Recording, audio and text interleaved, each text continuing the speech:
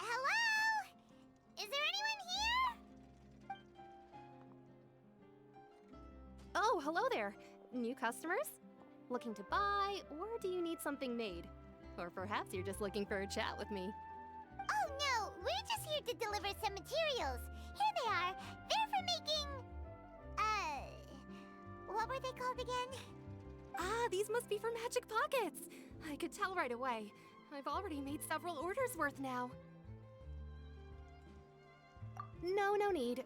They've already prepaid several batches worth. When they told me what they'd be using them for, I even offered them a discount. But they insisted on paying the full amount, saying that I had a business to run. It seems both their hearts and their pockets are made of gold. Whoa. So, is Linny actually loaded? I can't say for sure, but who knows? Maybe there's good money to be made being a magician in Fontaine. Hey! Is this machine what you use to make stuff here? It looks really advanced. Why use your hands when a machine can do the work? It would be a waste not to use the latest technology, and wasting is a kind of crime. But where does a big machine like that get its power from? Well, it's a little complicated. I'm not sure I can put it in layman's terms for you. But basically, everything we usually use here in the city is powered by indemnitium. It's a type of energy that's produced from trials. Huh? How can trials produce energy? Well, I'm not completely sure of all the details myself, but basically, when a trial is in session, the oratrice mécanique d'analyse cardinale harvests people's belief in justice and converts it into energy to be used all around Fontaine. So that's what its other function is? Paimon heard that the Oratrice was created by the Archon to make judgments. But Paimon still doesn't get it. How could something unreliable like people's beliefs be turned into a stable power source for these machines? Oh, yeah! So that means the Hydro Archon relies on the machine to take the energy created by belief and turn it into power for all of Fontaine, right? Even though I've never heard anyone really put it that way before, it sounds like it makes sense. Besides indemnitium, we have another type of energy called pneumosia. It isn't produced by the power of the Archon, but it is unstable by nature. Even now, it still cannot be widely used by civilians. I thought I'd find you hard at work, but here you are chatting the day away. Since you're already talking, I'm sure you wouldn't mind a few words with me. You again? Didn't I already promise you that I'd have the more I owe to Confrérie of Cabriere by next month? Why are you hounding me now? Yeah, but how do we know that you won't go running off by the end of this month? I want 50% today. Wait, no, 70%. Huh? You... Seems business isn't so great for the workshop. We've already finished our job and delivered the materials. Maybe now's a good time to leave? Hey, hold on! Before you go around trying to collect payments, why don't you settle your own debts first? If Confrérie of Cabriere wants to poach clients from Northland Bank, that's fine. But I'm afraid you still owe the bank a hefty sum of mora. So why don't we work things out between us first, before you get back to your little conversation here? You're from Northland Bank. But we said we'll pay everything we owe next month. Why are you hounding me now? Traveler, Paimon! I didn't think I'd run into you here in Fontaine. What are the chances? We're surprised to see you too! What are you doing here in Fontaine? You didn't want to stay in Snezhnaya? Long story short, I've already been in Fontaine for some time now, and honestly, things have been pretty boring. But it seems that fate brought our paths together today. Not only will I have some good friends here now, but ones who always seem to find trouble. Either way you look at it, it seems things are going to get a lot more interesting now. Pretty sure we'd want to avoid anything that you'd find interesting. Besides, our trip here has gone pretty well so far, right, Traveler?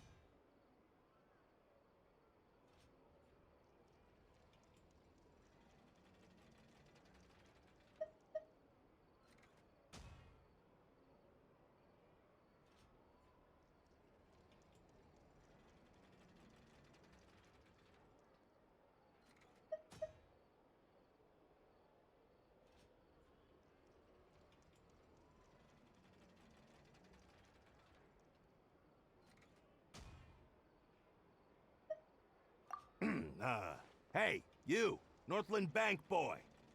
Aren't you forgetting something? Don't interrupt. It's not often I run into the Traveler like this. Why don't you wait for me over there for a while? You kidding? Aren't you the one looking for us? You really expect us to sit and twiddle our thumbs while you catch up with your friends? Listen to me, boy. If you want your mora, fine. Why don't you come and take it? Hey, I just said not to interrupt. Oh, by the way, Traveler, the last time I took Tonya and Tusser ice fishing, Tusser said... Hey! That's way over the line! All right, boys, let's see who has to pay up now! Can you at least let me finish one sentence? Fine. Though the bank told me not to get rough with our clients. You're the ones who started it. This is an act of self-defense. You two will have to be my witnesses, okay? Paimon's sure this won't take long.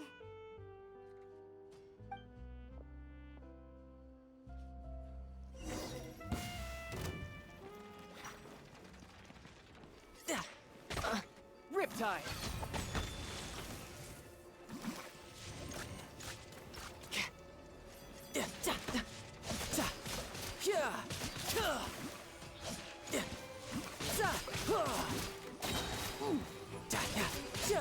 Shouldn't let your guard down. Ugh, what's your deal, Brad? How are you so strong if you're just a staffer from Snezhnaya's Northland Bank? Wait, don't tell me you're... Oh, now you notice. It's a little late, don't you think? Just make sure you understand that you don't mess with Northland Bank. Got it?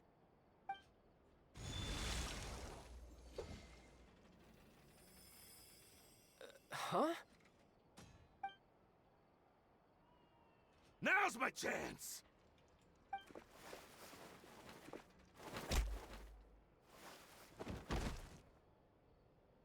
Huh.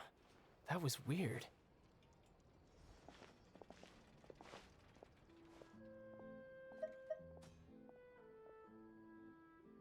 I'm not sure.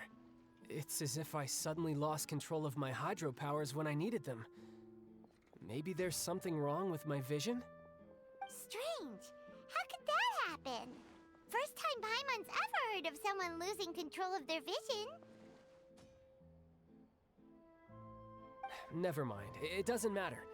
If I want to stay sharp, I shouldn't be relying too much on my vision anyway. Besides, I always have my delusion in case I need it. So what are you doing in Fontaine, child? And don't say it's work for Northland Bank. Well, I guess it's because I've been in a bad mood lately. Huh? What kind of reason is that? Wait, since when do you feel down about anything? I don't know. Maybe I still have a lot to learn about myself. But recently, there seems to be some sort of restless power stirring inside of me. And I don't know why, but every now and then I feel like I'm in a terrible mood. Maybe you losing control of your vision just now is connected with that power you're feeling inside. That is a possibility. I can't remember if I ever mentioned it before, but when I was 14, I fell into some unknown abyss. It was during that time I learned nearly all of my abilities. The one who took me under her wing and taught me was named Skirk. She was always quiet and very mysterious. Nobody knew where she came from or what she had been through, and she was always very strict when teaching me combat techniques. One time, I asked her why she was willing to take me on as an apprentice. From what I could make of her answer, it was because I had awakened it, and traces of it remained on me. She said that all my combat training would be useful in the future. But what is it? What did you awaken? She never explained that, but my guess is that it's related to a dream I saw when I had just fallen into that abyss. In my dream, I was in the deepest depths of the sea, and the boundless seabed was all around me. But in front of me appeared a whale that was so massive, I felt like I couldn't breathe. A whale? Oh, that sounds familiar! When we fought against you before, you summoned a huge whale that seemed to leap at us. Is that the one? That's just an abstract form of a whale that I create using my elemental powers. It takes that shape because the scene I dreamt of the whale has always been stuck in my mind. I'll never forget it. So you used the whale as inspiration for one of your moves? Huh. Seems a little... So why don't you just go ask your master? Maybe she knows the answer. You make it sound so easy. Ever since the incident I experienced there, I've never stopped searching for Master Skirk and that unknown abyss. But it's been years now, and I've still found nothing. There isn't even a trace of the place where I remember falling into the abyss. Oh, it sounds like some kind of ghost story. Yeah, I'm out of leads at this point, but there's nothing more I can do. It seems that strange encounters in this world tend to be elusive like that. Oh, seems the time really flies when I'm talking with you. I just remembered I have somewhere else I need to be, so I should get going. What? More work for the Northland Bank? No, it's more of a personal appointment. Lately, I've been sparring with some of Fontaine's official champion duelists whenever I'm feeling bored. Official champion duelists? You mean it's their job to duel? Yep, in Fontaine, before a criminal goes to court, they're given one chance to defend their honor by requesting a duel with an official champion duelist. The champion duelists are all-powerful fighters selected from among the nation's best, and the duel itself is a no-holds-barred fight with no specified stopping point. So engaging in such a duel is regarded as a symbol of defending your honor. If a criminal manages to win the duel, they'll be acquitted. But if they lose, they'll have no choice but to stand trial. And the worst-case scenario is that you're simply killed in the duel. Though it's rumored that Fontaine has a death penalty, from what I can tell, no one has ever been officially sentenced to death. So really, the only people who opt to duel are those who have suffered a grave injustice in being accused, or those who greatly value their honor. Otherwise, why gamble with your life? So, do many people actually get out of their trials by winning the duel? Apparently, it's exceedingly rare for anyone to actually win. Fontaine probably enacted this system as a way to show that the nation respects the honor of its citizens. Besides, none of the champion duelists are to be trifled with, which is exactly why I was itching to face them as soon as I got to Fontaine. Apparently, the one I'm meeting today, Clorinde, is the strongest of the champion duelists. I had been asking her for some time before she finally agreed to face me today. Well, that's child for ya. Paimon feels like we heard that name somewhere before. Clorinde. Huh. Oh, before I forget, I want you to have this. Huh? Your vision? You're seriously just giving it away? I'm just worried that it could become uncontrollable again. I'd be pretty upset if it got in the way of my duel, so I think I'll be better off without it for now. Besides, I just need you to hold on to it for a short while. I'll come retrieve it when I have some time later. Paimon knows what you're up to. You just want an excuse to come talk to us again, don't you? Whatever gave you that idea? I'll be in touch later.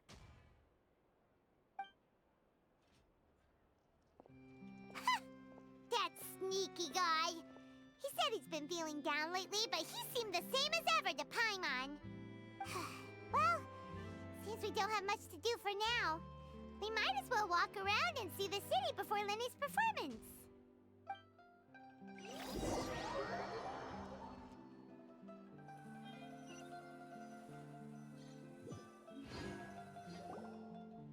Wow! Who could have seen that coming? The reporter who was barely around for most of the story was the murderer all along! Sorry. Paimon was just surprised, that's all. Whew. Paimon never saw that twist coming. The murder mystery novels here are amazing! The whodunits here in Fontaine are a lot different than the light novels you see from Yai Publishing House. Both have their merits, but Paimon thinks this style of novels are more, well, novel. It's so exciting to reach the moment when the mystery is uncovered, especially in the one Paimon was just reading. You should buy a copy and read it too. Oh, sorry about that. Paimon will be more careful next time. Hey, shouldn't we be heading to the Opera House to see Lenny's performance soon? It's almost time for the show to start, so we should get going. Lenny said that the Opera House is on Aranias, so let's go ride the Aquabus!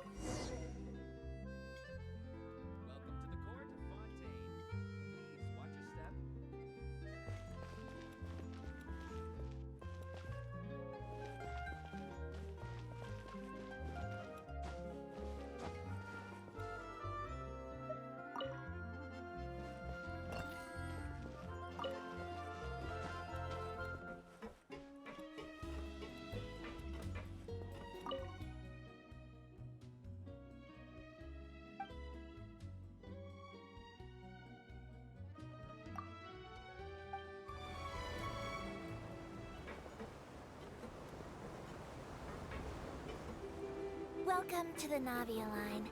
I am Elfan.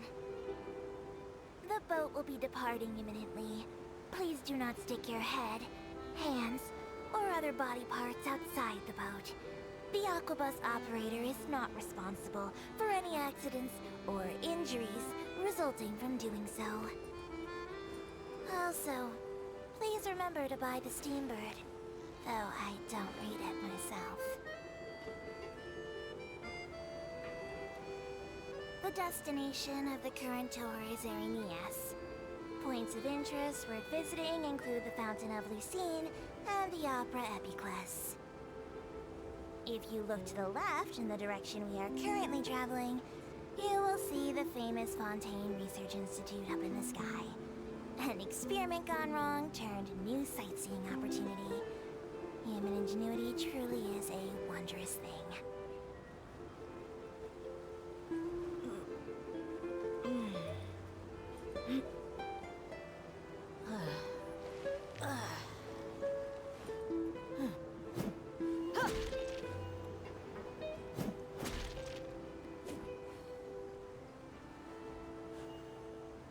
We are now approaching our final destination.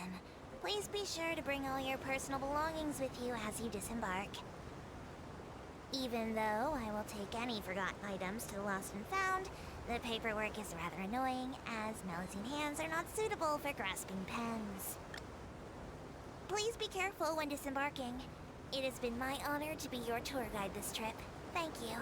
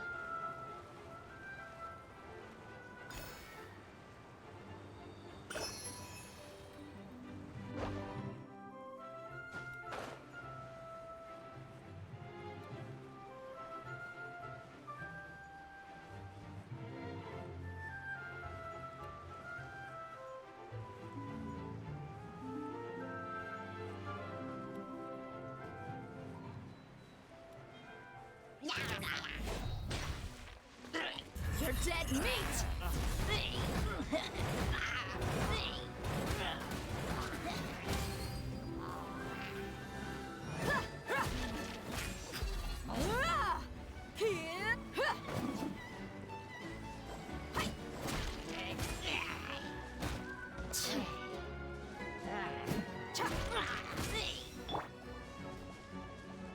It's nothing.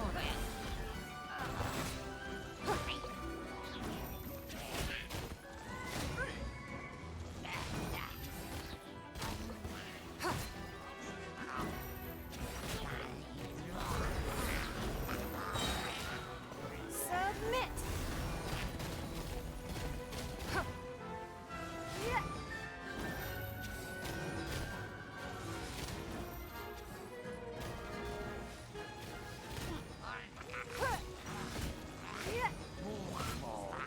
Don't waste my time.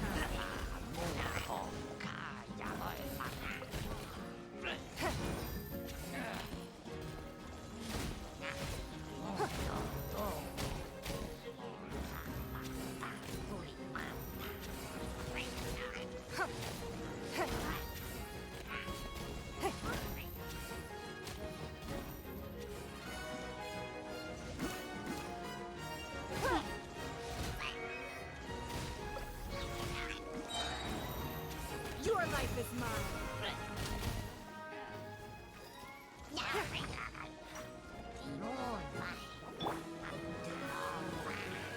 Rain cutter!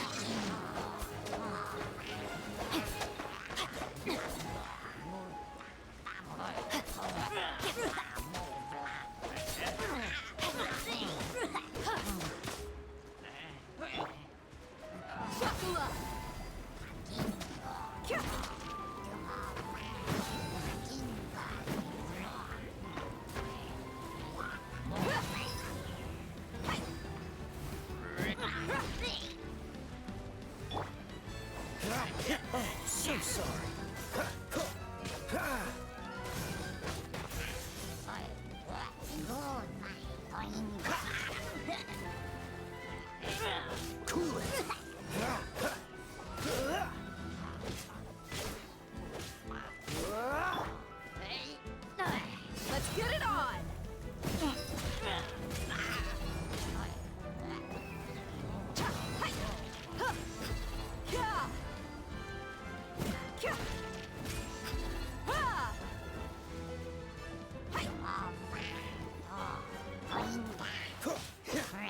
Watch this!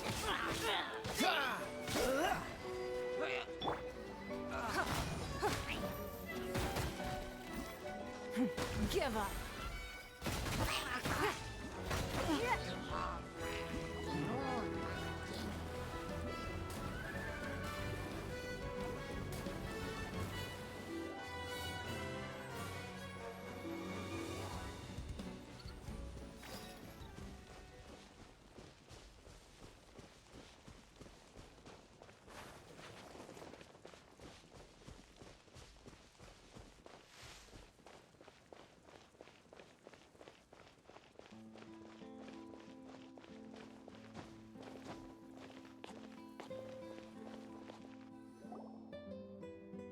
Whoa! Now this is fancy! The Opera Epiclese. What a place to hold a performance! No wonder Linny and Lynette were looking forward to it. Huh. Looks like there's a lot of people standing around the fountain up ahead. O Archon, please bless us with a bright and healthy child. We pray. I don't know why you always feel the need to ask so much. I'll be happy as long as our child is healthy and lives a peaceful life. I guess if they're our kid, then there's no doubt they'll turn out smart. Maybe this is one of the customs in Fontaine. There sure are a lot of couples here. Vache. What's wrong? Vache. Vache.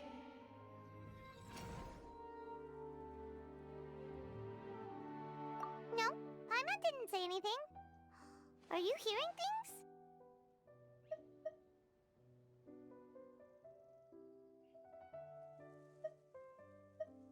Welcome to the Fountain of Lucine. All the water flowing through Fontaine converges here.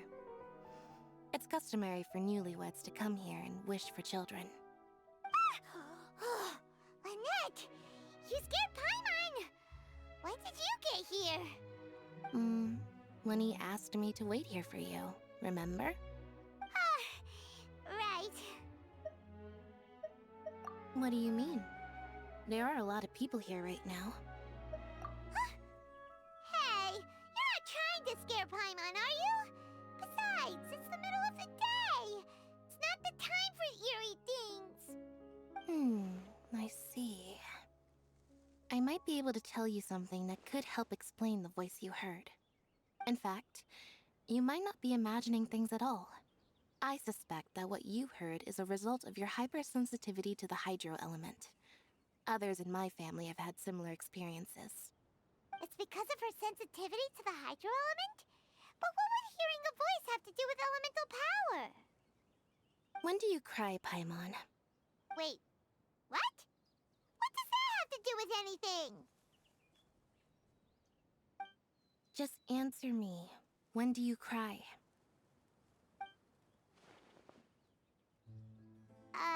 When Paimon's really sad? Oh, and when Paimon's super happy. Oh, and also when Paimon's really, really scared. Then you should understand that tears contain your most intense emotions. Like I just mentioned, the Fountain of Lucine is where all the flowing water in Fontaine converges. Even the tears that fall to the ground will eventually gather here. So maybe what you heard was the intense emotion coming from someone's tears. So, what did the voice say? Huh. If you were hearing their emotions, then Paimon wonders what happened to them. Rather than worrying about them, we should worry about my brother first. Don't let that calm look of his fool you. He tends to get pretty nervous just before a performance. So chatting with Linny might help him relax a little before he goes on stage.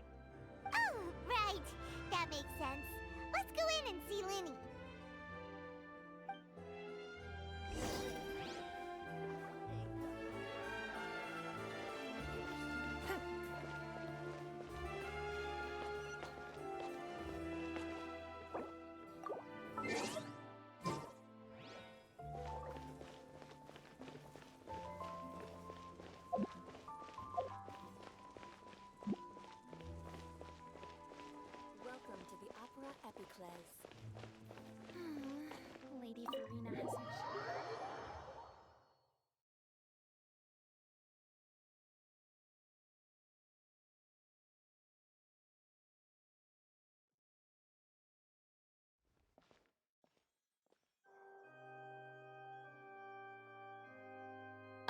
Traveler and Paimon.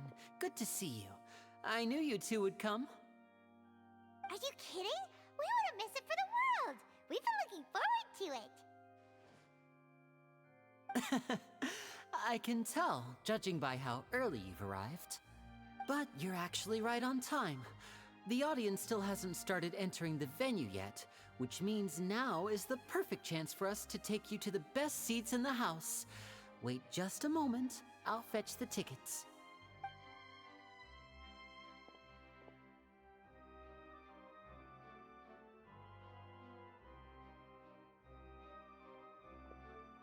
The Opera House has assigned seating, so you always have to make reservations.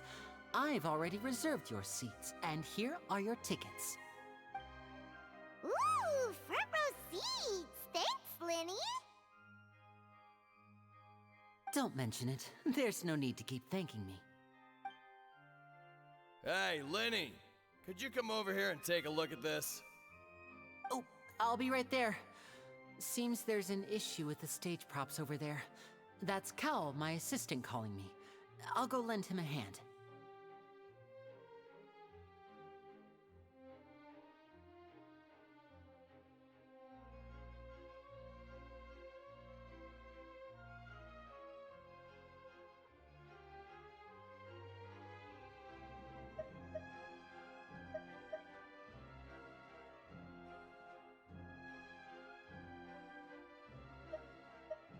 Yeah, we'll just go to our seats. You go ahead, Linny.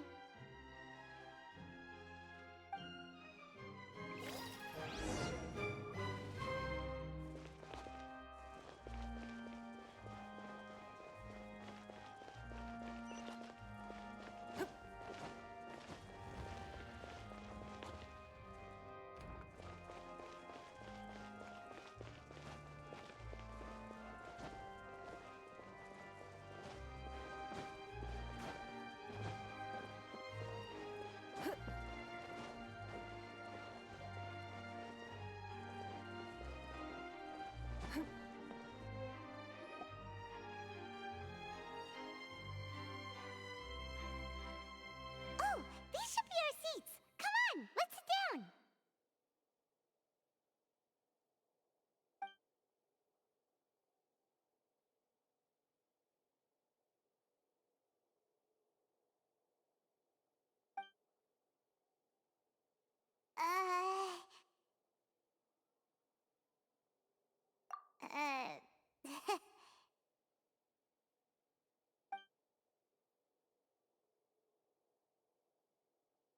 Hey, Traveler. Maybe we should strike up a conversation with the person next to us. Since we're sitting together and the rest of the place is practically empty still, it's kinda awkward if we don't say anything. Ah, you little... Of course you put this on Paimon. Excuse me, I did not realize you felt awkward. I am terribly sorry. I would be perfectly happy to chat with you if that is what you would like. Oh, so you heard all of that, did ya? Boy, you sure have good ears. Paimon thought she was keeping her voice down. Wait, that's not it, Paimon's. Sorry. Paimon's the one who was being rude, talking under her breath like that. So, let's talk, but, what should we talk about?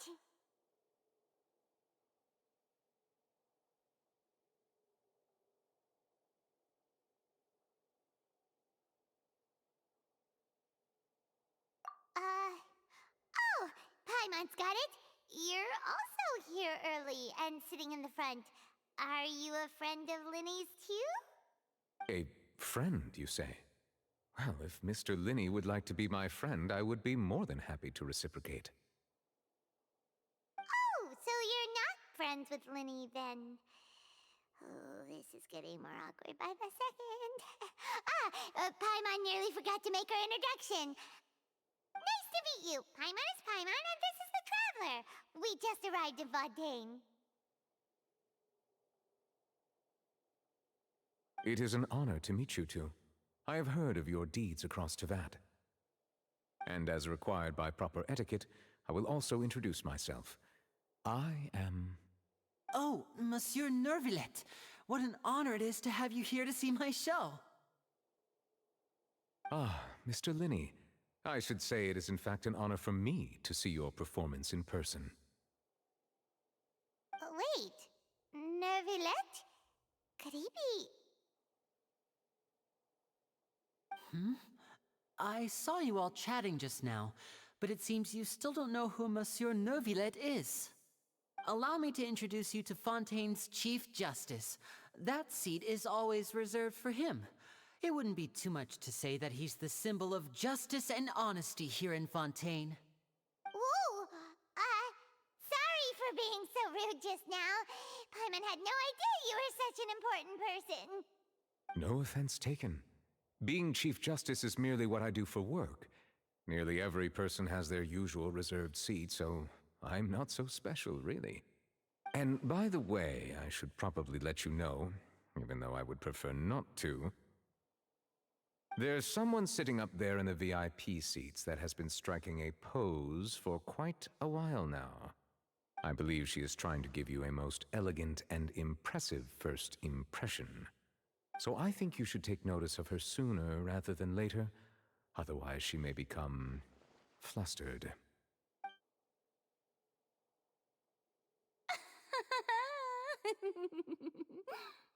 Huh? Oh, it's Farina, the Hydro Archon. Huh.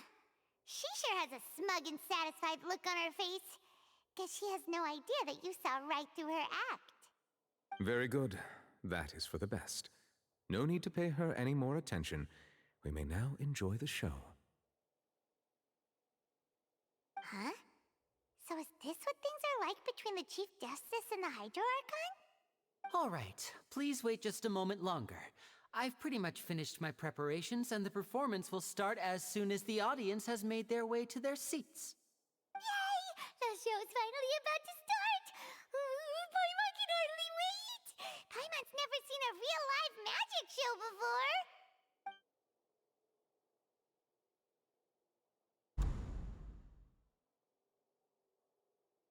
Oh! They're dimming the lights! The show must be starting!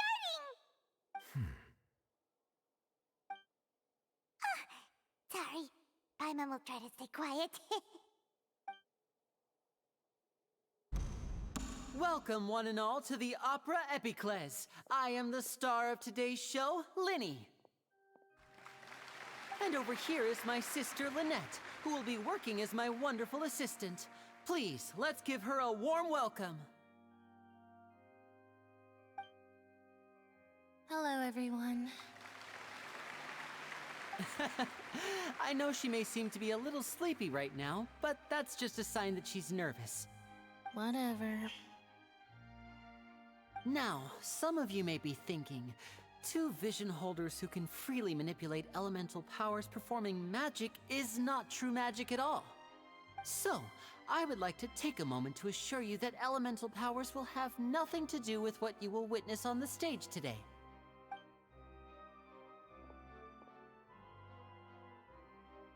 Both Lynette and myself have removed our visions for the show.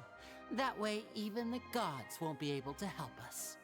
Oh, good point. That's what makes the show real magic. Now, without further ado, let the show begin. Lynette will now exit the stage to make some preparations. I know you might miss her, but don't worry. She'll be coming right back on stage momentarily. Perhaps in an unexpected way. I'm sure she'll be stealing the spotlight soon enough. Oh, and before I forget, there's one more thing I should say. You never know what can happen in the blink of an eye.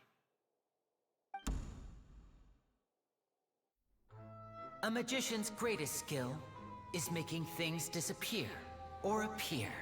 The possibilities are endless.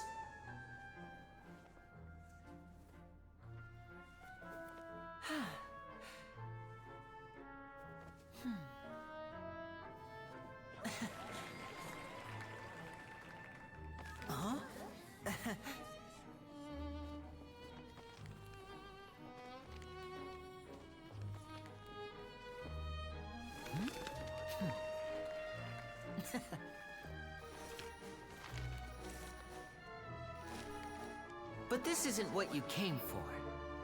These little tricks, you've seen them all before. So it's time for something truly extraordinary, don't you think? This one's a little tricky.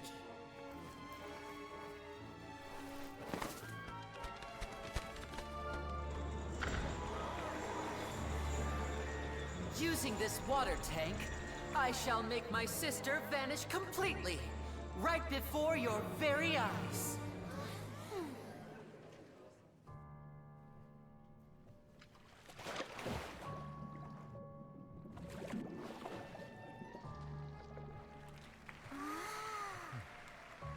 It's actually quite simple. She'll just turn into air bubbles and float right out of the top.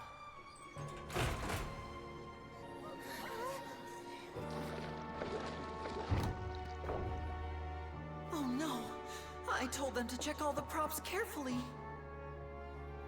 With the lid on, even air can't escape. An amateur magician would be getting very nervous right around now. Luckily, it's me on stage, so let me show you what a true virtuoso can do.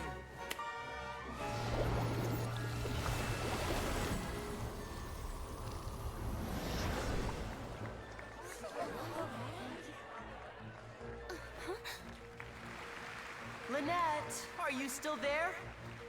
Don't go too far. We don't want to use up all our magic. Hi, I'm back. Uh-huh.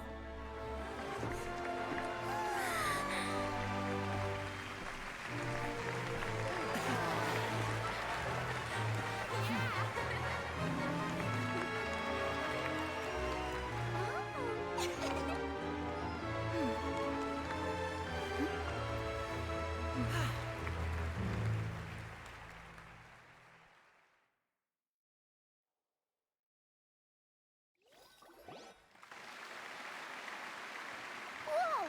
What in the world just happened? How did he do that? Hyman didn't see him do anything!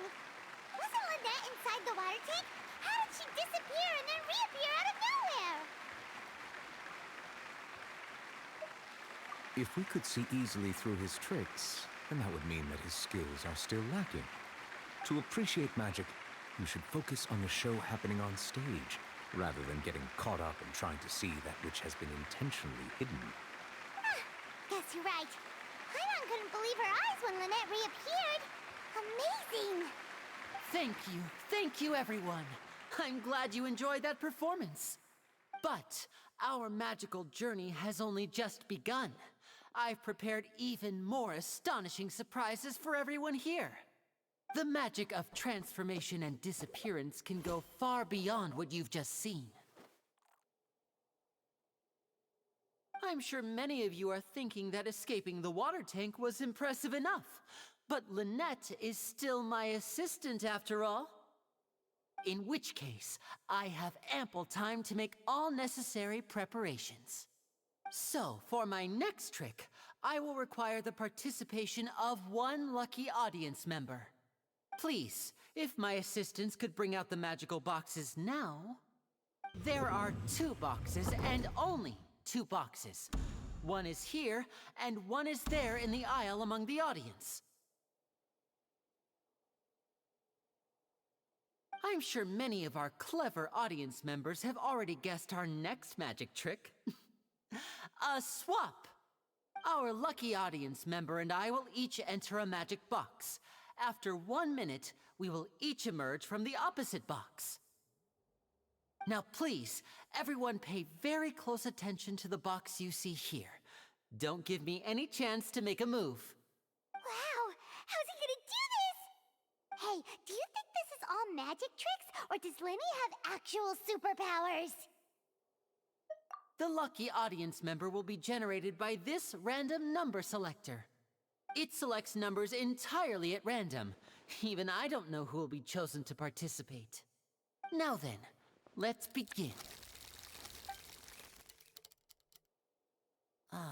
Let me see. Oh, row 7, seat 3. Congratulations! You now have the chance to experience magic firsthand for an entire minute. Please, come forward. My assistant will take you beside the magic box. I'm sorry, it might be a little cramped inside, but no need to feel nervous. We've carefully arranged everything for you to be as comfortable as possible. You don't need to do anything, but no matter what strange things may happen, don't come out of the box. If the magic is interrupted, who knows where you might end up? You might even find yourself in the Fortress of Meropide. Oh, okay. All right. Before I enter the magic box, there is one more thing I need to ask the audience to do. Could you all give me a countdown? Like this. 60, 59, 58. Just keep counting down. You can go a little faster or slower if you like. I won't be able to see anything in the pitch black box, so I'll be relying on your voices to know when time is up. Oh, and no tricks now. If you quickly count from 60 in just 30 seconds, then I'll be in a tough spot. Ooh! Paimon kinda wants to count faster after hearing him say that! No, that won't do. I can see it in your eyes. You still can't be trusted. Let's practice together. Come on, repeat after me. 60, 59, 58. 60! 59! 58! That's right, perfect. Keep it going. All right, I'll see you all on the other side once you've finished counting.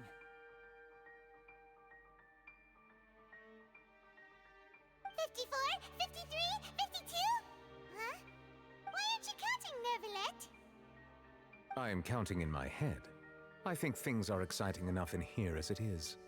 Merely a consequence of my identity and personality. Do not worry about me. Just enjoy the show. Oh, all right. You look so serious that Paimon thought you might be feeling uncomfortable or something. 40, 39, 38! Mr. Linney, are you all right in there? Is everything ready? Yes, I'm fine. I'm just double-checking the direction of the magic.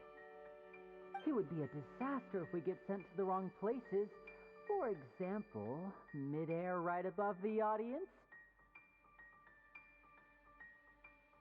Even though he's saying that, Lenny doesn't seem nervous at all.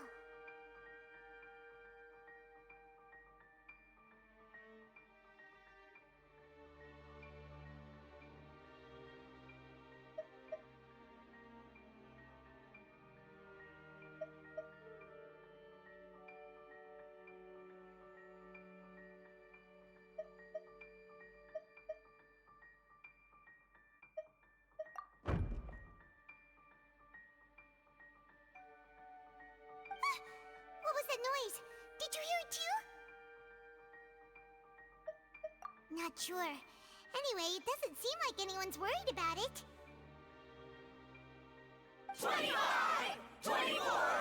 23! What's wrong, Mr. Linney? I can still hear you moving in there. I seem to have accidentally knocked over a decoration. I'm trying to fix it, but it's pitch black in here. I can't tell left from right. Never mind the decorations. There's no time for that. The show is what's important. No, that's unacceptable. I want my show to be perfect. Don't worry, we still have 20 seconds. Hear them counting? 19! 18! 17! It seems things aren't quite going as planned. I apologize, everyone. It feels like you're all starting to count faster, but that's all right. I know it can be tiring to do such a long countdown. 10 seconds and change is still plenty of time. 10! Almost there now. Whew. Swapping two people is harder work than you might think. Even a master magician like me can't guarantee I'll get it right the first time. Hey, wait! Is this the back one? I can't tell. They both look the same inside. Huh? No, that's not it. I'll try again. 7! Hey, slow down! Honestly! 5! 4! 3! Whoops! That doesn't count! 0!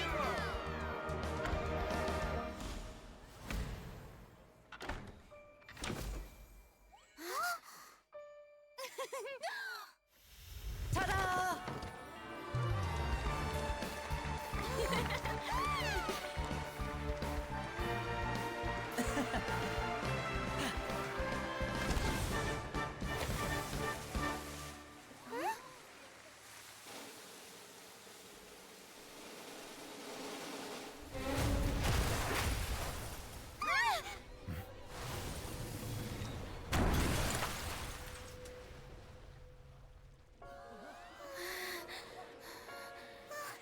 What happened?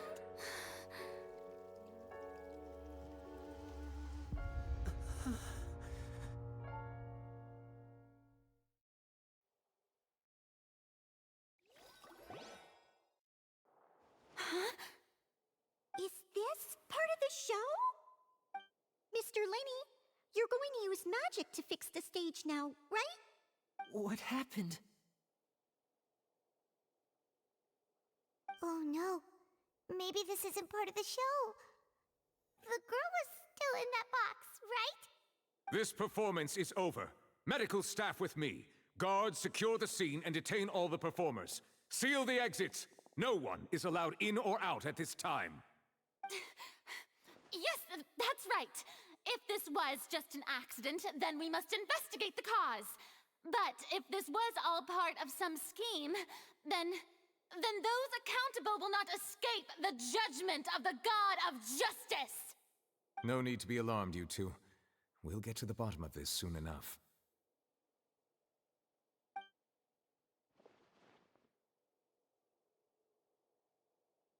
Unfortunately, the person who is in the magic box has been pronounced dead. His name was Cowell, one of the assistants in Linny's magic troupe. Apparently, the fireworks on stage ignited the ropes that were suspending the water tank, which then caused the tank to fall onto the stage. As of now, we are still not sure why we found Cowell in the box, rather than the guest from the audience. And after an initial search of the area, the guards have confirmed that the girl is nowhere to be found. It appears that this incident was not merely some mishap with the performance. And there are many indications that it is connected with the case of the serial disappearances of young women. The serial disappearances case? That's the case that Charlotte mentioned before. I know the truth. I can see through the whole thing. Really, using such a shallow and obvious mystery as his finale. Did he really underestimate us that badly? I say that our powerful magician, Mr. Linny, is now the prime suspect for the serial disappearances case. Huh? Why me? This whole thing was an accident. No, this all occurred during your magic show, did it not? The missing girl disappeared after being chosen, did she not? The deceased is one of your assistants, is he not?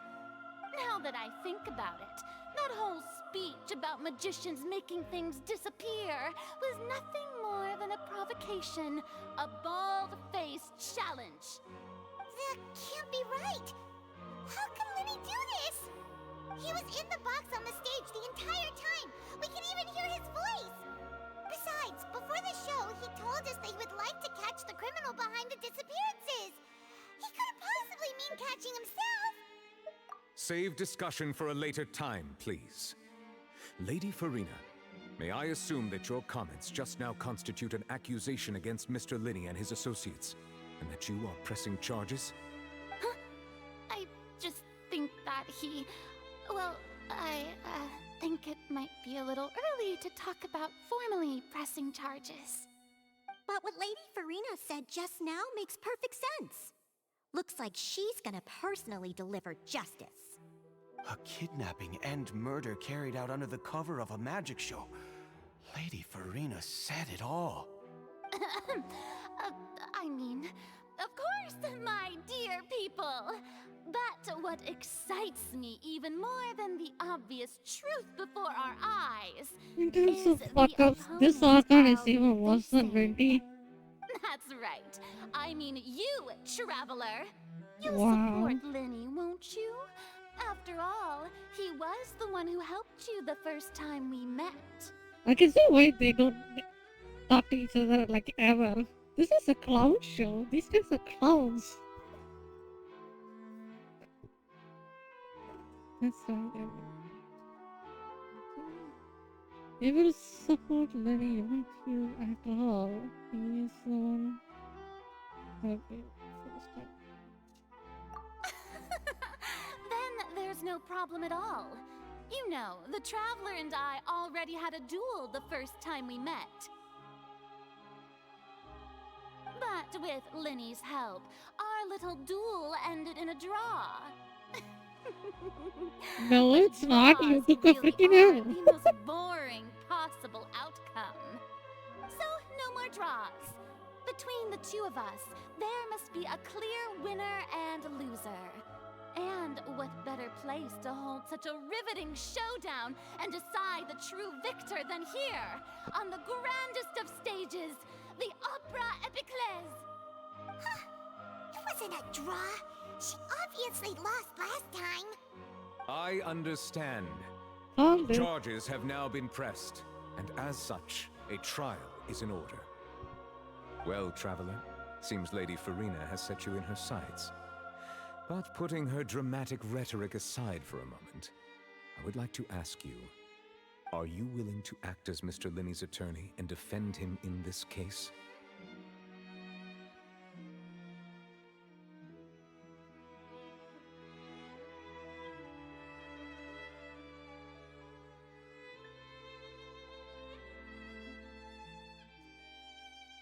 If I have only one option to say yes I am, why do we have the option in the first place? Just skip to the next scene. What is this? Very well. Now I have to press The another trial will be button. held a day from now in the Opera House. Both sides may investigate the scene to build their cases and search for the truth. Tell the truth. Linney and his troupe are all potential suspects and shall remain within the Opera House. The audience may begin to leave in an orderly fashion once they have been cleared by the guards. A day isn't that long. Let's see what kind of case this big shot outlander can build in such a short amount of time. I'm really quite looking forward to hearing it. What will you say, Official 2.0? Linny!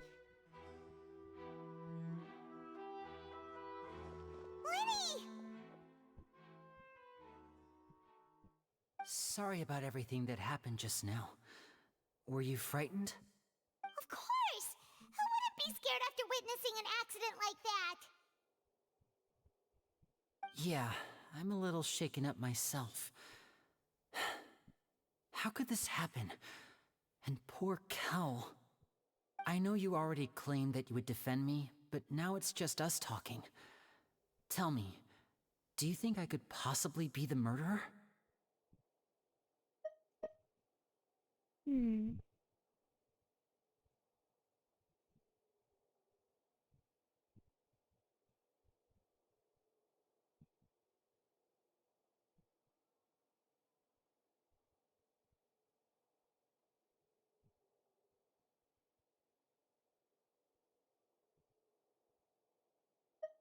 I understand. Even I'm not sure what happened, so I can only imagine how difficult it is for you to grasp the situation. I'm sure everyone sees me as the biggest suspect at this point. But, if you ask me, the whole thing is mysteries layered upon mysteries, such that all that's left is confusion. I don't know whether what happened there on the stage was purely an accident or not, and I don't know why poor Cal was in the box. As for how that girl chosen from the audience could suddenly disappear, I'm afraid I don't have any answers either. If someone tampered with my performance, then we need to figure out what they did. Even a skilled and knowledgeable magician like myself couldn't pull all that off in just 1 minute.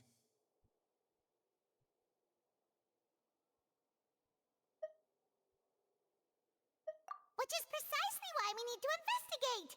As this book says, the impossible could not have happened. Whatever happened must have been that which is possible. Paimon bought them when we were reading at the bookshop in the city earlier. Pretty cool, huh? Don't worry, Paimon used her own savings to buy them. It wasn't from our travel funds. I I think they look cute on you, Paimon. You have good taste, Lynette. That's the right attitude. Feeling depressed isn't going to help me now. I need to get back to my normal self. But with the guards watching our every move, it's going to be especially difficult for Lynette and I to prove our own innocence. Good thing you agreed to be our attorneys. Thanks for that. We'll be counting on you. Yes, thank you so much. Yeah, just leave it to us. Oh, since we're going to start investigating, Paimon has a question first. Where did Lynette go during the performance? Ah, well, I'm afraid that would involve some of our essential trade secrets as magicians. The secrets behind our magic are past saving, Linny. I suppose you're right. The truth behind our tricks is going to be important evidence that will be weighted during the trial. 'Tis truly a pity. As a magician, our magic show is a work of art. We've poured countless hours and spared no effort in perfecting it. But if revealing our secrets will help you uncover the truth behind what happened, then it will be well worth it. We should go somewhere else if we're going to discuss our magic tricks. We'll go speak with the guards, and in the meantime, you can go investigate the stage and the seating areas. Alright, let's go have a look while the investigation teams are still here. Detective Paimon is on the case!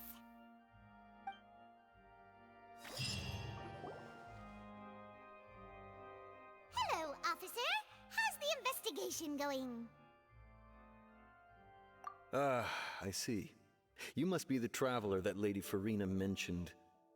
Listen, I'll be perfectly honest with you. I'd avoid getting mixed up in this whirlpool of a mess if I were you. Huh?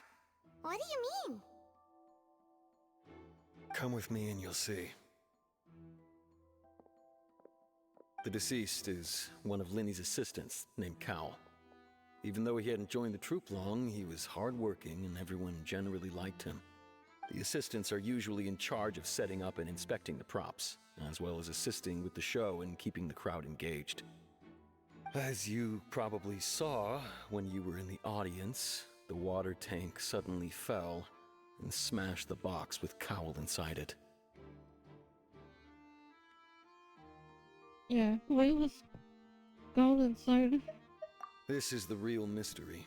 We've already searched the scene and were unable to find any traces of the girl. However, if you look carefully, the box was positioned directly under the water tank. The ropes holding the tank were then burned by the pyrotechnics on stage, causing them to snap. All these factors lining up so perfectly makes it hard to see this as a mere accident. If anything, the more logical explanation is that the whole incident was intentionally planned, and Linny is the most likely person to have access to all these areas. But he doesn't have a motive! Are you both good friends of his? Well, you can't say we're good friends, but we've known each other for a little while. So in just a short time, he was not only able to win your trust, but even convince you to act as his attorneys. I know there's no such thing as magic. The real trick of a magician is holding the audience in the palm of their hand.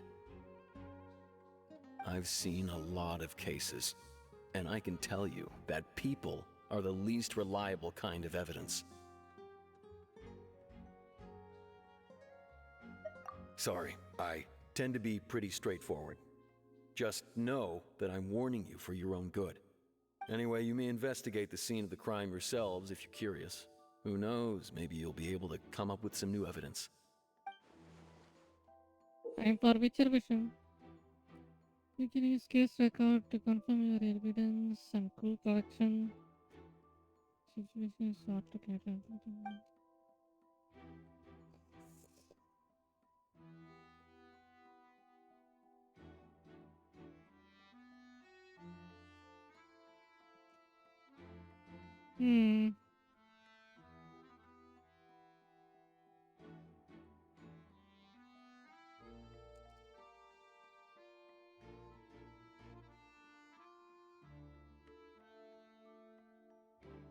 Seems like this system is something they ripped off of AS Attorney.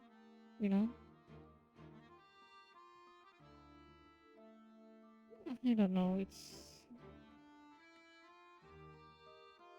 That the only thing that caught my attention was the twist at the end of the magic show. The whole show was kind of meh.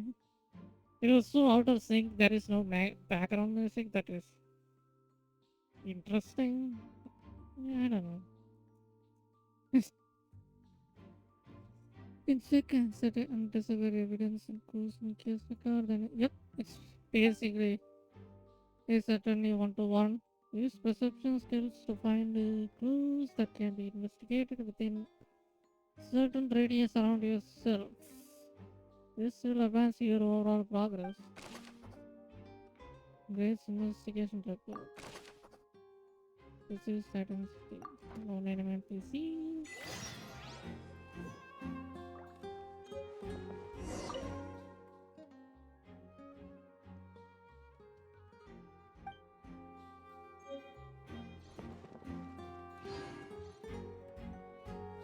Wow.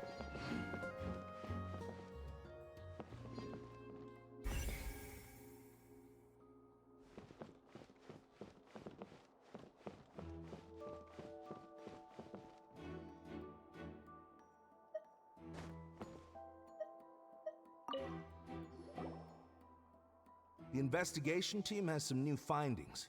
Turns out there's an issue with the random number selector after all. See, I told you. What if the machine picked some big guy's seat? You think the murderer would have still made his move then? Sorry to interrupt, but we're helping Linny and Lynette with their side of the investigation. What were you saying about the number selector? There's something wrong with it? You're trying to help them? That'll be a tall order. Linny used the machine to pick a random member of the audience during his performance, right? The lucky girl that later disappeared. Well, we thought there might be a serious problem with the machine, so we had it taken away for further inspection. It turns out that the seat number it picked wasn't random at all. The machine picks that same number every time. I'm sure you already know that you have to make a reservation in advance to get a seat, regardless of whether it's a trial or some performance. In other words, Linny knew who would be sitting where from the very beginning. That much checks out. Linny reserved our seats for us, too. Bet you see why I was saying it'd be tough to make a case for Linny. Even though it's bad for Linny's case, Paimon had better write it down.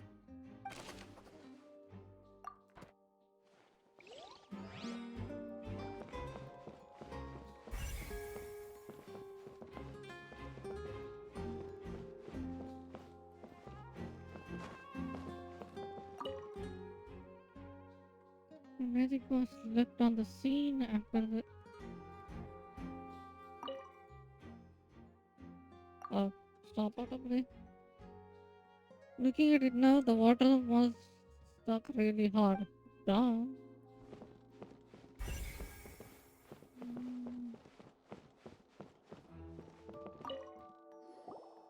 So this is the rope that broke and caused the water tank to fall. The rope looks pretty durable. How can it be burned through so quickly by fireworks?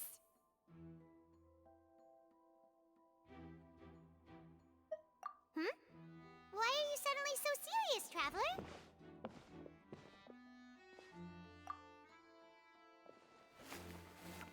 Whoa! Look! This bit is made from different material! Most of it was burned away, but there's still a little bit of it left. So if a rope meant to hold something was made with that kind of material in it, then that means... Wait! Paimon should write all this down! Let's take notes!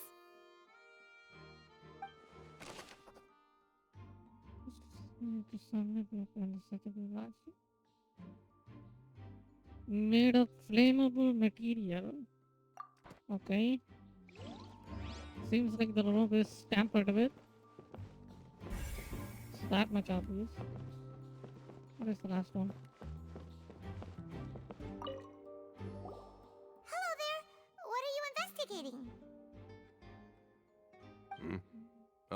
This location has also been cordoned off because the Magic Troupe members are currently considered prime suspects. The investigation team is still collecting evidence. The seats were all booked in advance, so we were able to deduce the missing woman's identity by checking the guest list. Sure, it's not like this is confidential information. We will publish it later anyway when we petition the public to help us find the missing person. Her name is Halsey. She's a painter from Fontaine who's made a bit of a name for herself. Apparently, she wasn't a regular at the Opera House, but she'd been feeling some pressure with her work lately, which made her decide to come see the magic show. The Magic Troupe members all claim not to know her. We have looked into her social connections. It seems that she has no personal grievances or conflicts of interest with the suspects. Simply put, she wasn't related to the Magic Troupe at all, which matches the features of the previous serial disappearances. Am I gonna see the Paimon with that stupid thing on her face for the whole coastline? I really want to trade her for one of those furries. Were the victims of previous cases also chosen at random?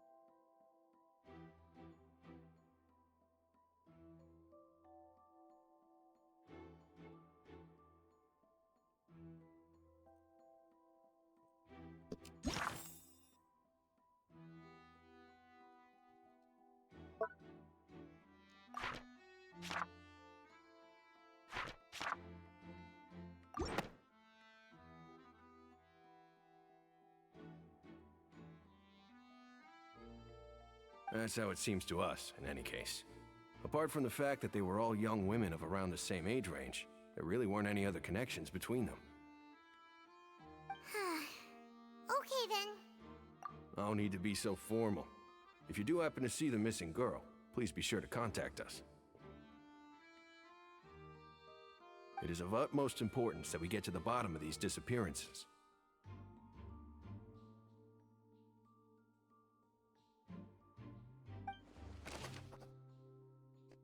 Information about the missing lady's identity. Halsey. Seems like I heard that name before.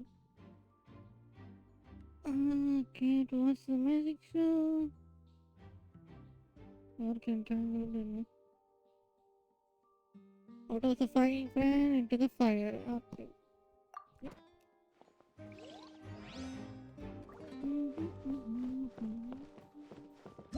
Why would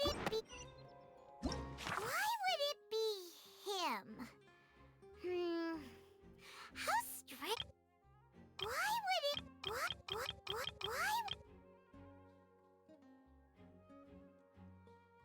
Whoever the murderer was, they must have made preparations well beforehand. Whoever the murderer was.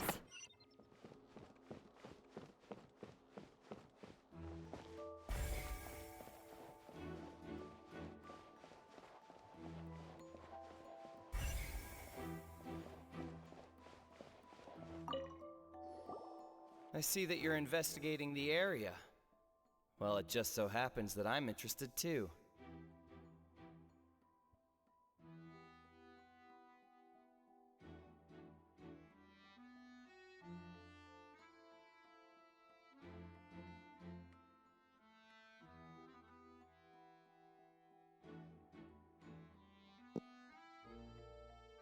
If you find any new and interesting leads, be sure to share them with me, all right?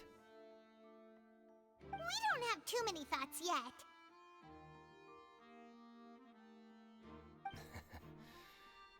Then why don't I tell you my hypothesis first? The thud? Oh, you mean the sound that happened during the countdown? Yes, exactly. It wasn't terribly loud, but I suspect that most people heard it. It's just that everyone was awaiting the results of Lenny's trick with bated breath, so no one paid it much mind. But now that the incident has happened, the thud has become an important clue. That makes sense. So, what do you make of it? I'm of the opinion that it may have been the sound of Lenny's accomplice, Lynette perhaps, jumping atop the water tank or something like that. And when the pyrotechnics went off, she cut the rope, sending the water tank crashing down. But wasn't the noise we heard too loud for that? Perhaps the balance wasn't right, leading to a particularly rough landing. Oh, that's true. I suppose I must reconsider. If I can predict it, that would be a small mini bomb or something that blew up the rope. That does remind Paimon, though.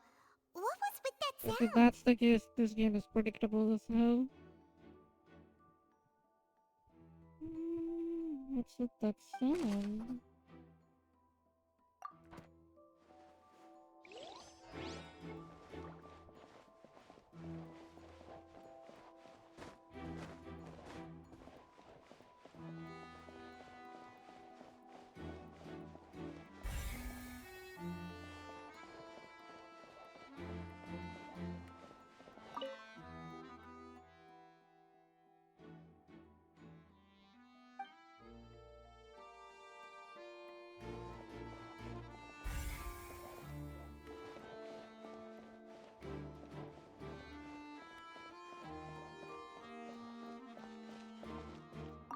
Lenny's still talking to the guards. It seems he'll have a lot of it. I think someone will be assigned to monitor us later, but that's alright.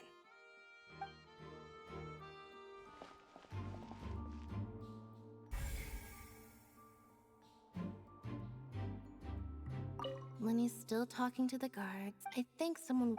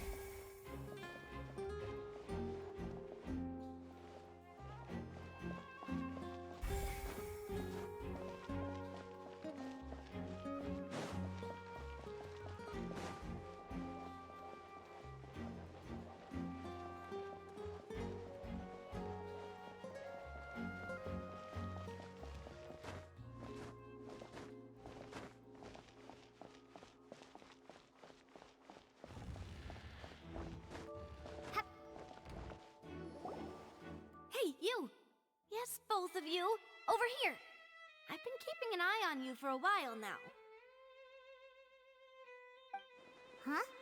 You mean us? That's right. If I'm not mistaken, you're also among those who wish to cut down the thorns and pursue the truth. No? And by the looks of it, You're not from Fontaine.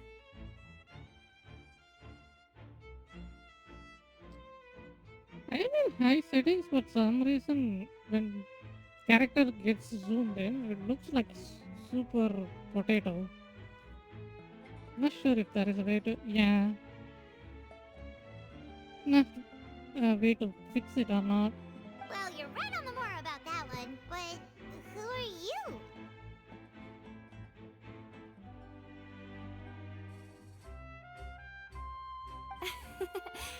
Have you never heard of the Spina di Rosula?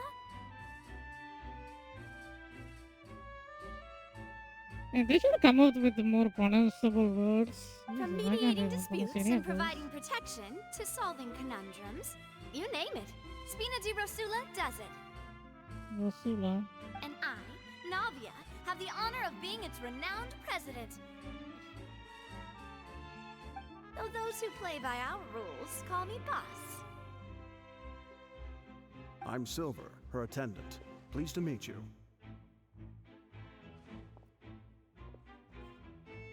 And I'm Melus. Demoiselle's various daily needs and affairs are under my purview. Okay, I hope he never talks again. Huh? Boss. Wow, that is so bad. What gives with the names? Well, I am the second generation president. Malus and the others are still used to my previous title. My apologies, Demoiselle. Should you prefer, boss, I will endeavor to use that instead. No, no need. You don't have to call me boss. Just Navia is fine. Okay, if you say so. Not that we're members of Spina di Rosula anyway. All merely trifling details. Never mind. Now, back to the situation at hand. That's right. I've always kept an eye on the serial disappearance cases. My interest stems from a matter back from my father's time. Judging from the look of things, I find Linny an unlikely mastermind. Really? We think so too! That's why we're looking for clues now. But how did you come to that conclusion? Intuition, naturally. My unparalleled intuition. Farina sure was quick to point the finger at Linny without any decisive evidence whatsoever, wasn't she? But that's not uncommon for her. If you remember, the Justice had to interrupt her and ask if she was pressing charges just to keep her from getting carried away. Anyway, a trial begins the moment someone levels charges. And, of course, there was no way Farina was going to back down in that situation.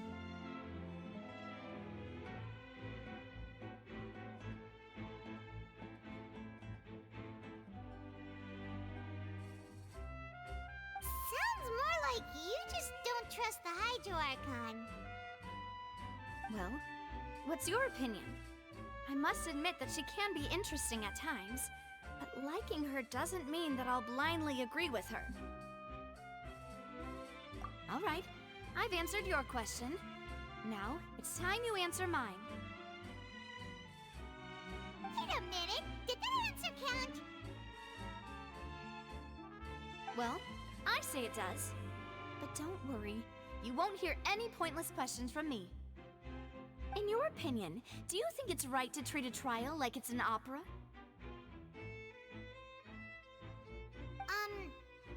Well? And why would that be?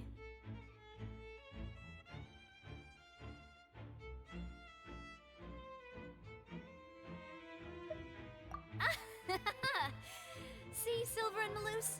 I told you they'd be different. Most astute of you, Demoiselle. I too think that the Traveler's response was most excellent. No matter how wonderful the script or how fervent the audience's expectations may be, the trials that go on stage here must be based in fact. And if that can be done, boss, then... All right, that's quite enough, Malus. I already guessed the trial must be based your answer. in You fact. pass with flying colors. You know? Yikes. Now, I need need to make some preparations, following which our joint investigation shall commence. You two shall be my assistants. Wait! Since when did we become assistants? Oh, well, I can be the assistant. Sure. Or your companion, if you like. I'm really not that fussy. That's more like it. Far be it from me to brag, but I believe that Demoiselle's intuition will be instrumental in uncovering the truth.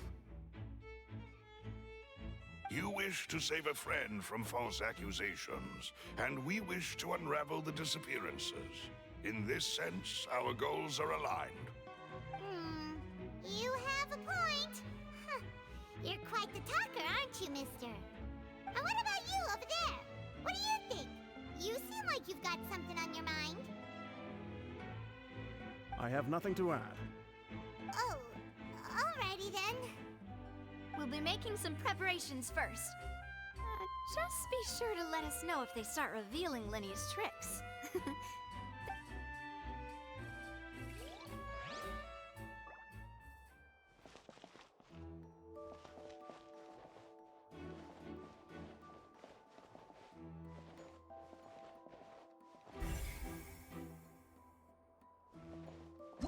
Whoever the murderer... Why would it be? Why?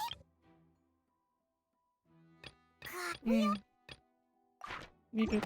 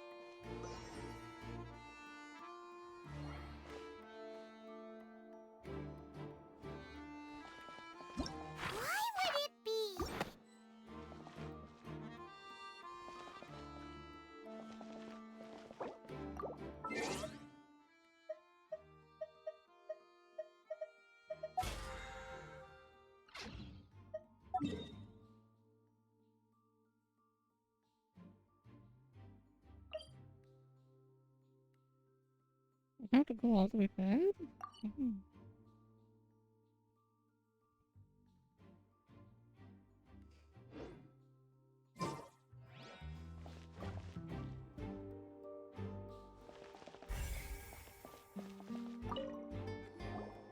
Sorry, but no one can freely enter or exit the Opera House at the moment. If you wish to leave, you must register your identity with us first. No, we're not leaving. We're representing Linny and Lynette as attorneys, so we're investigating the case. Were you always guarding this entrance? Yes, after the Chief Justice gave the order, everyone coming in or out must undergo a strict inspection. So, the missing girl couldn't have left from here. At least, not from that point on. I doubt there was much opportunity then, either. How can you be so sure, Well, because I was in charge of security near the entrance at that time. I couldn't see Linny's performance from here, which was quite a shame. Just my luck. But still, I did not abandon my post, and I stayed put no matter how loud the applause was.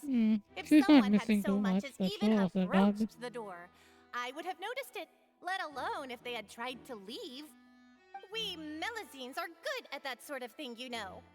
So, it's safe to say the girl couldn't have left through here. Alright, thank you for your help. This'll be useful info.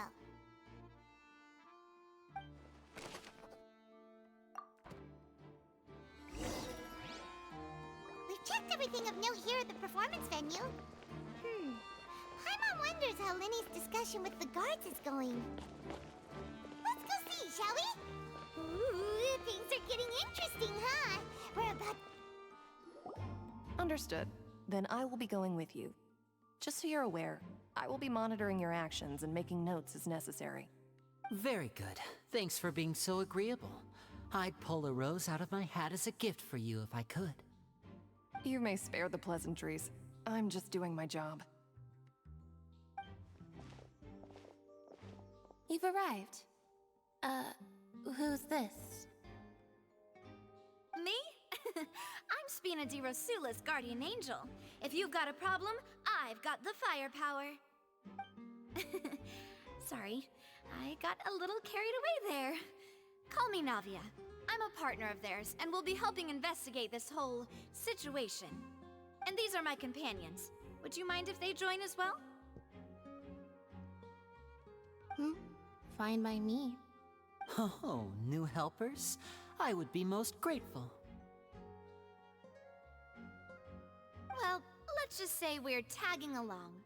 It's not every day you get to see the secrets behind magic performed on such a large scale. I appreciate your kind interest. Come with me. We'll be heading below stage.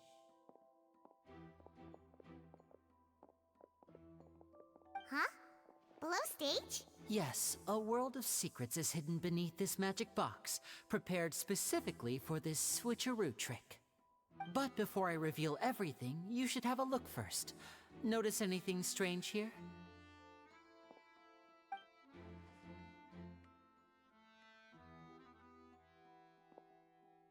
I'm not trying to be dramatic.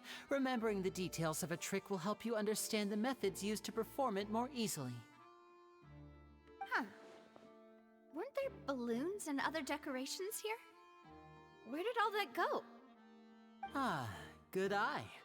That said, you're still far from discovering the answer. The back? You mean the inside of the door? What's different about it? Paimon didn't notice anything. Very good indeed. I thought you might not be able to catch that, given that you were sitting in the first row. The back of this door was patterned. Those patterns are now gone, replaced by a smooth wooden board. So, if you put 2 and 2 together, what do you get? Exactly. All right, let's go. I'll tell you how it works as we head down.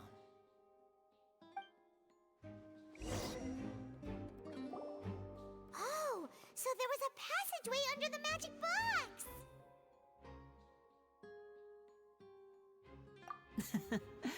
I knew you'd figure out most of it as soon as you saw this place. The 2 magic boxes are positioned right above the 2 entrances of the tunnel. See this flatbed trolley? The box with the lucky audience member in it would be shuttled over to the other side using the trolley. This trolley can raise and lower and even rotate, ensuring that the box will face in the right direction.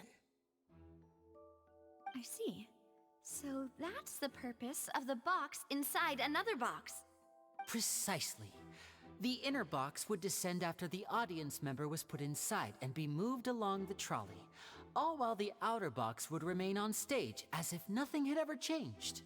So that's how you did it! Once the box was lowered, the trolley would store some energy through this device here, with which it would complete the rest of the steps. The audience member would only be able to feel some slight movements in the dark, and by the time she walked out, she would already be back on stage. Right!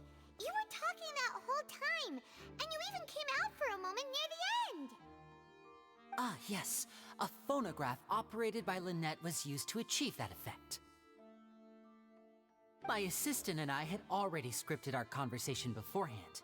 When the countdown began, I had already gone to the opposite box via a tunnel using that ladder. And what about Lynette? Where was she? I was in the mezzanine space in the back of the box. Oh, interesting! That's how we were able to coordinate Linny's lines with the assistant. And, by the way, I was the one who walked out of the box at the end. I mean, we are twins. All it takes is a change of clothes and no one can tell who's who. And that's my favorite part of this trick. Only Lynette and I can perform it. Oh god, it's the twins! So that's how it all worked! I'm dying here, it's the exact same movie. It was more amazing I than the watched last! like 5 years ago. God save me.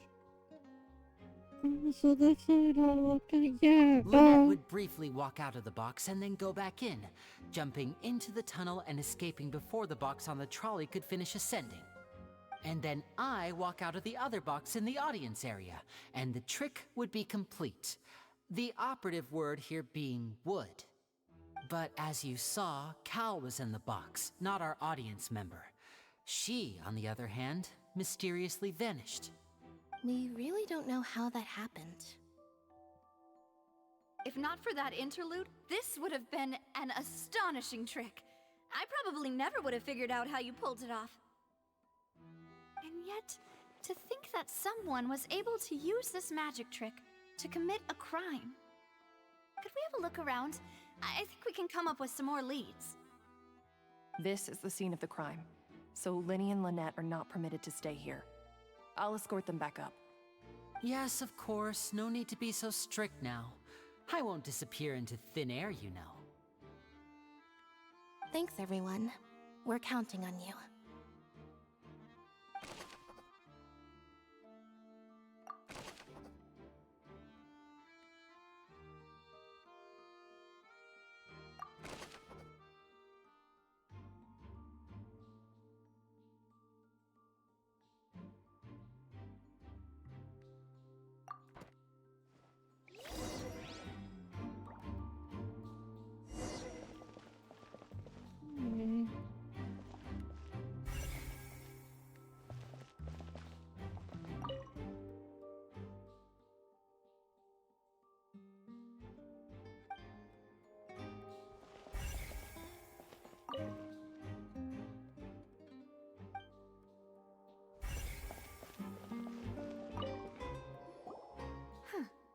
What's this?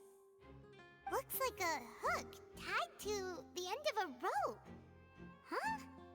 There's all kinds of odds and ends here. Perhaps it was a prop for a different trick. But why would it have been left here? Whatever it is, let's make a note of it first.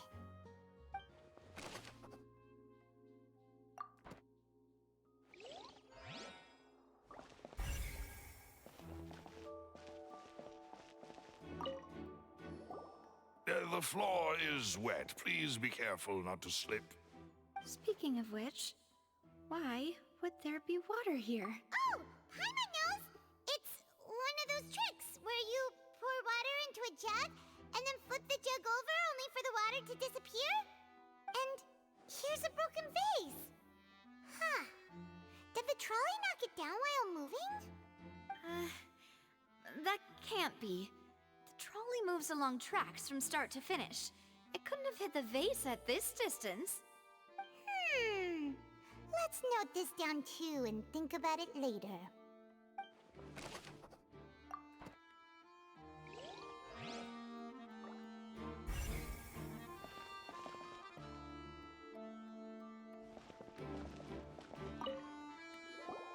Oh, these are the clothes that the lady chosen from the audience was wearing, right?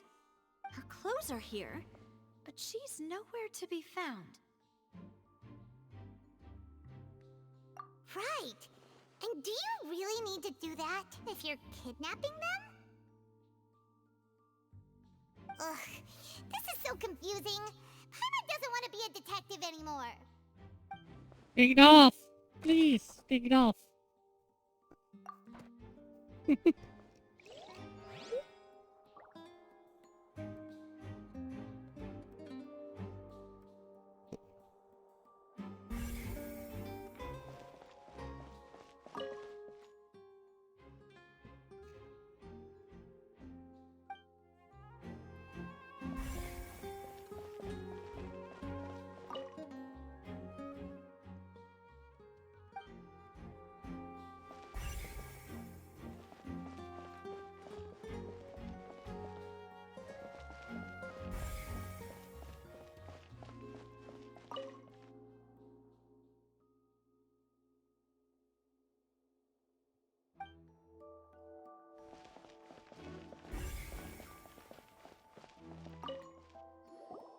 What is this place? It seems someone could fit through here. Huh. Could this have been the suspect's escape route? Alone, perhaps. But if they had to pull another person with them, the space would be too narrow. But there are no other ways in or out of here.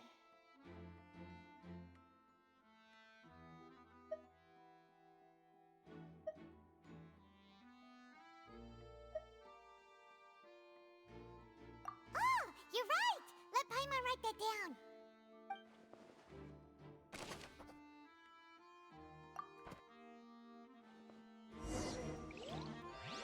Seems we're just about done investigating down here. Yes. Let's head back up.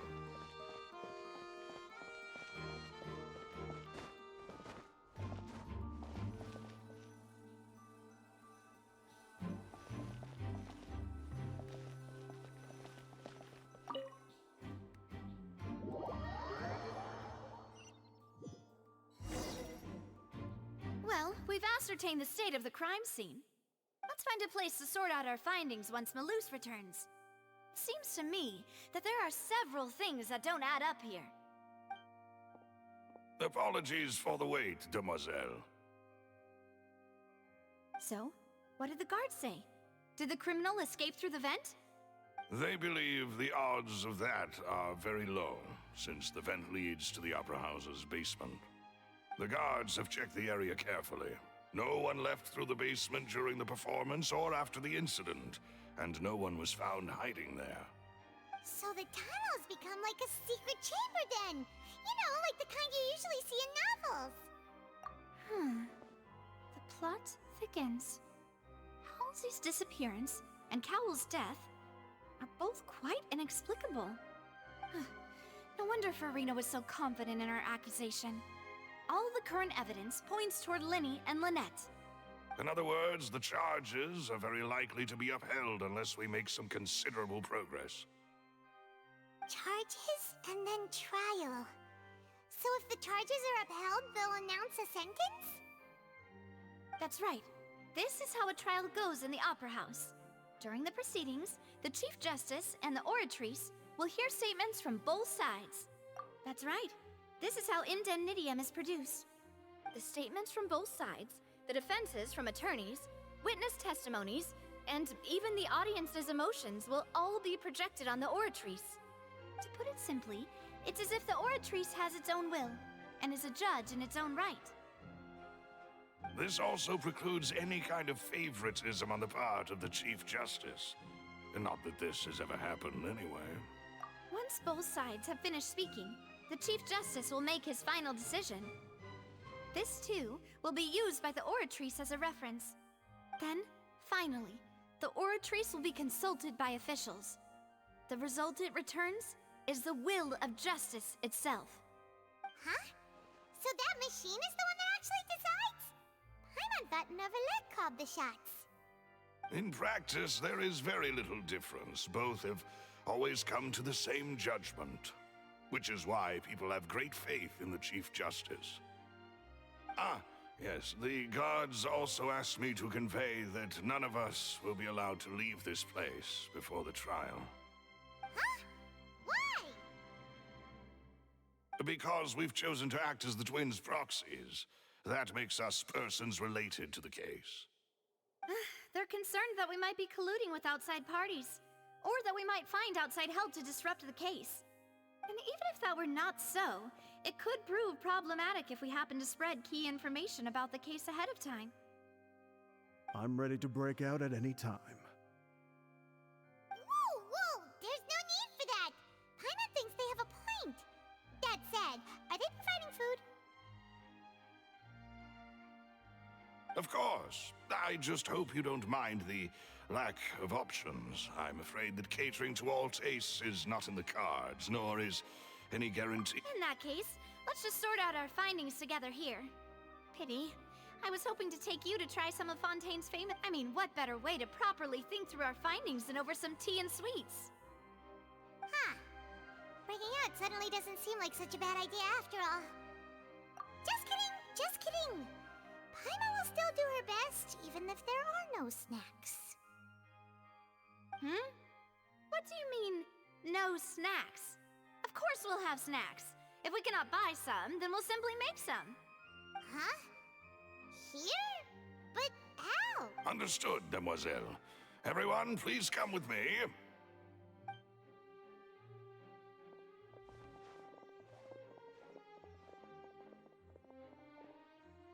Wait, you're carrying a portable stove with you?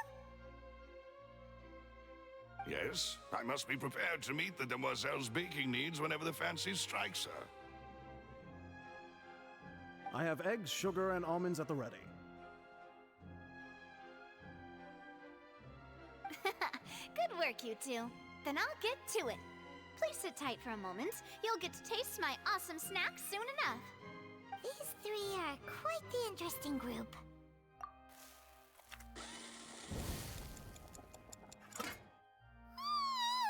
And Paimon thought it smelled good while it was still in the oven! Oh, it's even better now. Paimon can't stop drooling. From the way you had these two guys carrying all that stuff around, Paimon thought you'd have them do more during the baking process. But you ended up doing the entire thing by yourself! Beating the egg whites, grinding almonds. I was a Oh, plumber. shut up. And I was giving encouraging smiles. Paimon was just thinking, aren't you worried about getting your fancy dress dirty, beating egg whites and baking like this? Well, I don't think it's carved in stone anywhere that fancy ladies can only read books, sip tea, ride horses, and play the piano. I just really enjoy making snacks. Don't underestimate beating egg whites, by the way. It's a real arm workout. You also need to beat them to just the right consistency, or your macarons will crack. Anyway, give these a try, fresh out of the oven. There's 3 for each of us. Only 3? Well, eating too many sweet treats might send all that sugar to your head. You wouldn't be able to think clearly about the case on a sugar rush, would you? Tea is ready to be served as well. This is Demoiselle's favorite. Strong black tea with a floral fragrance that clears the mind and lifts the spirit. No need for concern. I'm merely doing as I should.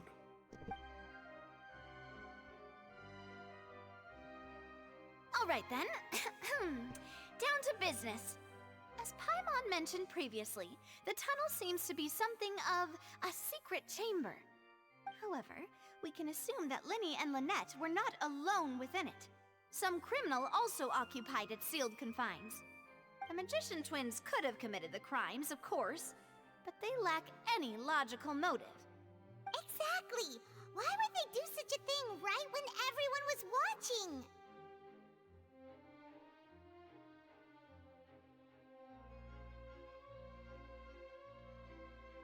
The flower vase and the thud we heard during the performance could indicate some altercation between Halsey and the criminal in the tunnel, resulting in the shattering of the vase, the discarding of her clothes, and her abduction. Perhaps the criminal thought that since she was chosen from the crowd, she would be too easy to identify if she was still wearing the same clothes. Paimon thinks that makes sense, but the real trouble is... True. None of the clues we found thus far support the existence of this third person. But the only people left to consider are both technically victims, whether it's the missing girl, Halsey, or poor Cowl. Huh. Could Halsey have secretly made modifications to the magic props in order to murder Cowl before making her escape?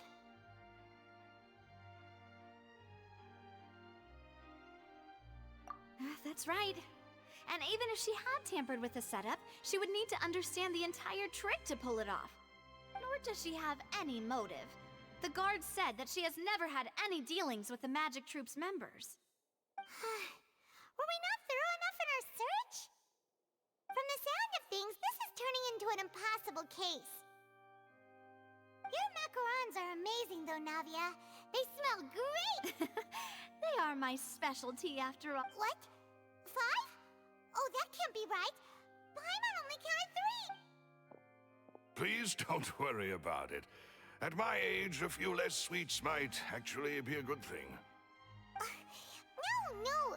Being greedy is one thing, but Paimon knows how to count. Besides, Paimon knows that if she ate too many, then others wouldn't have enough.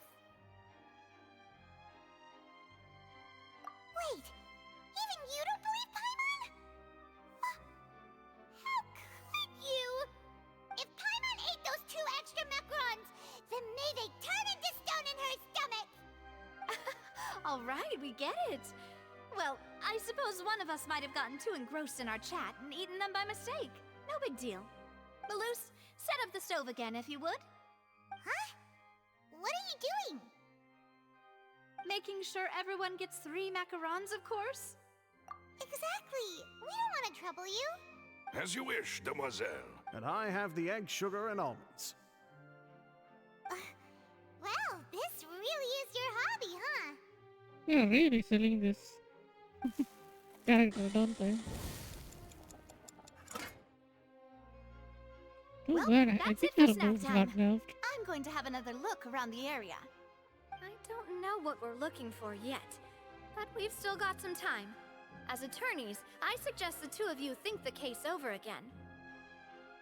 It would be awkward if you got all tongue-tied on stage during the... All right, thanks for your help and for the snacks. It was nothing. A small task for the Spina di Rosula. Silver, Maloose, it's time to go. I'll be back if I find anything new.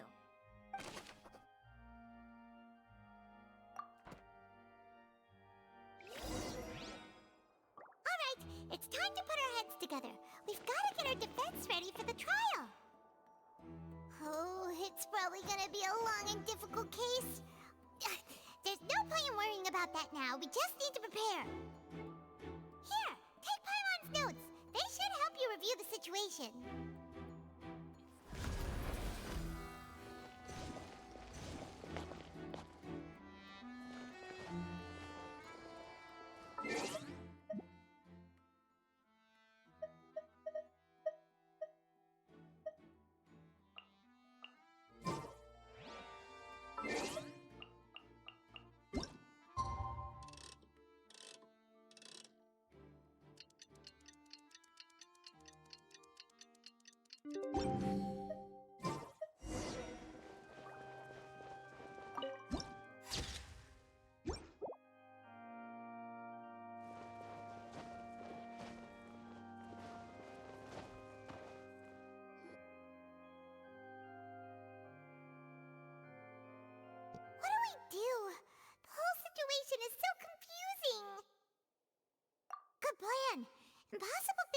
just happen? We'll get to the truth one way or another.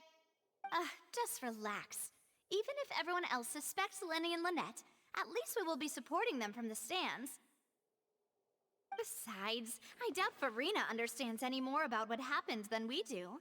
Thanks, Navia. Well, we'll be going then. Best of luck to you.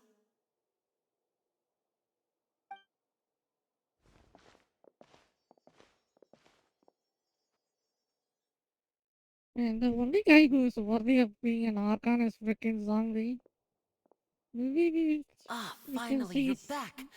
Well, Fire how Nation did and your Sesnaya, investigation go? maybe? To be honest, That's actually you might what be we're expecting. disappointed. No. We're already very grateful that you were willing to help. What doesn't your mouth Now, move? don't you all look disappointed? Don't tell me that your investigation came up empty-handed. That was to be expected, of course. The guilty can never produce proof of their innocence. But don't let that stop you. I shall be terribly disappointed should you, my most anticipated foe, concede so easily. Since both parties are present, I declare that the trial regarding the magic show incident is now in session. Firstly, in order for the audience to understand the causes and results of the incident, could we please have Mr. Linney explain the trick? Yes, of course. I will explain while Lynette demonstrates on stage. All the necessary items have been prepared.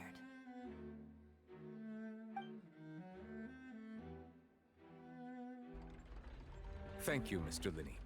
In that case, I take your statement to be that you ran to and remained hidden within the magic box in the audience stands once the trick began, and thus could not have committed the crime. Is this correct? Yes, that's correct, Your Honor.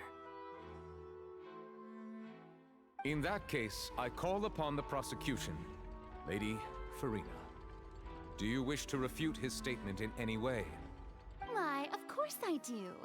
Allow me to take the first shot and break this case wide open. Mr. Linney is clearly lying.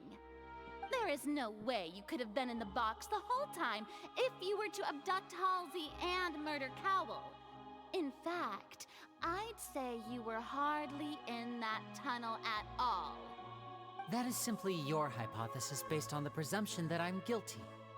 Oh, is that so? And if I may ask, what did you hear while you were inside your box?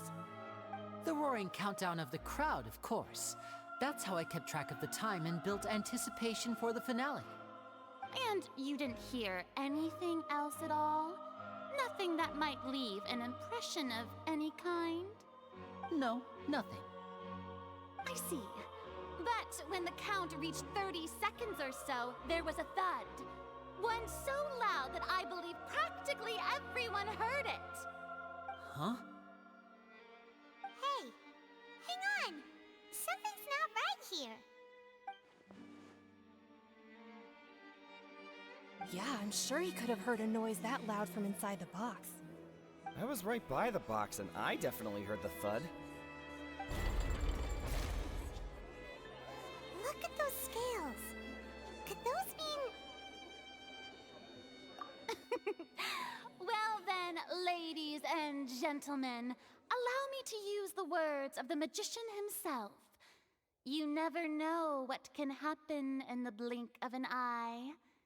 Indeed, it seems his alibi can also collapse in the blink of an eye.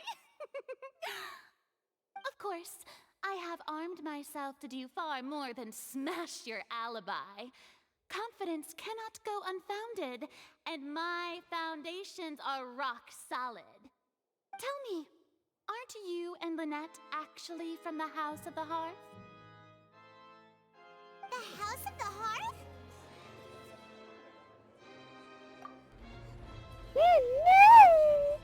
No wonder they did something like this. So the serial disappearances were the Fatsui's doing. Now it all makes sense. I've got a feeling that what happened on stage probably wasn't just an accident. That's irrelevant. Our identities have nothing to do with what happened.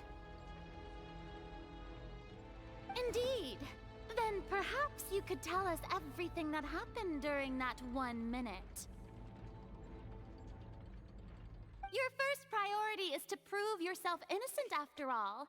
I really I'm hope sure not. there is little that needs to be kept She's secret gonna now. lose her noses over Unless this. your It's so script stupid if she already does. has holes in it. The Outlander is speechless. My, oh my, don't they look flabbergasted? Now comes the infighting and discord, I suppose. This was almost too easy. Good thing I made all those preparations. Seems the all-nighter I pulled last night is really paying off. Hey, Linny! Why didn't you tell us this before? Order! Order! Mr. Linney, allow me to re-establish the facts. Lady Farina has raised 2 points. First, when the thud was heard in the Opera House, you were neither in the box nor the tunnel. Second, you and Ms. Lynette are both members of the House of the Hearth. Are these claims true?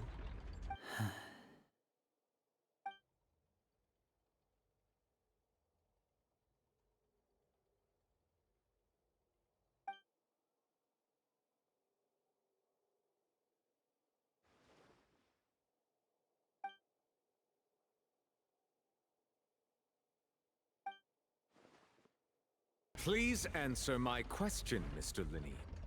I'm sorry. Yes, they're true, Your Honor.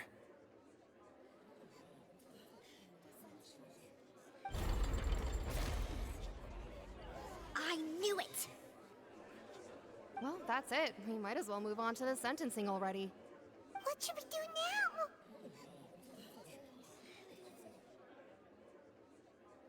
Granted.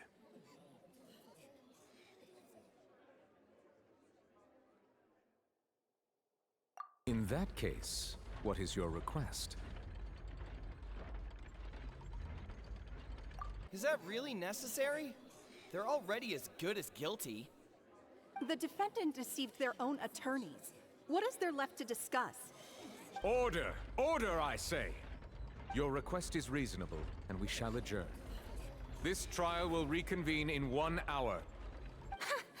So you would stick to Mr. Linney's defense even after knowing what you do now? You certainly have more professionalism than I thought. In that case, my dear audience, let's allow the joy of victory to steep for a little while longer.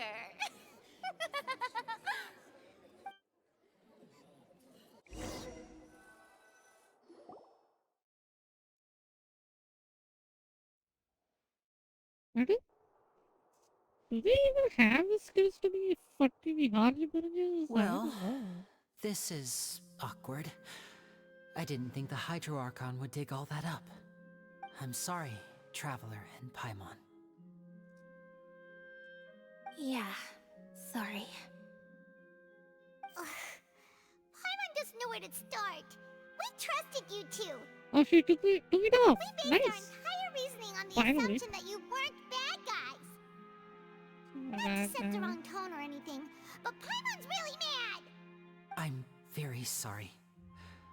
I know you're angry, and reasonably so, but please, let me explain. I know you've clashed with the Vatui several times before. I wouldn't be surprised if just hearing the word is enough to make you upset. But our organization is very, very large, and the Harbingers have very different personalities and goals. Right now, we want to save people. As many as we can. That's right. I'm sure we're on the same page when it comes to this nation and the disaster that its people might face. I knew if it weren't for our respective identities, we could become good friends. I don't care. That's You're why gonna I didn't wish to flat out lie kick to my you, ass or kill but my chose friends. to hide some details instead. The So truth you're is good. very important, but being completely transparent about everything would see us spending more effort than we need to. Right. So, you be the judge. Heck, if I were you, I fear that I'd even struggle to trust me at this point. You met a Fatus who works as a magician, a trickster by trade. All by coincidence, too. But still, I'm asking you to trust me. I am no criminal. At least, not in this case. Sorry. Please forgive us. Well, you both say that, but... Right. Let's hear your answer first, and no lies now. Of course. I'll answer any question you ask.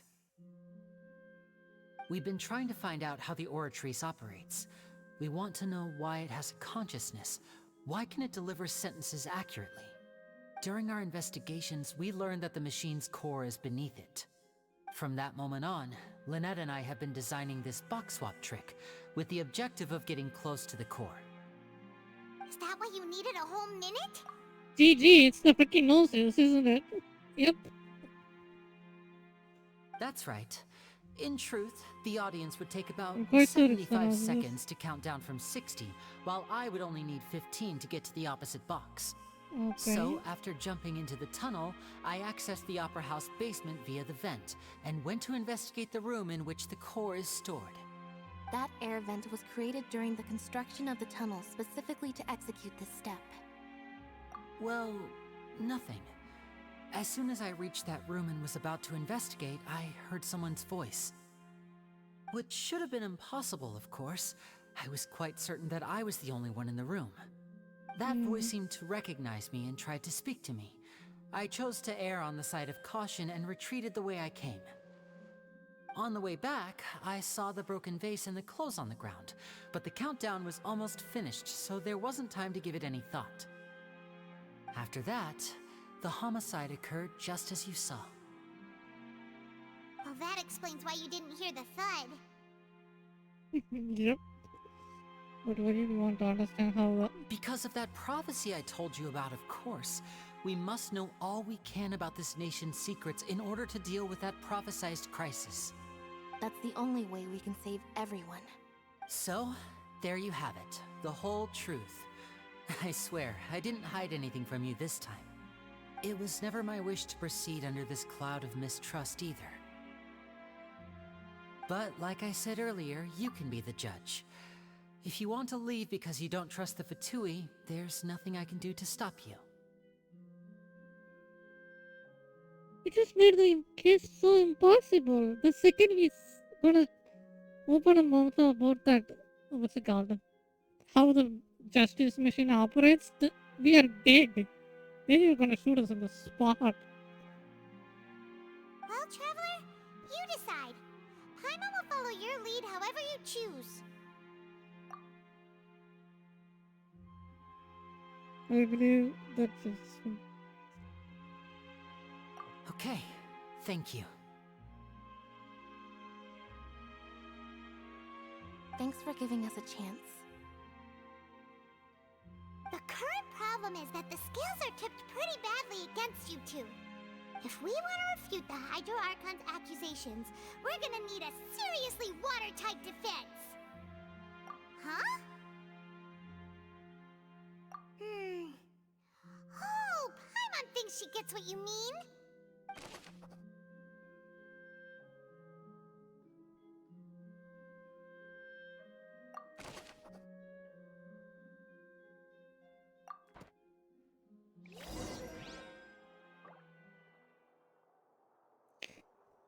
Yeah, that could effectively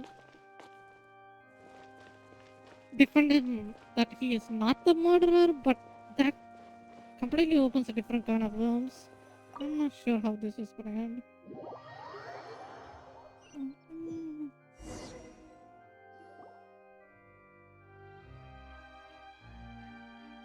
Both parties have returned to their positions. Let us continue the trial.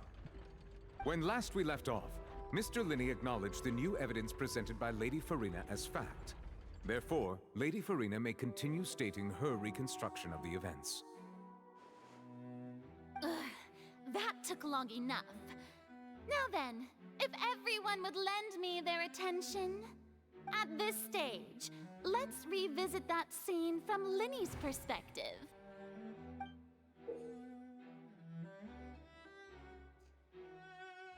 You can identify loopholes in this statement.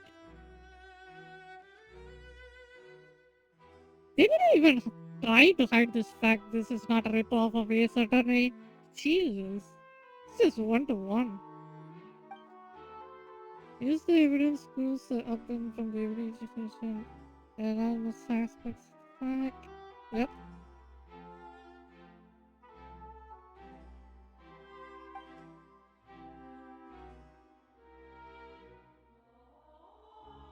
Can you find the...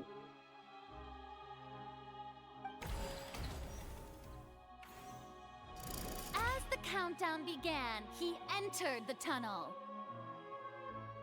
When the flatbed trolley passed, he opened the box and got into an altercation with Halsey, which caused the loud thud.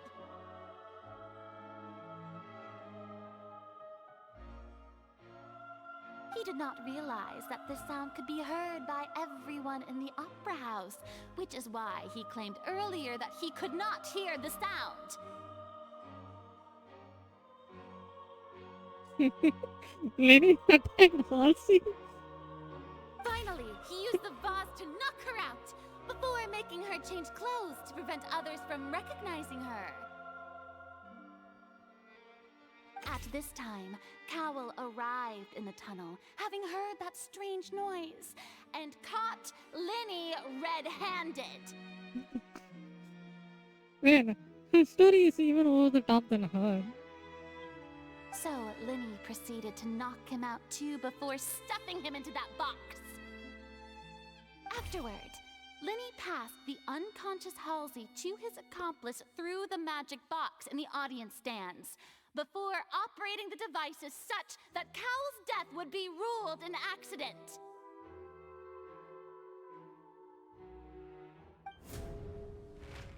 And there you have it. That's the truth behind what happened. Does the defendant's side have any objections to Lady Farina's description of the events? The key to refuting Lady Farina is the order of events. What Linny experienced and what he saw.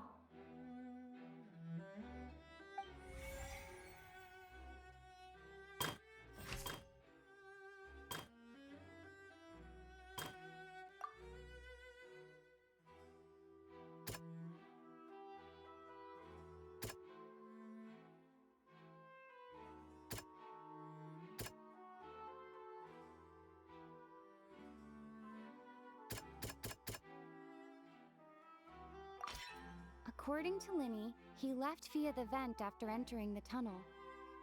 He couldn't have had that altercation with Halsey.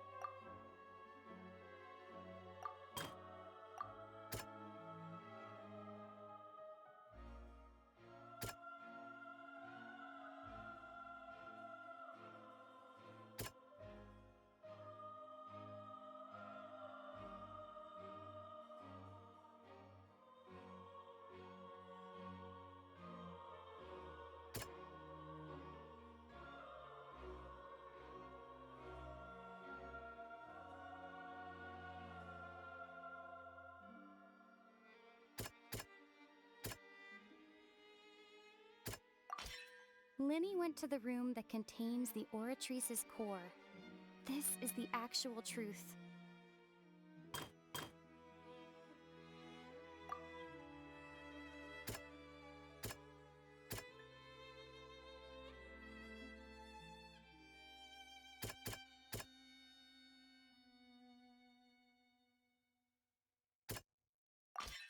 Linny did not take part in the underground altercation.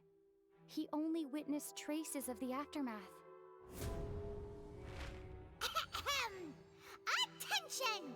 Ace Detective Paimon has something to say!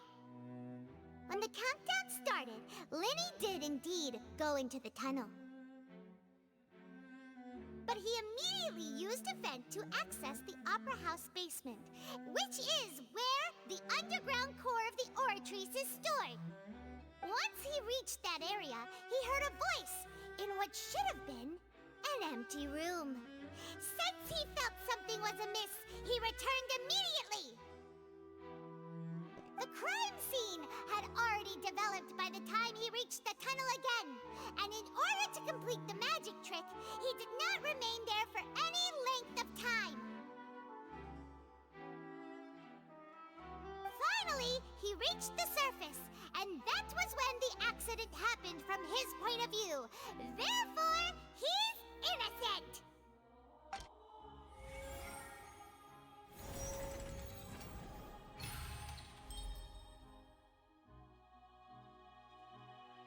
Yep.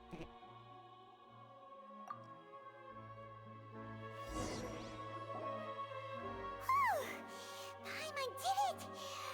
Oh, it's back again. Managed to say all that! Wasn't it awesome? The stupid face In other mask. words, you believe that he knew nothing of the incident? That's right! My reasoning?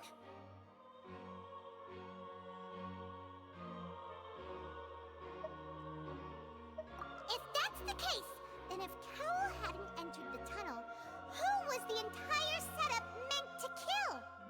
Assuming that what you say is true, Linny only needed to kidnap the young girl to cause a new disappearance case. What would the point of killing someone on stage be? Oh, they have a point. That's right, you tell him! And that's why they're partners of mine. They've managed to turn things around. Oh, well, your denial is very strident, I'll give you that. But what proof do you have to back your claims? Of course I do. If he had been in the magic box the whole time, how could he have not heard that sound? Why do you ask? You're saying that he wasn't?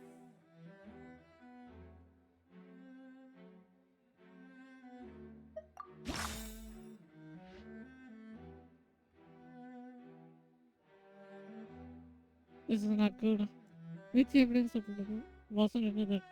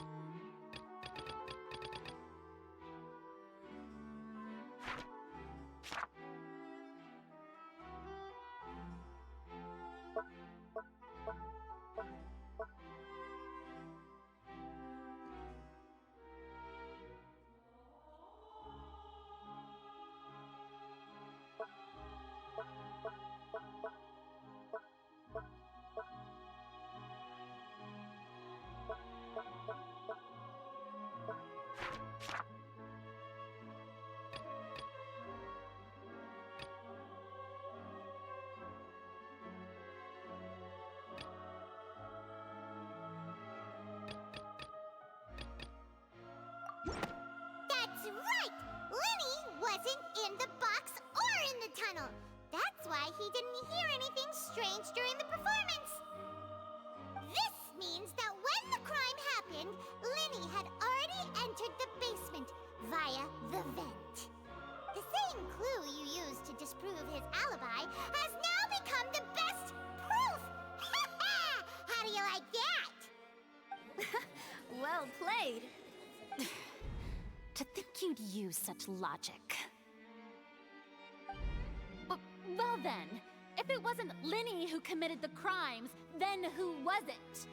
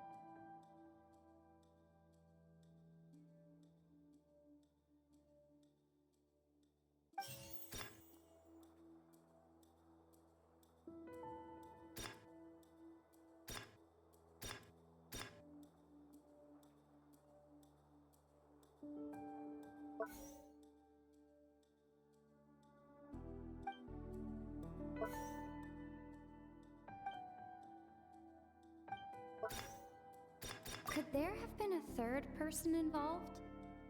Is that really a possibility? Halsey is the missing person and an ordinary audience member.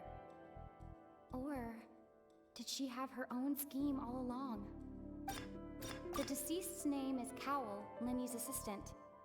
He would have been able to tamper with the equipment.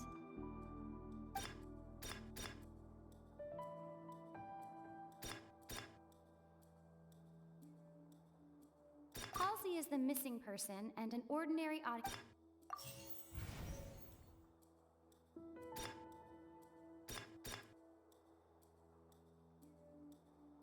Could there have been a third person? That's also incorrect. Damn, did he just kill himself? The deceased's What? name is Cowell, Lenny's assistant. He would have been able to tamper with the equipment. Why would he kill himself? Huh?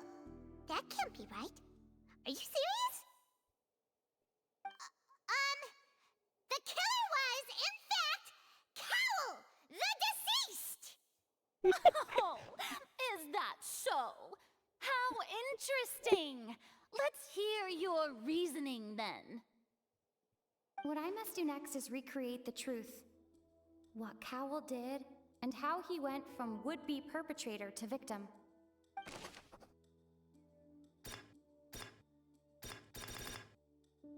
Lenny was not in the tunnel at that moment, which gave our criminal ample time. It would have been tough for both people to fit into that vent. They would likely have bumped into Lenny as well.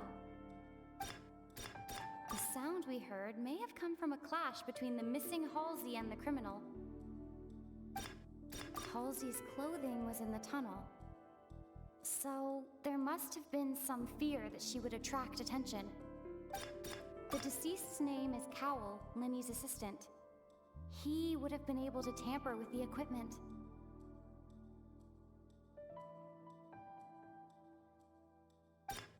No one entered or left the opera house through its entrances. So, where would the criminal have wanted to take Halsey?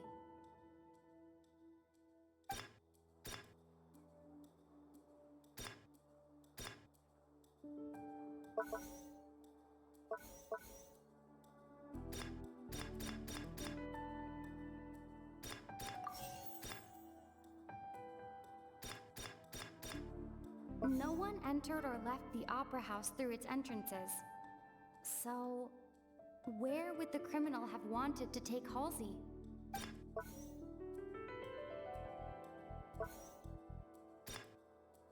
Halsey's clothing was in the tunnel, so there must have been some fear that she would attract attention.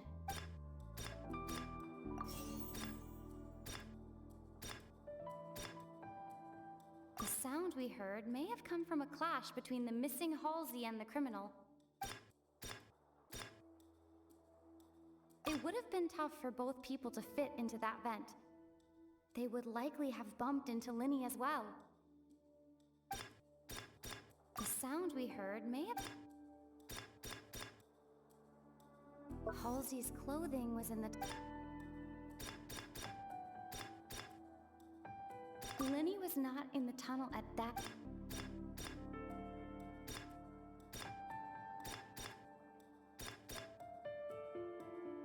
No one entered or left the op...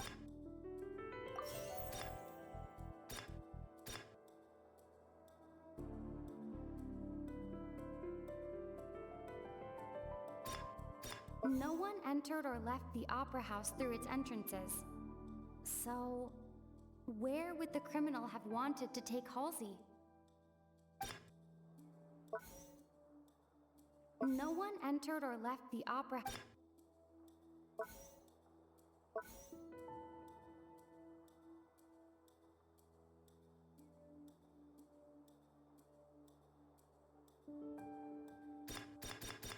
It would have been tough for both people to fit into that vent.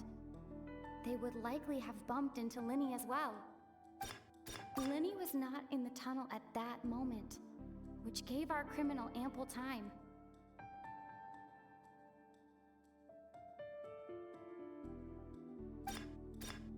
sound we heard may have come from a clash between the missing Halsey and the criminal. Lenny was not in the tunnel at that.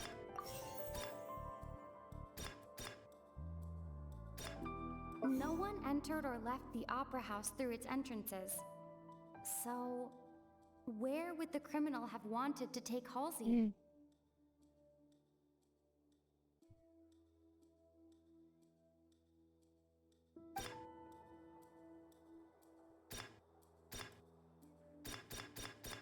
It would have been tough for both people. Halsey's clothing was in the tunnel.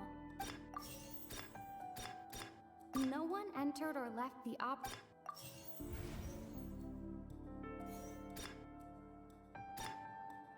No one entered or left the opera house through its entrances.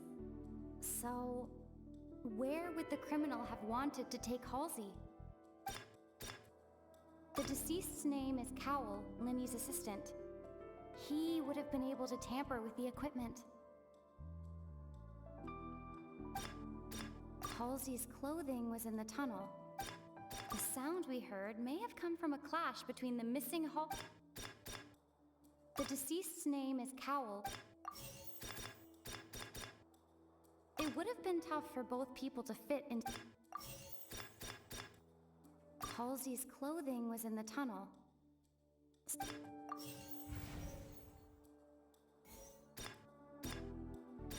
No one entered or left the opera house through its entrances. So, the sound we heard may have come from a. No one entered or left the. The deceased's name is Cowell, Lenny's assistant.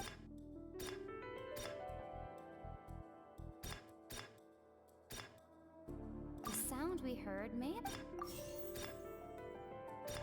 The deceased's name is Cowell.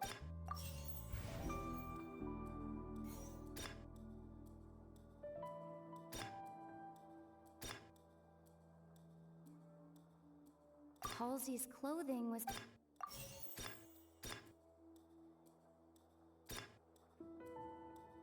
No one entered or left the opera house through its entrances.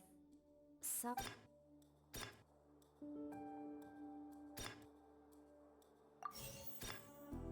The sound we heard may have come from a clash between the missing Halsey and the criminal. It would have been tough for both people to fit into. The sound we heard may have come. Yeah, I'm so bad at this. The sound we heard may have come from a clash between the missing Halsey and the criminal. The deceased's name is Cowell, Lenny's assistant. He would have been able to tamper with the equipment.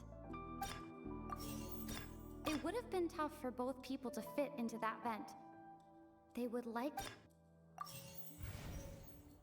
What else stealing? Can't I know 1-to-1? What the fuck?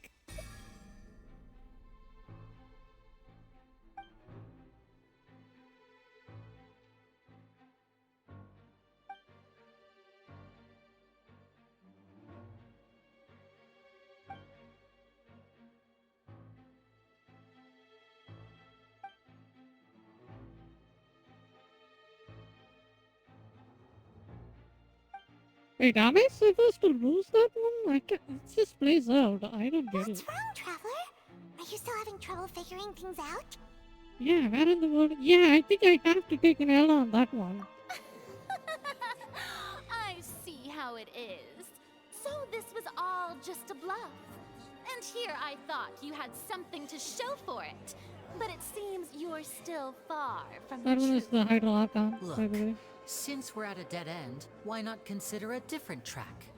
Just like the trick as it transpired, the end result must have been utterly different from the magician's initial design. If only we knew how Halsey disappeared. Well, that would be nice, but the tunnel only has 3 exits, and none of them seem very likely. And it's not like this is a magic trick where you can just make a real live person disappear. You know, like you did from that water tank, Lynette. Excuse my interruption, dear opponents, but do you not see that the crowd is growing impatient? There is no greater sin in this opera house than an awkward delay in the performance.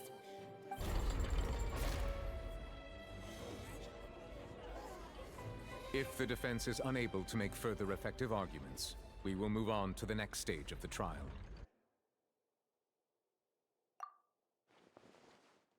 Lenny was not in the tunnel at that moment, which gave our criminal ample time. The sound we heard may have come from a clash between the missing Halsey and the criminal. The deceased's name is Cowell, Lenny's assistant. He would have been able to tamper with the equipment. So I think they got into a fight, and the chick killed their assistant, and it changed her whole clothes and ran away, or something happened there.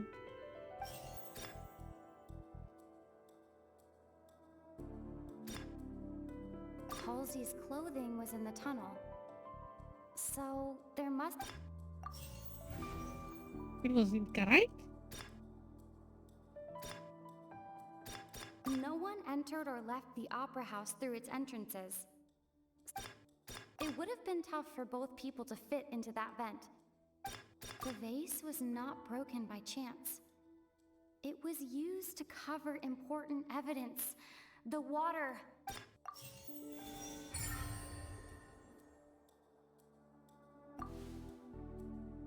Oh, Paimon gets it! It all comes together if Halsey disappeared instead of being kidnapped. Lynette escaped from the water tank, vanishing gradually and leaving only clothes behind. If there's a similar method where a person could be transformed into water... Oh, just a moment, please. I do hope you know how preposterous you sound at the moment.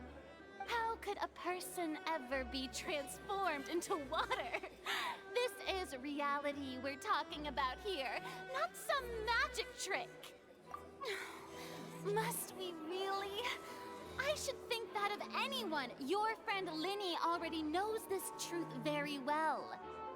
Magic tricks are ultimately just illusions and misdirection. But Halsey's disappearance is very real.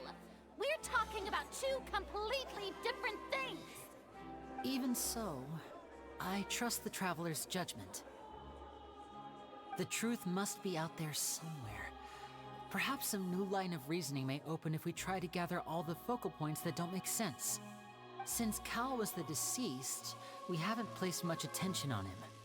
But given that we aren't making much progress with the case, it wouldn't hurt to have a look at his belongings, would it? People really do come up with all sorts of harebrained schemes when at the end of their rope. The way I see it, your suggestion that we broaden the scope of our investigation is nothing but a tactic for stalling the trial. Nevertheless, I believe that this is a reasonable request on the part of an attorney. Since the trial does indeed appear to be at an impasse, I believe that additional evidence may help us make more progress. Guards, please step into the lounge and examine the personal effects of the deceased, Cowell.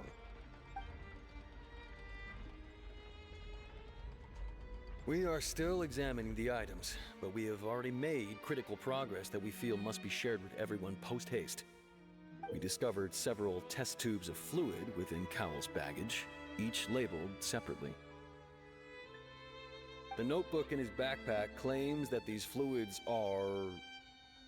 water from the primordial sea. The primordial sea? The note's contents also indicate that Cowell belonged to an organization that sells illegal drugs and that he had an accomplice. The notebook has many entries concerning safe usage of these fluids, in which the keyword dissolve appears many times. One of these tubes was labeled Opera Epiclese, along with yesterday's date. It is empty. The notes also state that these dissolution properties work exclusively on people from Fontaine. It's likely that Halsey was chosen as some sort of test subject. As such, we believe that the defense's hypothesis is, in fact, supported by sufficient evidence. You've got to be kidding! People dissolving into water? Could something so ridiculous actually be true? Wait a moment. This reminds me of a certain prophecy, but it's just a coincidence, isn't it? Huh. If people can become water, does that mean that the water tank's real use was as a means to hide water stains? And if Cowl was targeting that girl... Wait just a minute. Could that mean... You two, with me, quick! Demoiselle, wait! What about your partners? Let's go. Just trust me. Order! Order! It is undeniable that further examination of the deceased's personal effects has yielded some surprising results, but we cannot yet verify the veracity of these clues. Still, let us assume that these clues are indeed authentic, albeit with the understanding that Ms. Halsey has yet to be found. Guards, please continue examining the items along these lines. Mr. Linney, it appears your hypothesis is supported by the evidence, so please continue speaking. Of course. Thank you, Your Honor. If we uphold this hypothesis, I believe that many of this case's seemingly unrelated clues can be connected together. Right! Like the metal hook! That one didn't make sense at all. Let's think about this. Cowell's methods must have something to do with that water from the primordial sea.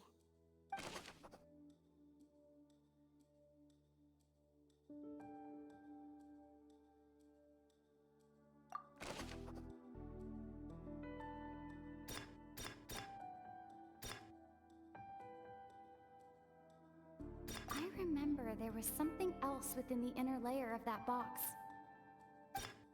Lynette was in the magic box on stage the entire time. Did she have something to do with this? The water from the primordial sea should already have been prepped before Halsey entered the magic box.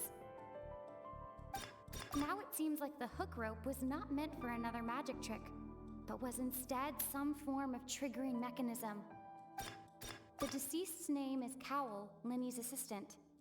He would have been able to tamper with the equipment. The rope that strung the water tank up was lit by the fireworks and cut. As such, the focus here is on the water and not the tank.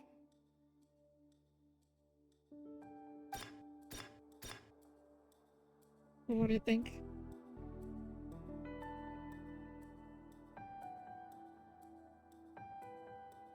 Any ideas?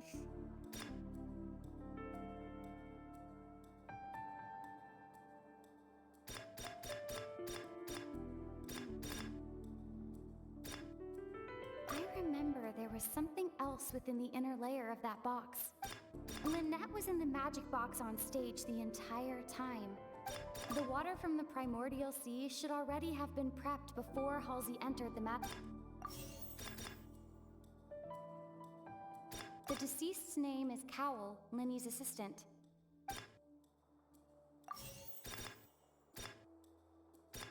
Now it seems like the hook rope was not meant for another magic trick. The rope that strung the water tank up was lit by the fireworks and cut. As such, the focus here is on the water and not the tank.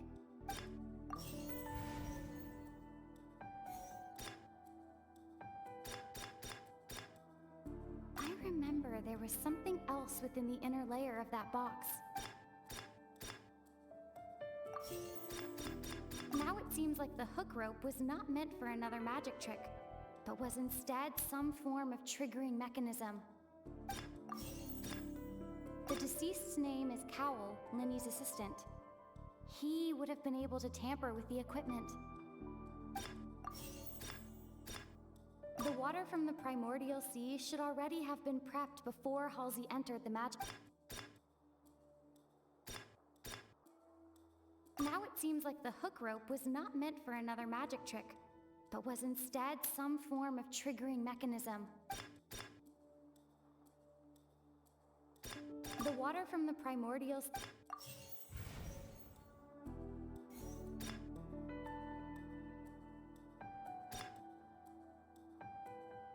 The deceased's name is Cowell.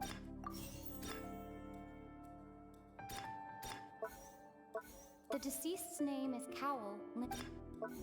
I think you can see the right one is a little bit more blue. So he tampered with the hook. I think that's what's going on. He fallen to the ground. Yeah, metal hook. The deceased's name is Cowl, Linny's assistant. He would have been able to tamper with the equipment.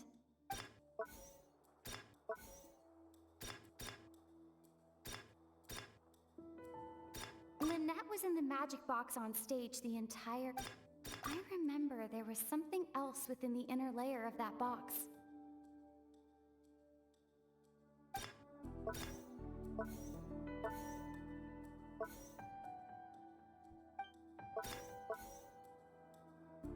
Oh, I did. I didn't even read that.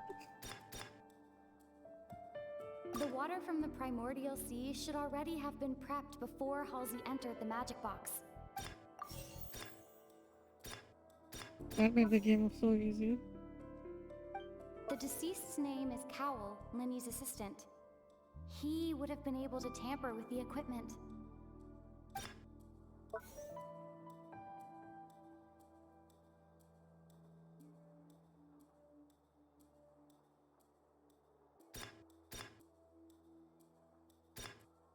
I remember there was something else.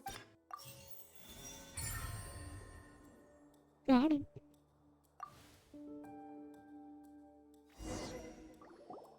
And for the fact I didn't even read the question on the top at all. In the original plan, Cowl would tamper with the water tank They rope should have made it and like the golden number or lit on selector fire or something. securing his target.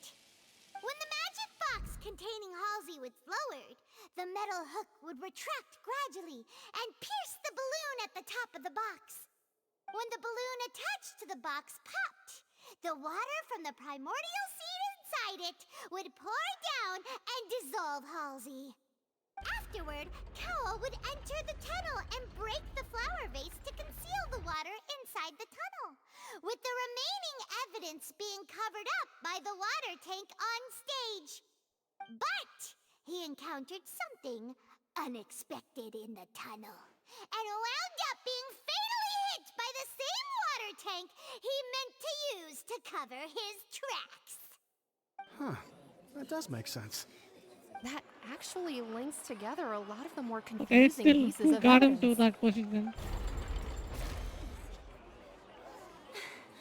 Oh dear, what do I do? Even I think they sound convincing now. Have I falsely accused an innocent person? What a humiliation.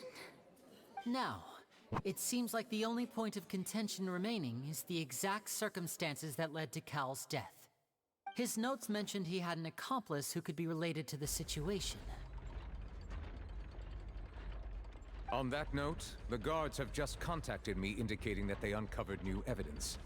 I shall now invite him on stage to share it with us.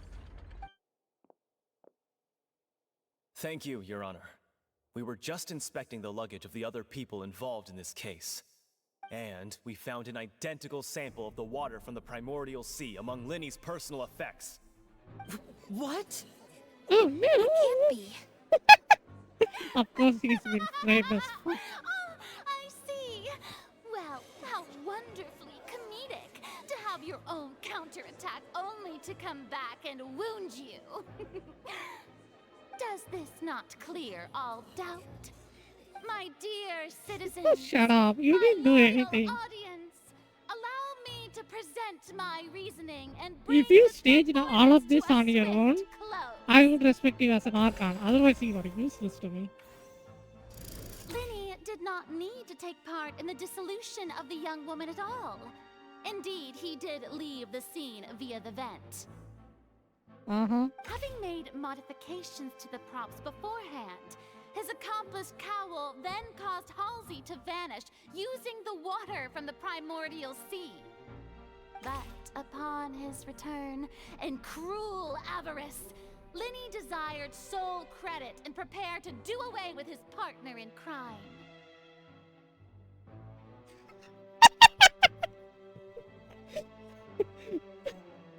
Ultimately, he knocked Cowell out, and the tool meant to cover the crime up also became a murder weapon.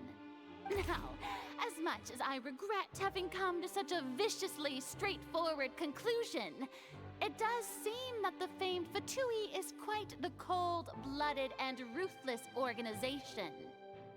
I think this whole case has a major plot hole in it. During the cutscene when the whole magic show is happening, that assistant was always standing near the box. He didn't go anywhere. He didn't disappear, he's just talking to the guy who is inside the box. So how exactly he went into the tunnel and had some fight and then the box dropped on top of it? I think he just stood there like a Dumbo and then the top just smashed him like a pancake. So I didn't get it. When does everything happen? I didn't see anything on the cutscene. It's so off balance. This case is... I guess they didn't go that deep, I guess. Am I right, Mr. Linney? We've used up all the evidence we collected. There's no way for us to make a rebuttal here. Is this the end of the road?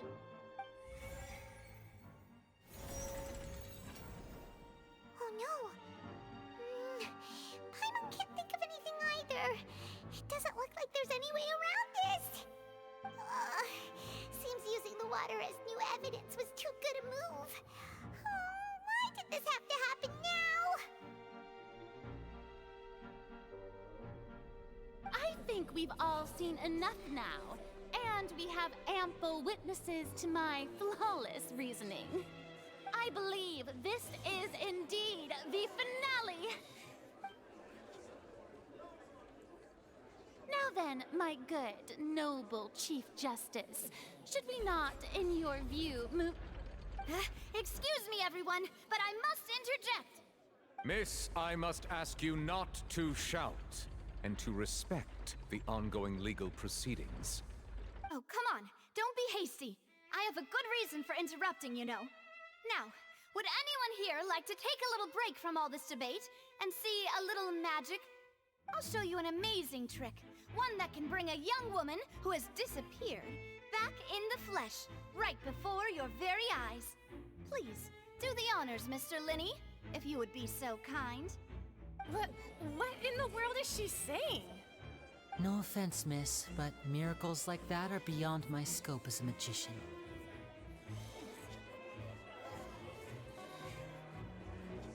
Come on now, don't be silly. Magic is all about misdirection, isn't it? It often conceals the truth while presenting a fascinating illusion. But once everyone believes the illusion, can't magic reveal the truth to them once again? And wouldn't such a trick be the most marvelous finale to today's performance? Come on, Lenny and Nonette. Give it another go. Don't worry. Spina di Rasula has made the necessary arrangements on your behalf. But, as the magic makers and stars of the show, I think I should leave the final performance to you. I understand. I already know how the magic works. What's the point of this? And voila! Oh, okay, they didn't do the whole thing.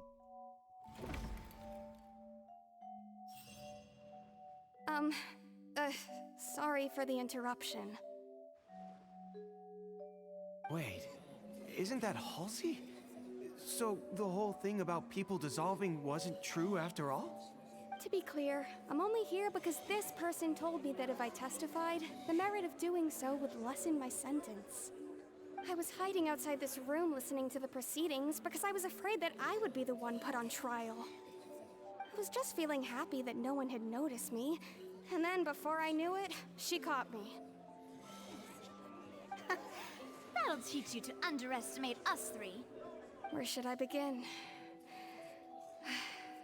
I'm sorry. I'm the one who killed Cowell. I admit it. What? Why? Firstly, my name isn't Halsey. It's Lillian. and I'm originally from Mondstadt. I heard that Linny's show was gonna be a real thriller, but I missed the chance to buy a ticket, so I stole one. That's how I make a living. I steal stuff here and there.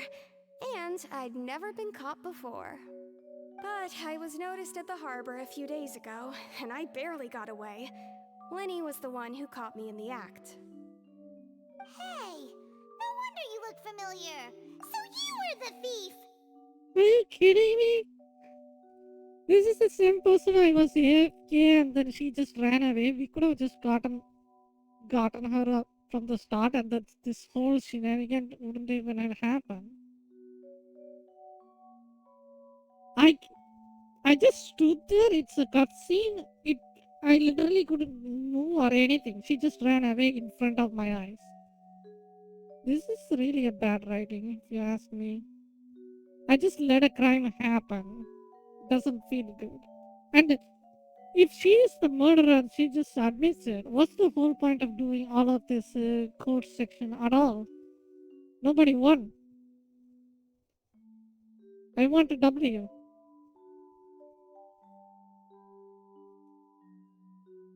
This is so disappointing. Liddy even mentioned that you were pretty skilled.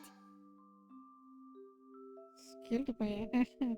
Well, and I thought that would have been the end of it, but then the number selector chose me. He even mentioned the Fortress of Meripede. That's a prison, isn't it? So you can imagine how shocked I was. I thought he was on to me for sure. That's a prison, isn't it? Wait, wasn't the machine was tampered? I think if it goes even more than this, that would be nicer. I hope it gets even more than this. If it ends here, I would be disappointed. So I played along with the show while looking for an opening to flee. But then I got water poured on me for no reason, and then someone jumped into the tunnel to nab me.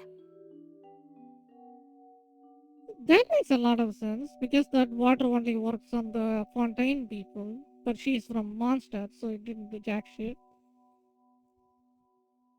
Actually, pretty neat. I wasn't going to take that lying down, so I knocked him out and stuffed him into the box. Okay. There was nowhere to run from there, though, so I had to change my clothes and hide in a box containing performance costumes. I slipped out after the first guard arrived at the scene and continued hiding inside the opera house. Can a person even hide in there?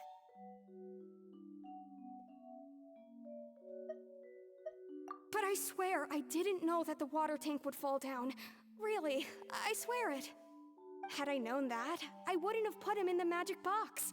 I may be a thief, but I'm no killer. Well, that makes everything pretty clear now, doesn't it? This time, we need to tell the entire story from Lillian's perspective.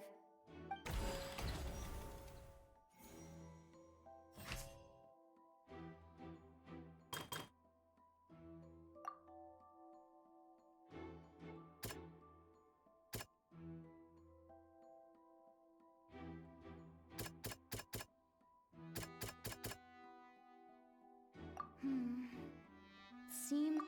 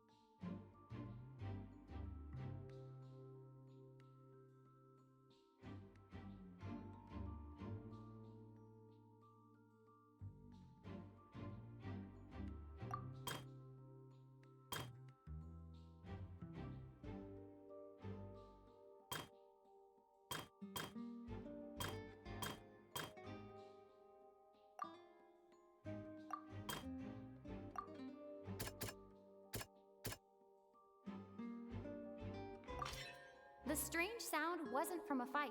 It was Lily Ann's attempt to break out when she was frightened.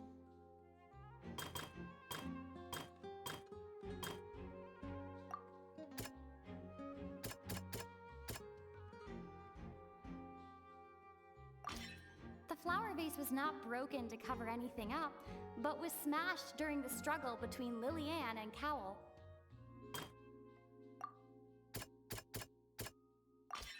Lily Ann was afraid that she would be recognized if she left, so she changed clothes and hid, biding her time.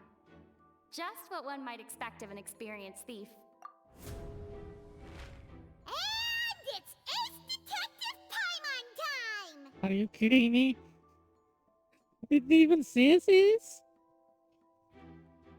Having been selected out of the blue, Lily Ann panicked. But the machine was tampered. Let's get into the part. Intensified after she entered the tunnel and had water poured on her head. So she kicked the door open, producing the thud we all heard. Oh. I think they fucked up the cuts. Oh, yeah. I think she came back.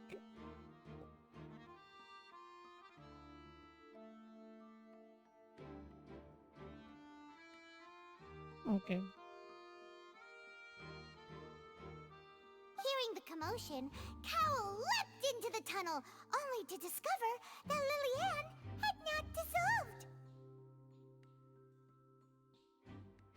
He did not know that Lily Ann was not from Fontaine, but was a thief who made her way in by stealing a ticket. Mistakenly believing that the water from the primordial sea needed time to take effect, he tried to force Lily Ann back into the box.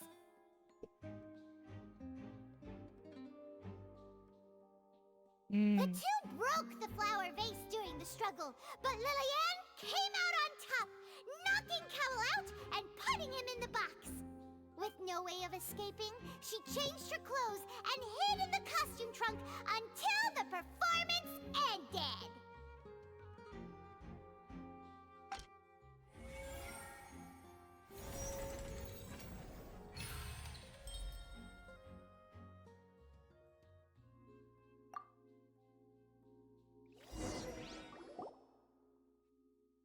She knew that she would have to go through guard inspection if she tried to leave afterward. So, she has been trapped in the Opera House these last 2 days. She had already become desperately hungry by the time we were chatting over macarons. So, she swiped 2 of them right under our noses. Talk about a sneaky thief. At this point, all the events that happened in the tunnel have now come to light. Ah, so that's the whole story. Bravo! Bravo! Now then, Lady Farina, do you wish to speak against the defense's statements? Please answer the question, Lady Farina. Also, if I may add, the trial has not yet ended. As such, I request that the prosecution not leave the room before the proceedings have concluded. He's just literally running away. What? Are you reading my mind now? Just take the L. No. And she's supposed to be a god no and everything. further arguments. I admit defeat. But really, could you at least have left me with some dignity? Wow. That's what I get. She's like a deflated balloon now. If there are no objections, then as the Chief Justice of Fontaine, I shall once again repeat the full sequence of events. The actual perpetrator of the serial disappearances, Cowell, selected his next victim from the audience reservation list. With some modifications to the selector, he could ensure that the pre-selected young woman would be chosen. To cover up any evidence while committing the deed, Cowell thought of allowing the water tank to fall, which would conceal the water left behind after the young woman was dissolved. He also tampered with the rope suspending the water tank, using the fireworks at the end of the performance to cause the tank to drop and hide the watermarks. He poured the water from the primordial sea into a balloon during the preparation of the magic box and stuck it to the box's lid. Finally, he passed the prepared hook on a rope through the gap in the magic box's door when bringing the young woman to said box. When the magic trick officially began, the box containing the woman was lowered into the tunnel, tightening the hook rope and bursting the balloon containing the water. If all had gone to plan, the young woman would be dissolved at this time. However, Lillian was not from Fontaine, and thus fled the box with a loud noise. Realizing that there was trouble, Cowell entered the tunnel and met Lillian. Thinking that the waters had not yet taken effect, he decided to proceed. However, his opponent was more capable than he thought, and he was overcome, knocked unconscious, and placed into the magic box, and thus became his own final victim. Lillian, according to her own statements, then changed clothes and hid until the performance ended, before hiding in other parts of the opera house. As for Linny, he was in the underground structures within the opera house, and was thus ignorant of these happenings. From this reconstruction of events, we can conclude that Linny, the accused, is in fact innocent. While there is much in Linny and Lillian's conduct that should still be investigated separately, this case, at least, can be handed over to the Oratrice to make the final decision.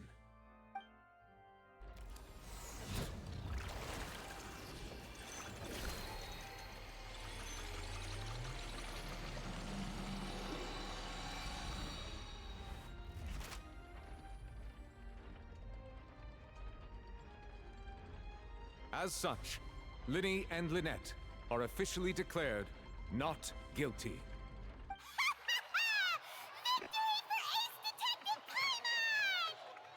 Great work, partners. Thank you all. Thank you so much. Next, I think we deserve an explanation, Guard Vaughn. How did you find the water from the primordial sea in Linny's baggage? Right! Your discovery caused me to make a serious mistake, you know. Or was that not a discovery, but false evidence that you dared to bring before this court? What a cockroach! I suspect The that the second she gets a accomplice dumpy, mentioned in she Cowell's just notes lets was it not happen. Linny, but you, Wow. yes?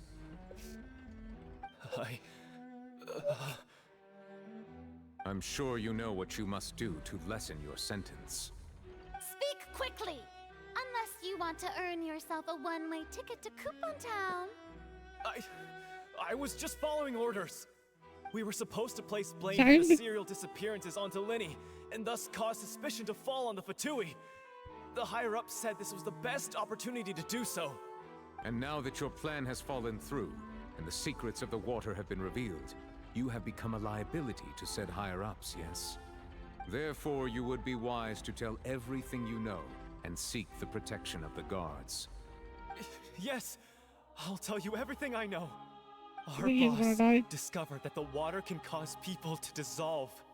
It can also be made into a potion, which when extremely diluted, can cause people to experience unforgettable exhilaration. We've been in this business for a while now, and have made decent more off it. The disappearances were also the boss's idea. I mean, this is the boss we're talking about. The...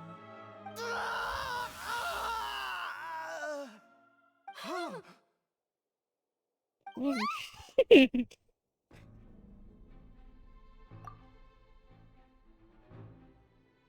And now he can no longer talk.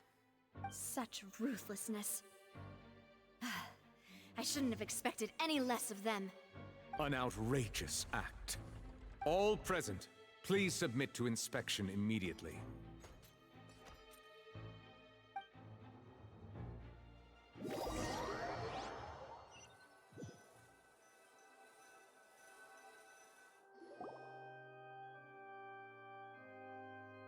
So, we're just going back now? That's true, but... Traveler, Paimon! Please wait. Linny... I know you may not want to speak to me right now. Maybe you don't even want to look at me. But still, let me thank you again for defending me to the end. Even after you learned that I'm a member of the Fatui. I guess. But regardless, I'd like the opportunity to set things straight. I didn't approach you with any ulterior motives or ill intent. I've spoken to you as myself, just plain Linny this entire time. As for why I'm a Fatus, it's because the goals of the House of the Hearth align with those of an orphan like me. That's all. That was how Father, who you might know as the Knave, approached recruiting us back then too. The knave? The one who controls the House of the Hearth? She's your father? That's right. And since we're here, I was wondering, would you mind hearing a story? Oh, it's about the my fucking past. harbinger. Back when our parents first I died, think. Lynette and I were left wandering the streets. To survive, I took to surreptitiously observing an older street performer who did magic. It took me several days to figure out how he pulled off his amazing tricks. I took my sister through several streets until we found a crowded corner, and we began to perform magic tricks there. To my surprise, we proved to be pretty popular, and we could at least stop worrying about where our next meal would come from for a time. But I didn't want my sister to remain a street rat together with me forever. Before long, an aristocrat came to me and claimed that he wished to take us in after watching my performances. So you went from orphans to nobility just like that? That was how we felt at first too. As if fate was on our side and we could say goodbye to those painful days. But I gradually discovered that while we were called foster children, he was really after my talent for magic tricks. He would constantly take me to all sorts of banquets to garner attention, which he would then use to expand his social circles. That doesn't seem too bad either. Better than roaming the streets at any rate. Law of equal exchange. That's all it is. It took a while for me to realize just how dark his heart really was. After he one told you. particular performance at a banquet, I discovered that Lynette was not on the same return vehicle as me. Oh. I waited a long time after we returned home, but she did not come back. I went to that noble's bedroom and asked him about her whereabouts. The answer he gave me was, she caught the eye of the most eminent person at the banquet, so I sent her over as a gift. I mean, you'll be able to perform your magic regardless of who your assistant is, yes? Yikes. Oh no. So he was gonna... But wouldn't Fontaine's laws deal with such people? As far as outsiders are concerned, this is a relationship akin to adoption or foster care. I managed to ferret out the location of the mansion of that so-called eminent person and hurried through the night. But by the time I leaped over the walls, avoided the guards, and made my way in, all I saw was the moonlit ground covered in blood, and the knave standing there in the darkness. So, she'd already taken care of that guy. That's right. She had rescued my sister before she could come to any harm, and had even discovered several girls hidden in a basement, all of them orphans. Father, I mean, the knave, might have seen something in me, and so she made me an offer. The House of the Hearth welcomes you, for your interests align with ours. Here, none will ever betray you.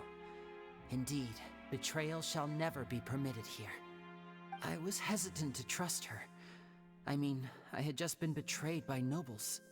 But she was also quick to destroy the noble who had taken us in at first, giving us back our freedom. Oh, so that's how the two of you joined the House of the Hearth. She has her own plans.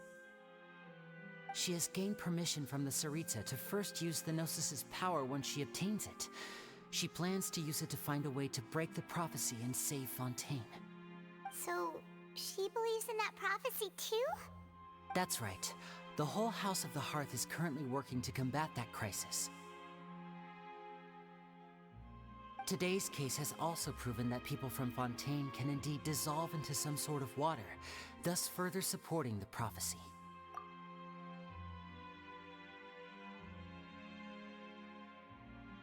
So they want the Gnosis to help the Fontaine people? Yeah, like I'm gonna believe that. In every other scenario with these guys, they always stole the freaking noses and run away. That's what they do.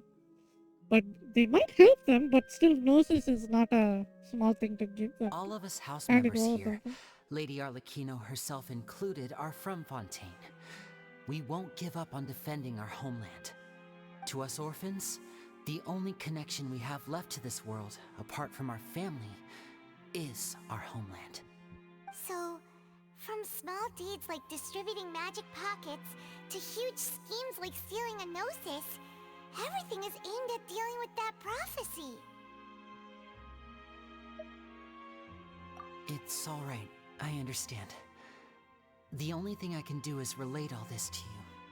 I just hope you can understand that even as a member of the House, I have never stopped making my own decisions, and that I believe what I'm doing is right. If you should need anything at all in the future, feel free to find me. I will do my best to help you, as plain Linny. That's all.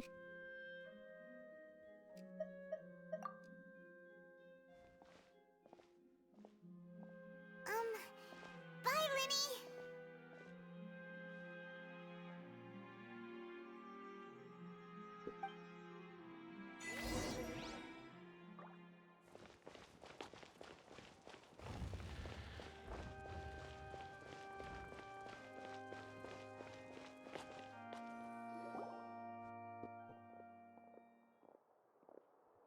Hey there. What was with the disappearing act you pulled right as the trial ended? Were you looking for us, Navia? Well, this whole thing isn't exactly over, is it? I do feel that we're getting closer to solving the serial disappearances case, though. Don't you think so? Huh? What's wrong, my dear partner?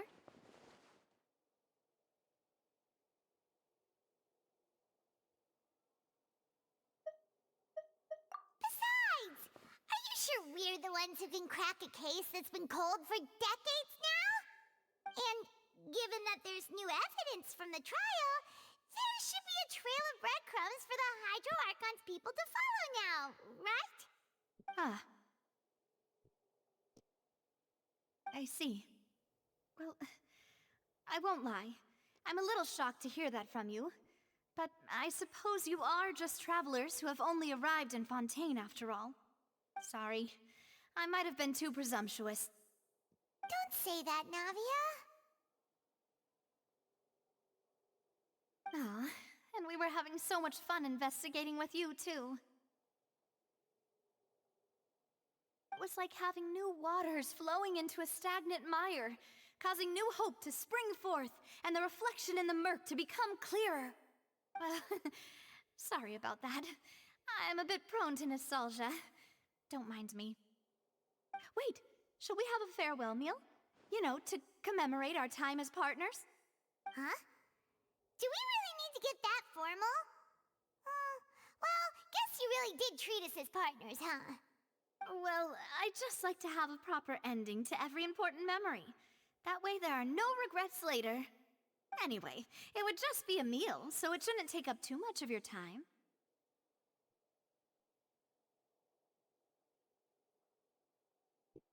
You don't have to twist Paimon's arm. If Boss Navia's treating, count Paimon in! Oh, wonderful.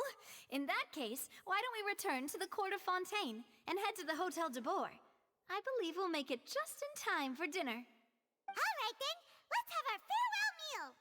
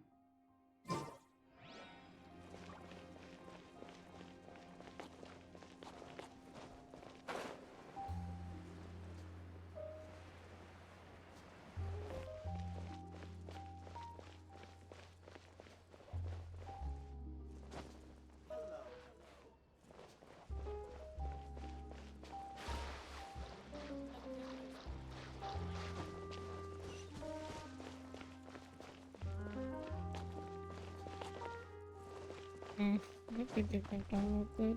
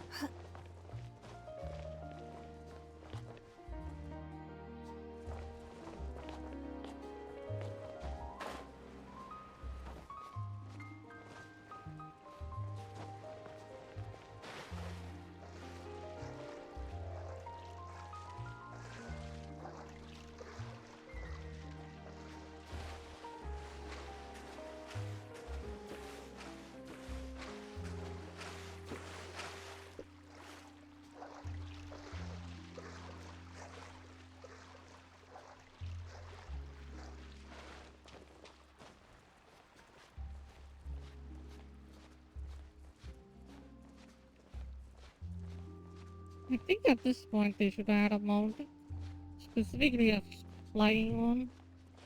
The world map became so big, super annoying to climb, and I don't know, just annoying.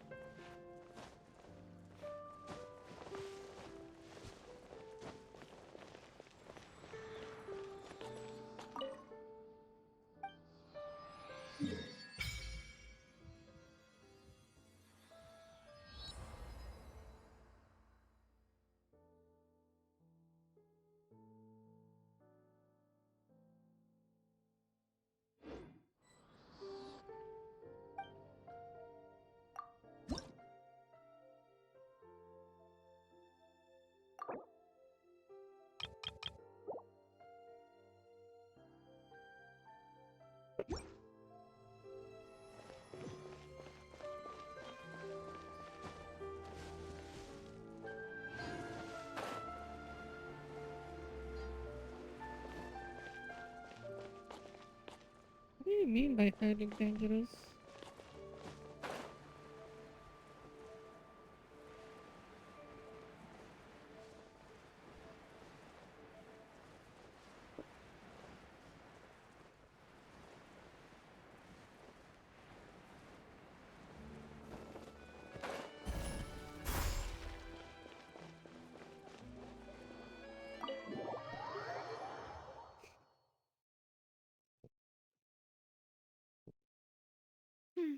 I came here several times with my father when I was little, but stopped eating here as often after growing up. I hope the food here will be to your taste. Oh, don't worry. We haven't eaten at a hotel like this in a while. Paimon's getting excited already. In that case, I'll go order for us first. Please wait here a moment.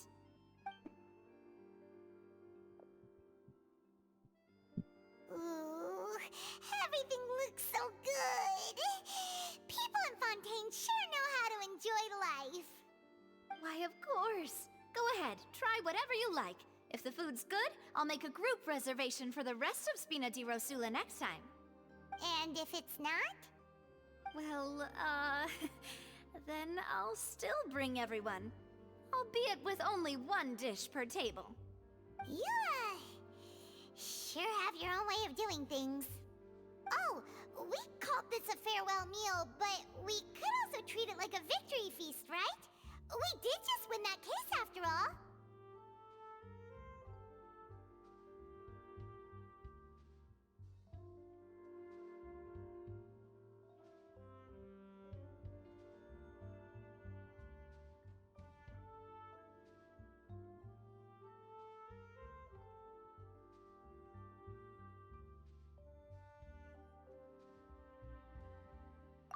Oh, true.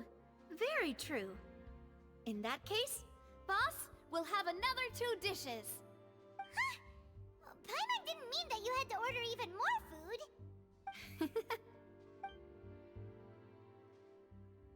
Speaking of cases, do you think that the mastermind behind the serial disappearances will get caught soon now that this has all happened?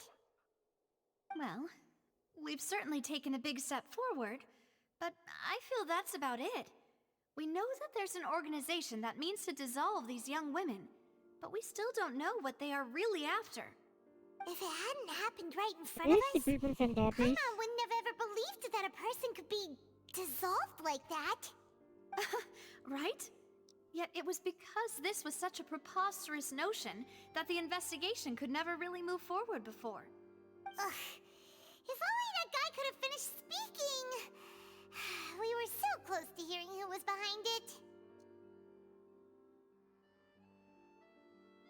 In such investigations, even the smallest step can seem like a yawning chasm if the trail of clues is cut off. To be honest, I don't have high hopes for any follow-up that the authorities might conduct. It's not that I don't have faith in their ability, it's just that a different perspective is required in some matters. It's easy to guard against and deceive a single narrow perspective. A shift in thinking is required at such times in order to produce a breakthrough, which is exactly why the Spina di Rosula exist. Those highfalutin folk are not all-knowing. That's why we exist. To seep into the cracks where filth falls through, where their watch fails them. That's the kind of problems we solve. Seems Paimon thought things were simpler than they actually are. It's all right. Well, this was supposed to be a farewell meal, so I doubt you have further interest in this business, right? Let's talk about something else. Like, what are your future plans?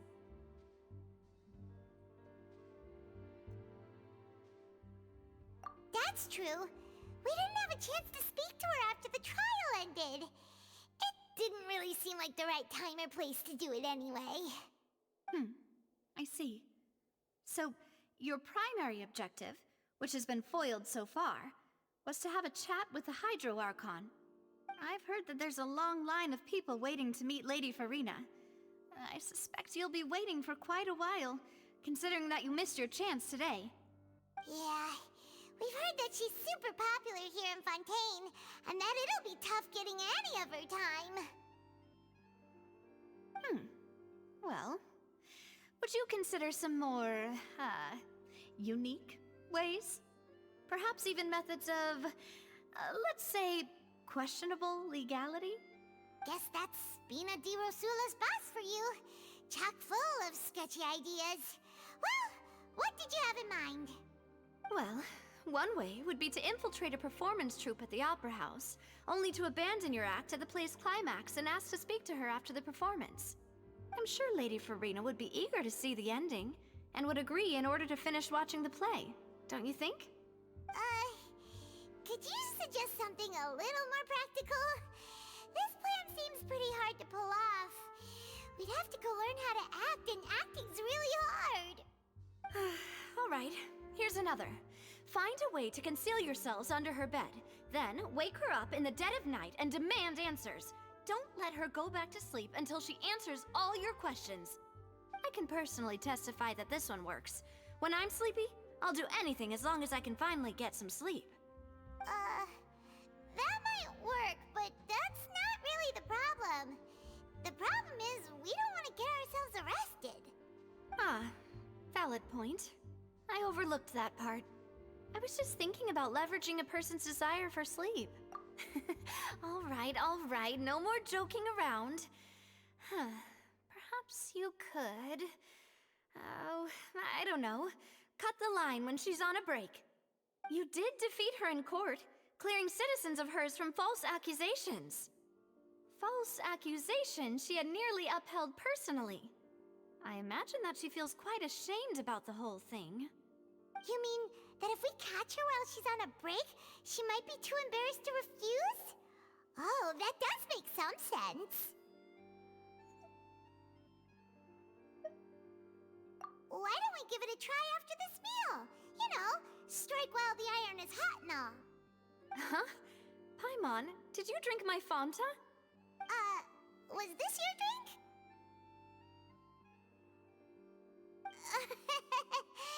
Sorry about that.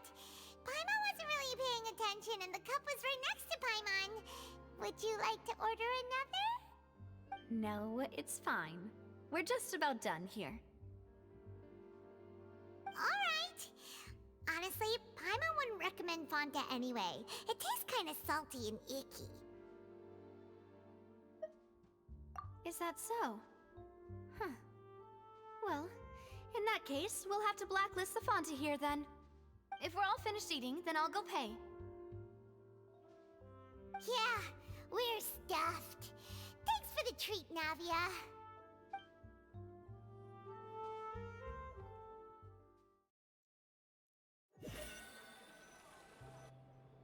Oh, so full.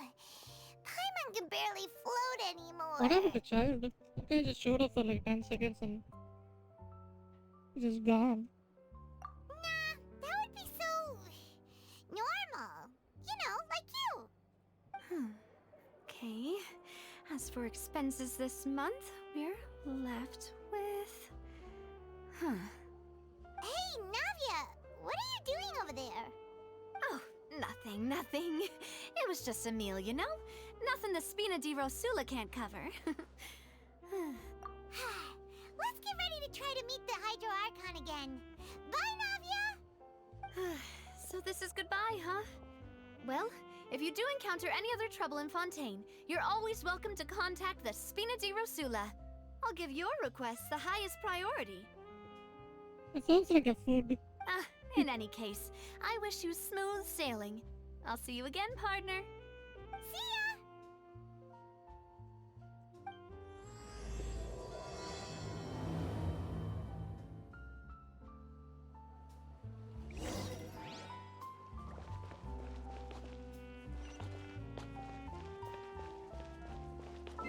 Let's go harass Hydro Archon. Let's go. Once I figured out how to use the map.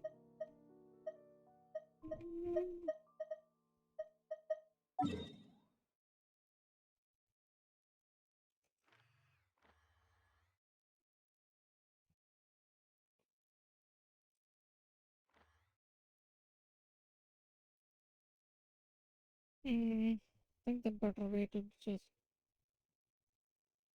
catch the bus here.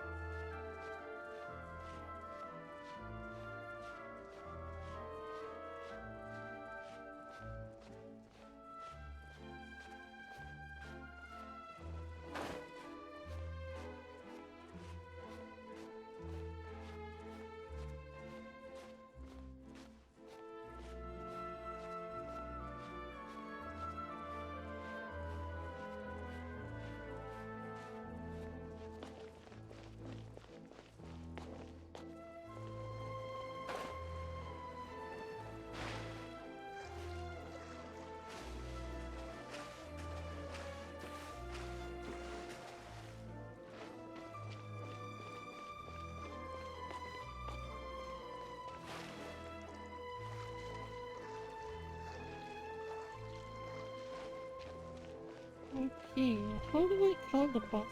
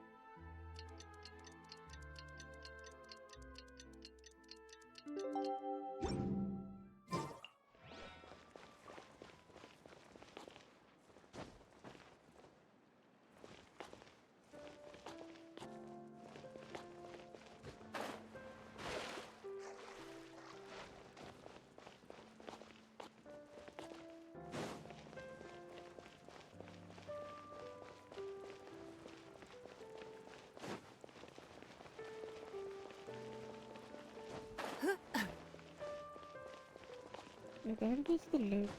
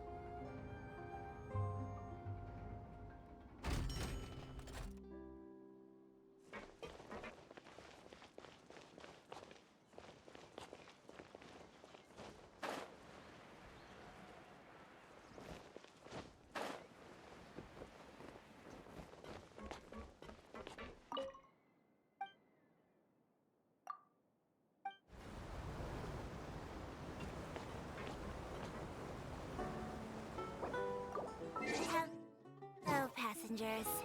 I am your tour guide for this trip, Alfan. We are now heading to Erinias. Many people are tried there and sent to the fortress of Meripede.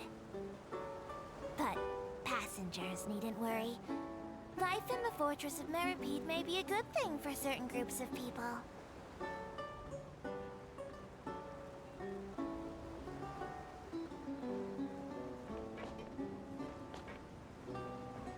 The construction of Clockwork Mecca has no restrictions outside of patent law. Other than the Fontaine Research Institute, many private workshops are engaged in researching and building all kinds of Clockwork Mecca. Some people will modify existing models and Other criminals will use Clockwork Mecha for theft, robbery, surveillance, and illegal exploration, among other activities. If you encounter such a situation, please report it to the nearest Maréchaussée personnel immediately.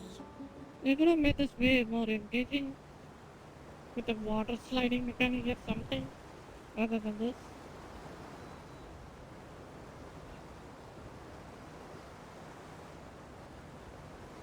We are now arriving at Marcotte Station, where this journey ends. Any passengers interested in taking a commemorative photo of their Aquabus journey are advised to do so at the court of Fontaine Station on the Clementine line. This is because the atmosphere there is much livelier. Plus, my diligent colleague Aval keeps her boat in a much cleaner, photo-ready condition. And also, my Malazine hands struggle with holding cameras.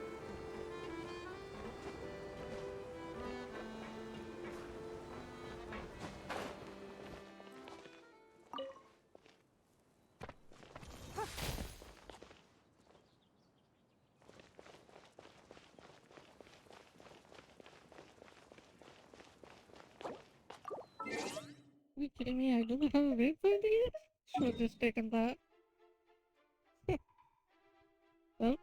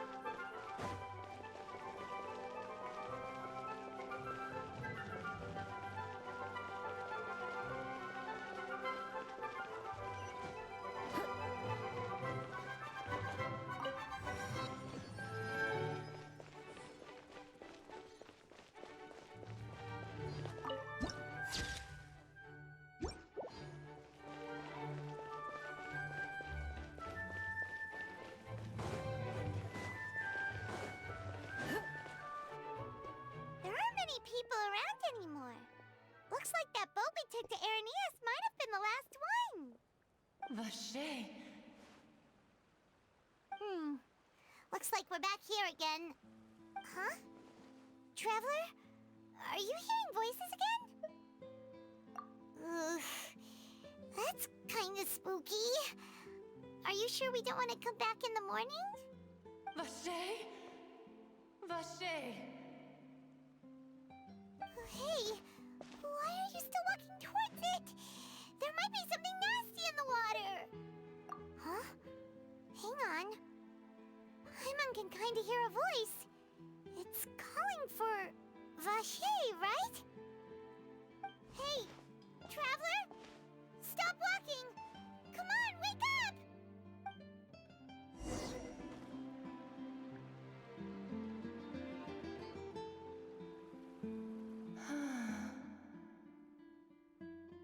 Vache, are you my dear Vache? No, wait. You seem to be someone else. Do you know Vache? Do you know where my love is? Wait. Who am I? I'm very sorry. I fear I do not know. My memories feel like they have been washed away like a flood. So many fragments dissolved amidst the tide, never to be recovered. How much have I lost? How many things that I once held dear while on land have I since forgotten? Yes, that is what I was once.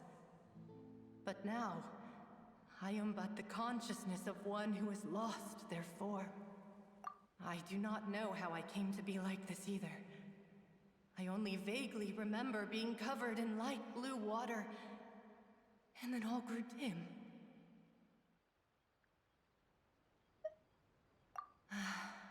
I also remember going to many places.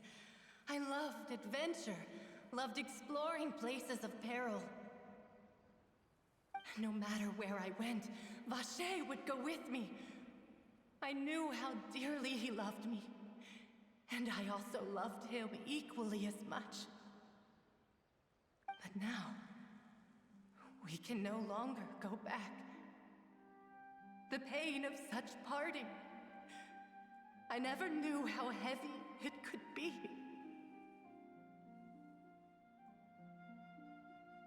No, our reunion no longer has any meaning.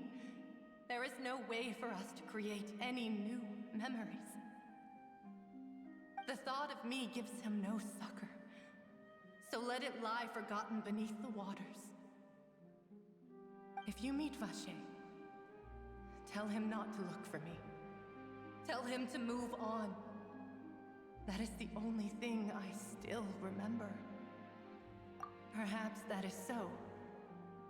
As I was submerged in the waters, losing consciousness, I saw Vacher above the surface. His eyes were filled with such sorrow, such longing. If only I could have comforted him, told him that I did not suffer. Indeed, I had felt a great warmth. Is that what you call it? Dissolving?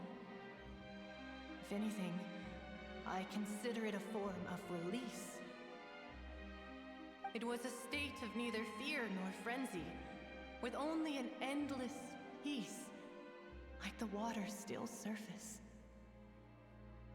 I could also liken it to being a thirsty person who drinks water for the first time, and only then sees how they have lived for so long in a world of endless want and anxiety. I think I hear your companion. It's time for you to go, I think. Farewell, then. I am glad that you were able to sense my presence. Remember, if you see Vacher, tell him not to seek me out any longer.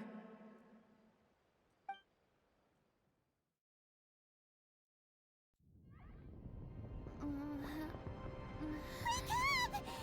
hurry! Navi is outnumbered!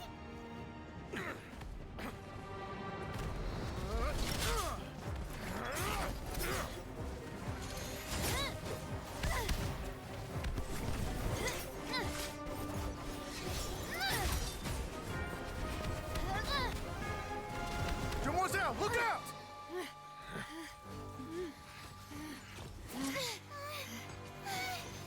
Dear God, it's a whole army of Gardamex.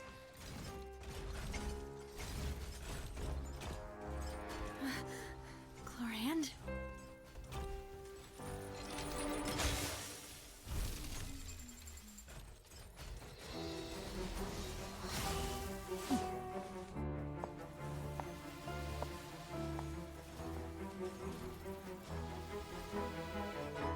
Quick, now's our chance!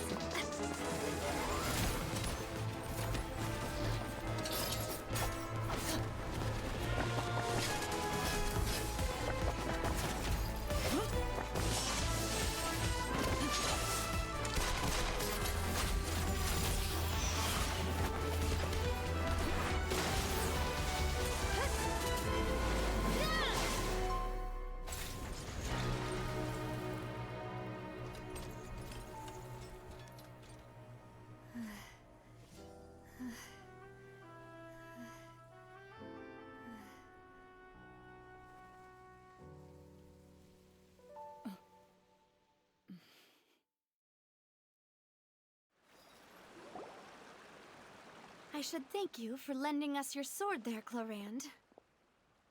But before I do so, could you explain how you managed to show up here? I followed you. It seemed to me that danger has followed you more closely as of late. I believe believe that following someone without their knowledge is actually called stalking, is it not? Mr. Callus's last wish was for me to ensure your safety, and I will not betray his trust. He would do the same, were he alive today. Do not speak of my father! Sorry, demoiselle. I was not strong enough. Thank you for your aid, Miss Clorand, but do keep an eye out for your manner of speech. I believe we all wish to avoid unnecessary emotional harm. Sorry, I did not consider your feelings. Whatever. What else do you know? How did you come to the conclusion that I'd be in grave danger? I doubt I know much more than you, but I believe that the mastermind behind the serial disappearances is very powerful. Your performance tonight will almost certainly attract their attention. Huh. I'm sure they've known about me. To be honest, I'm shocked it's taken them this long to act against me. And what about these Gardamex? I thought only those associated with a Maison Gardiennage could control them. None of these mecha have serial numbers. I was sure to check a moment ago.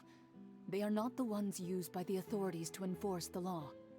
I can only conclude that some powerful or wealthy party must have obtained them via illegal means, deploying them as a private force of sorts. What? Your point being that they're out of Spina di Rosula's league, then? Yes. Be careful, and do not act rashly. I will continue investigating no matter what.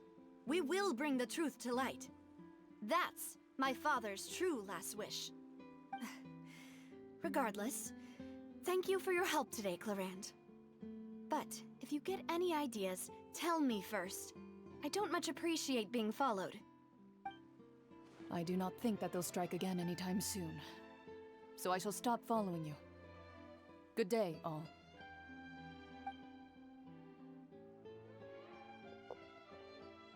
Right. I suppose that's the best news we've gotten today. Demoiselle, I believe that Miss Clorand was being sincere with you. If we tried, we could attempt to thaw relations a little. I know, she's... Oh,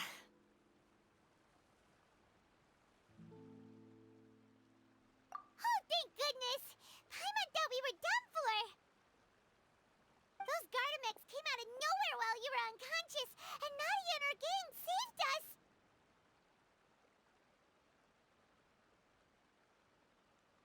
Oh, and there was that champion duelist named Clorand who came out to save us too! We got lucky there. Paimon probably couldn't have fought them off otherwise.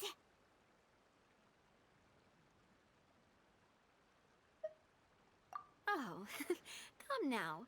Forget all that polite talk. That wasn't really a farewell meal we had back there. Not for me, anyway. In truth, I hope that every meal we have together shall be a victory feast. As such, we're still partners. There's no need to thank me. It will take 50 years for me to match Demoiselle's magnanimity. If it were me, I would have joined the Spina di Rosula on account of her goodwill long ago. All right, you two. That's enough. Actually, Navia, how did you know that we were in danger? You sure did show up in the nick of time. Well, to be honest, you're the one who tipped us off, Paimon. Huh? Really? Paimon contributed somehow? Ooh, Paimon's even more amazing than she thought! Yes, all thanks to you grabbing my drink by mistake. How did that help? After we parted ways, I was on the way back to one of our bases when I suddenly thought of what you said. That the Fanta tasted kind of salty and icky. Fanta only comes in sweet flavors, so how could it have tasted salty? The color of the drink, if I recall, had also been a bit off. So the Fanta had been spiked with water from the primordial sea? Yes. So, if you hadn't drunk that cup for me...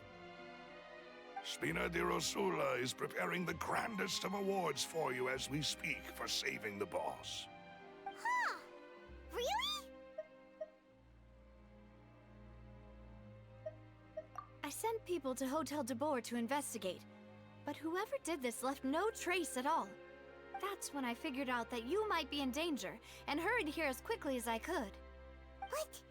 Why would they go after us too? All we did was defend Linny in court and help clear his name. Ugh, now we're caught up in this mess too, aren't we? Well, you did foil a plan that they were probably pretty proud of, and almost got their name in the process. Speaking of which, did anything strange happen when you drank the primordial seawater? Well, it can't be a coincidence that the traveler fainted just now. She said that she heard that voice calling for Vache again. Oh, and this time Paimon heard it too, but it was real faint. Does this situation have to do with the primordial seawater then? Does that mean the primordial seawater raises someone's sensitivity to hydro when it's used on people who are not from Fontaine? That doesn't sound like too much of a bad thing, to be honest. New intel? While you were out cold? Well, let's hear it, shall we? Oh, that is important. Vache. That name doesn't ring a bell. I suppose he hasn't stepped forward as a witness in court lately. Since he saw that young woman dissolve, he was at least at the crime scene. But he never gave testimony or any information regarding people dissolving in the primordial seawater. Could he? Yes, thank you. This is very important information indeed. We will continue to investigate. Oh, you mean you'll help us investigate? Well, you did say that our farewell meal didn't really count. That means we're still partners, right? And besides, we're in this now whether we like it or not. You're not gonna let those people who targeted us get off the hook so easily, are you, Traveler? Demoiselle, do try not to look quite so pleased. You are the face of Spina di Rosula, after all. You talk too much. Well, in that case, let's head back to one of our bases, shall we? I'll arrange accommodations for you. We also have some plans to go over, and hopefully we can deepen our bonds as partners. But we'll take that one step at a time, I guess. Don't worry, you two. With us around, our base is definitely secure.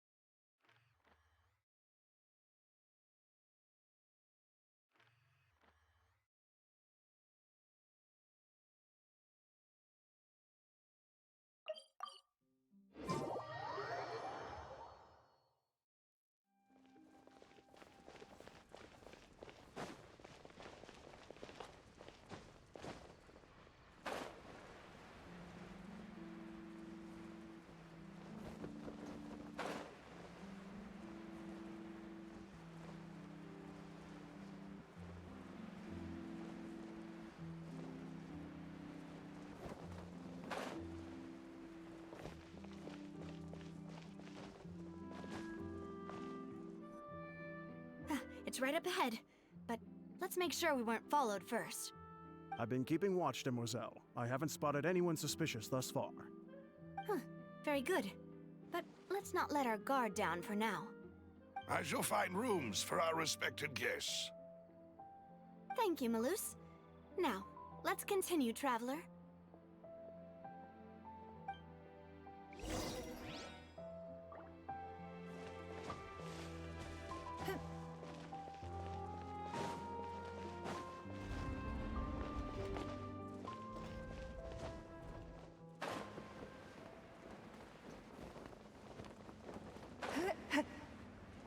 We're even going on the right path.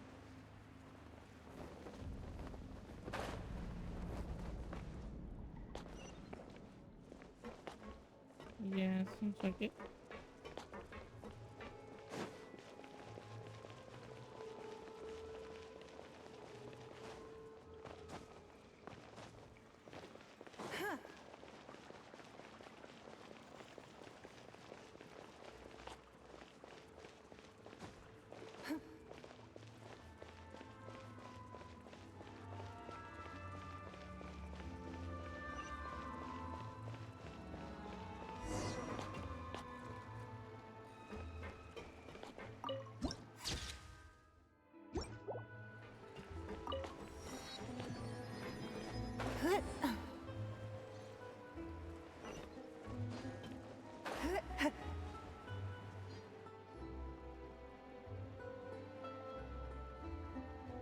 So, this is your base?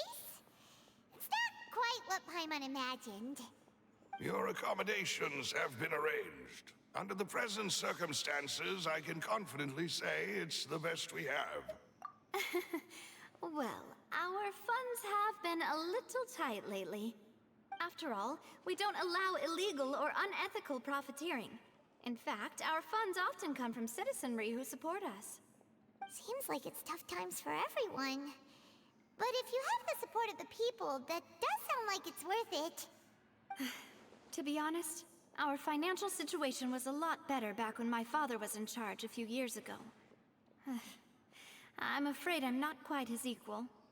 Your father... he was the previous boss of Spina di Rosula, right? How did he... Demoiselle, if you'll allow me to explain. No. I'll explain it myself. I suppose I couldn't run from this topic forever. And as partners, this is something I hope they can understand. My father's name is Callus. Yes, the same one they call Callus the Unfaithful in the streets. 3 years ago, he was accused of murdering his own friend. But he chose a duel to defend his honor instead of standing trial. He died in the duelist's ring. Oh no. But I do not believe my father was a murderer. I'm sure he was set up. At the time, I believed that if he only stood trial and was duly investigated, something amiss would crop up and prove his innocence. But strangely, he not only requested the duel himself, but rumor has it that even after being seriously injured, to the point where he could be deemed as having lost the duel, he refused to surrender, determined to die in the arena. 3 years later, I still don't understand why he did that. How could he protect his honor if he's dead? If anything, he gave up his chance to defend himself. The closest piece of info I have is that my father had been investigating the serial disappearances case at the time of his death. Ah, so that's why you're so determined to get to the bottom of that case. That's right. I've also tried to investigate the murder my father was implicated in, but I haven't found a single new clue in my countless reviews of the investigation records. However, I believe that if the murder case is related to those behind the disappearances, they must know something. I must know what really happened. Was my father coerced? Framed? Even if he really did kill his friend, I must get to the truth. If only he'd been more open with me when he was still alive. He even hid the fact that my mother died due to complications when giving birth to me. And now, here I am investigating his death. You really are a handful. Demoiselle, please. If there is anything I can do, anything at all. I also will never believe that Master Callus murdered anyone. There are none whom I respect more than the two of you, Demoiselle. Master Callus did so much good in life, yet all it took was one murder case for him to be dubbed Callus the Unfaithful. Even our supporters decreased greatly due to that incident, hence our strained finances at present. Wait, if Callus was such a good man, wouldn't people at least be a little suspicious when he was accused? No. Perhaps people just revel in that kind of drama. It's not something exclusive to people from Fontaine, really. Everyone's like that. People love watching the evil turn over a new leaf, but they also enjoy watching good people fall into an abyss from one slip-up just as much. But how could... never mind. If Callus was really falsely accused, we have to find the truth. He didn't deserve to have that happen to him. There is one other thing. Master Callus's opponent in the duel was Ms. Clorand. Oh, her? Well, then, isn't that as good as saying that she was the one who killed him? Yeah, that's not the sort of thing that you can just let go and move on from. Ms. Clorand has always placed great emphasis on the honorable nature of the duel. If her opponent doesn't yield, she will not stop either. She knew Master Callus beforehand and greatly respected him, but seeing how he was resolute in the arena, there was only ever one choice she could have made. It's not that I don't understand her at all, but I just can't deal with this yet. Don't worry, Navia. Paimon knows how you feel. You don't have to force yourself to do that.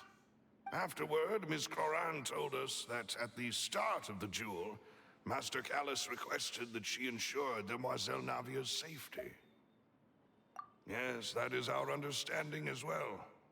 Oh, Papa. What madness drove you to ask the person who killed you to take care of me? All right, anyway, that's the information I wanted to share with you. Even if it did sound like I was just complaining towards the end. Thanks. You two should go and rest. This was quite a day after all. Yeah, Paimon's feet. Please, relax and get some sleep. We will ensure you rest soundly.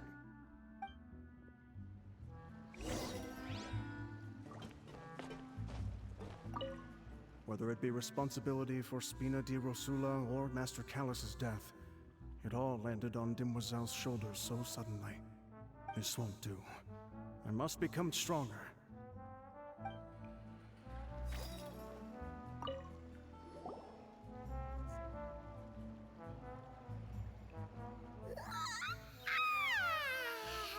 Paimon slept so well. This place feels almost too safe. Huh? Navia? Where did the other two go? I sent them back to Poisson. It's Spina de Rosula's place of origin, and where we have our headquarters. There's not much for them to do here at the moment. Paimon gets the feeling that you're just trying to get them off your back. But never mind that. When did you get back? Were you waiting here the whole time? No, I just returned after going out for a while. I did some investigating yesterday regarding the name Vacher. Wait, so you didn't sleep at all? How could I after having such critical new evidence appear? Guess Paimon wasn't speaking for everyone just now, huh? Unfortunately, this name seems to have been wiped from existence. It doesn't seem to have a match anywhere. I suspect that those behind this have already taken steps to hinder an investigation from this angle. But that does prove that this Vacher person is a key witness in the incident. Does that mean we're too late, though? No. There is one ray of hope. One place in Fontaine that they would find almost impossible to threaten, no matter how much they wanted to. And that is the archives kept by Chief Justice Neuvillette. A place where detailed files on all the cases in recent years are kept. If the Oceanid you met is one of the young women who went missing recently, we should be able to find some related information there. So Neuvillette maintains an archive of case files? Whew. Guess that's the hard-working Chief Justice for you. In that case, let's go talk to him, shall we? Aren't you coming along, Navia? Did you get tired? No, it's nothing. Let's go see the Honorable Chief Justice.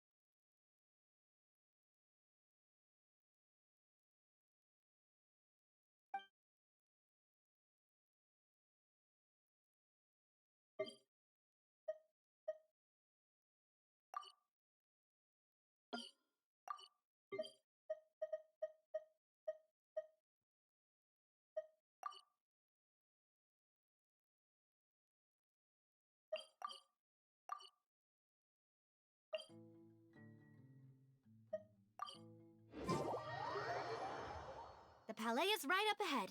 Come on.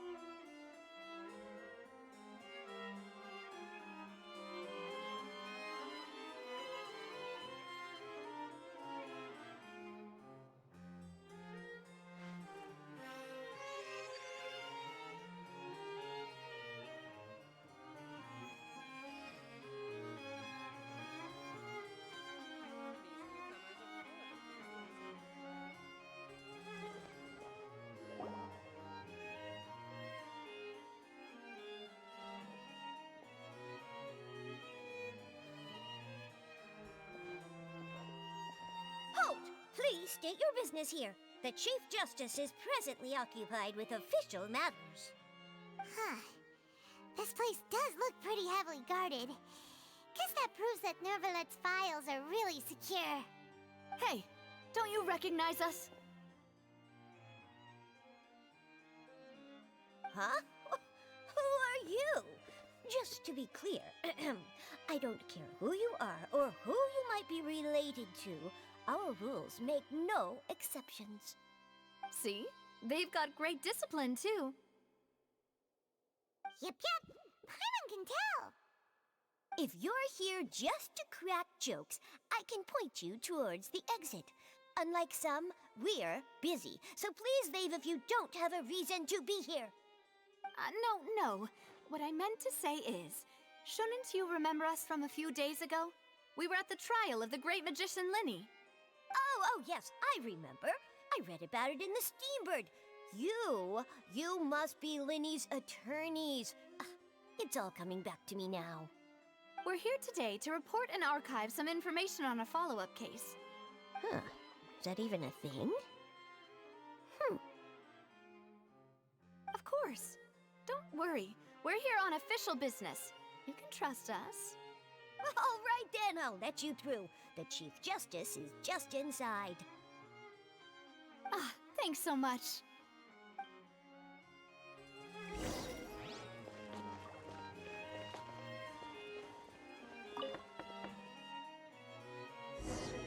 Please come in.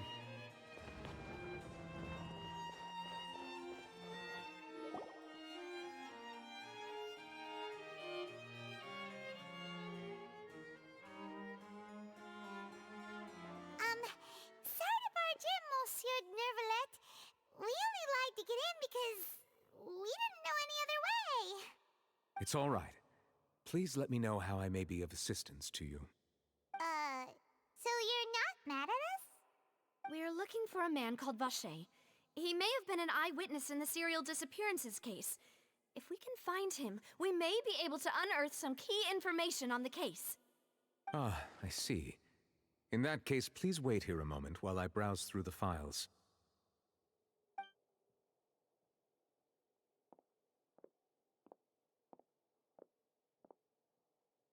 Who knew that Nervalet would be so easy to talk to?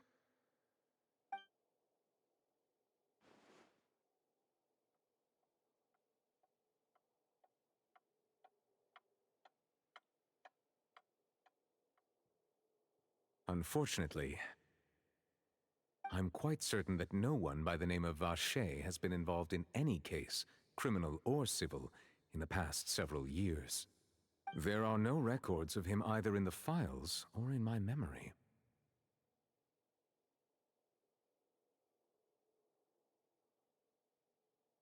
Traveler, what if it was really just a dream?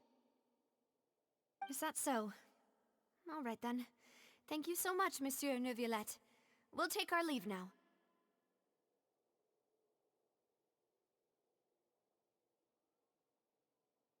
Ahem.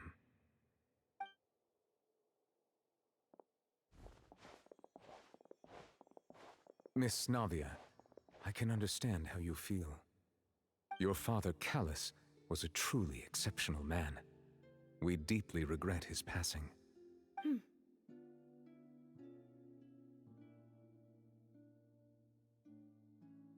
And what are you trying to say, Monsieur Neuvillette? Are you trying to console me? Extend your sympathy? Or just express some tendril of regret? No. You are not trying to do any of that. I can hear it in your voice. There's no emotion behind your words. You only said those things because you felt like you should.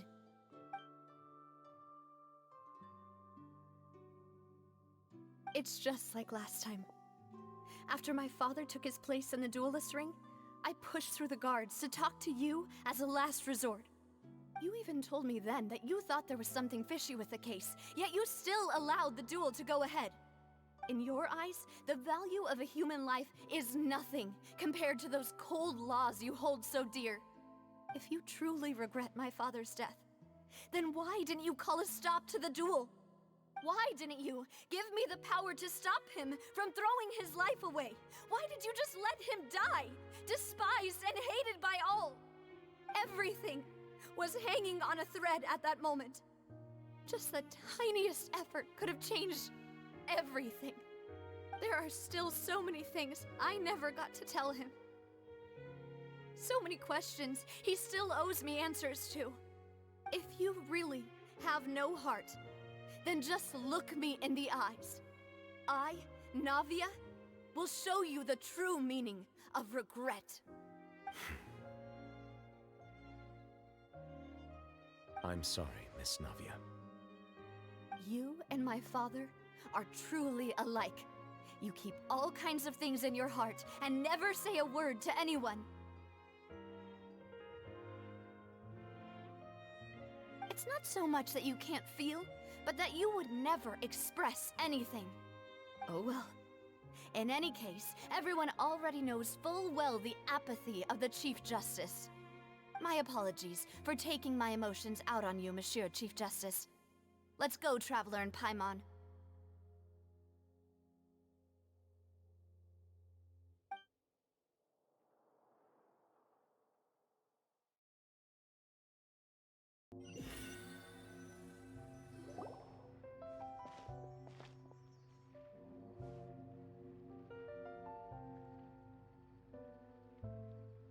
Navia, are you okay? I'm fine.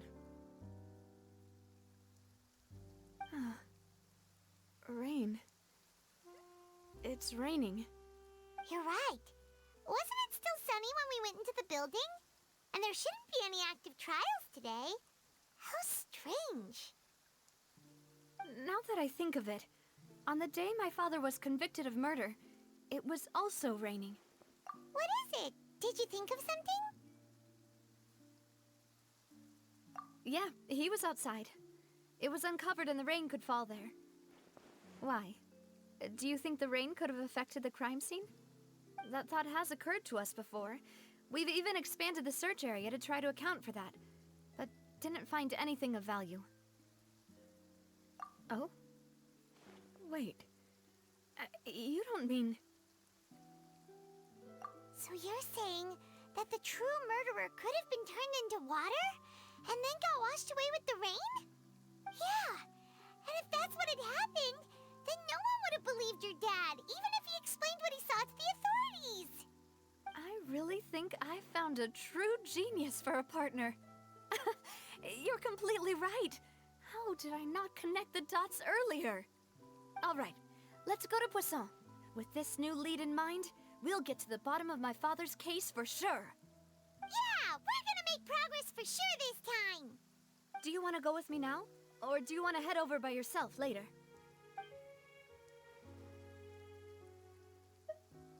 Great. Let's go then.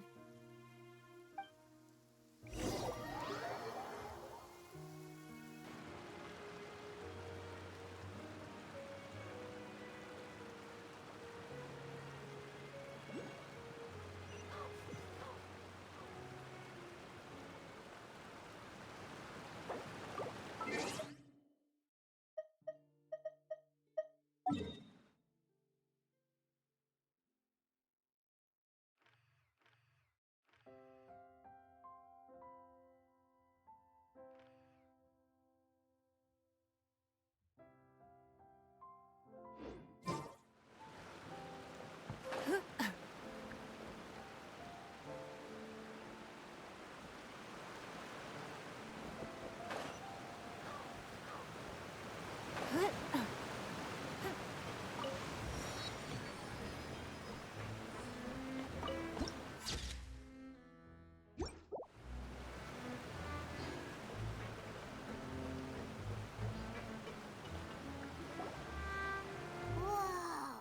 What a huge ship! Why would a ship be anchored at a place like this? There's no need to be so surprised. While it may look like a ship, it's actually Spina di Rosula's headquarters. My father was the one who asked for it to be built like this. Perhaps our taste in exterior design is the only thing we occasionally had in common. A gigantic and glamorous ship embodies discovery, opportunity, ambition, and conquest. It symbolizes Spina di Rosula's bright and limitless future.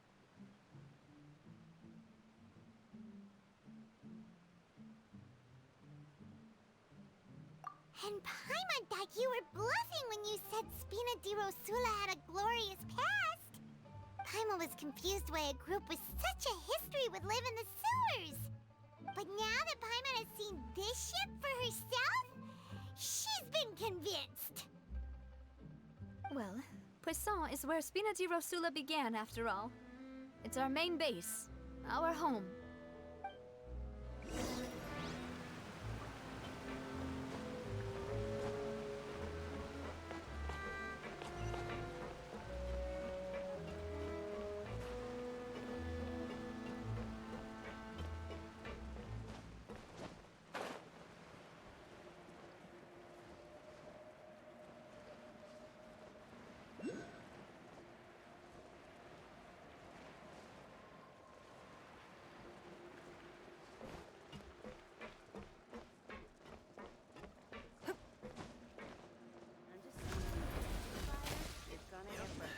They might have it, good for a while, but it ain't gonna last.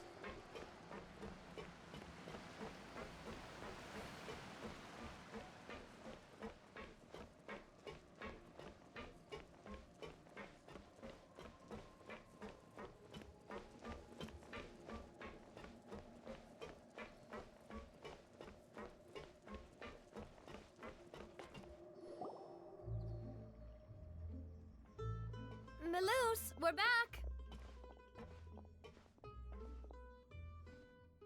Apologies for the wait, demoiselle, and our most important partners. You said before that you still had some business at the court. What brings you back to Poisson so quickly? About that. It's because my partner here reminded me of something really important. You see, what if my father's case had something to do with water from the primordial sea? You still remember, right, Melus? On that night, it was raining? Yes, the case was quite similar to that of Mr. Linney's. Both were what you'd call impossible murders. Could you tell us a bit more about what happened before? Yeah, of course. Many years ago, something called synth began to gain popularity in Poisson. At a glance, it was a kind of drink that could excite your mood and produce many pleasant hallucinations. Wait! Didn't that guard guy who turned into water also mention that the primordial water could be used to produce some kind of potion? Yes, he did. Considering what we know now, it's almost certain that synth is created using water from the primordial sea. If you drink synth for an extended amount of time, you'll suffer many side effects, such as losing the ability to focus or control your emotions. And if you were to stop drinking it completely, you'll experience flashes of paranoia and anxiety while lacking energy to do anything. It's an extremely dangerous substance. As he oversaw Poisson, my father was compelled to put a stop to synth abuse and called for a complete ban of it. Boss's uncompromising attitude incurred the synth vendor's wrath, but no matter how much they threatened or bribed him, he refused to yield. Not only that, Boss became determined to find the mastermind behind the synth operation and put an end to the problem once and for all. Yes, but the enemy was very cunning. So he could never get anything out of the dealers, all of whom only sold the stuff and weren't privy to the rest of the operation. Recognizing that, my father decided to contact the dealers in secret and cultivate personal relationships with them. Finally, he was able to convince someone to become his informant. The man's name was Jacques. He felt greatly ashamed about his work after seeing many families destroyed by synth abuse. That night, my father hosted a banquet at his countryside estate.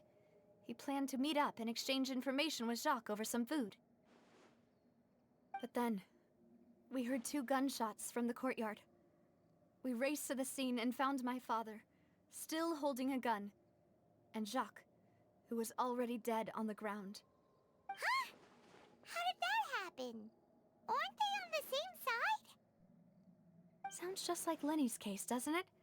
In both cases, the culprit seemed obvious, but neither appeared to have any motive at all. Looking back on it, though, I now believe the most important clue was something we all overlooked at the time. There were pieces of clothing left at the scene. Precisely.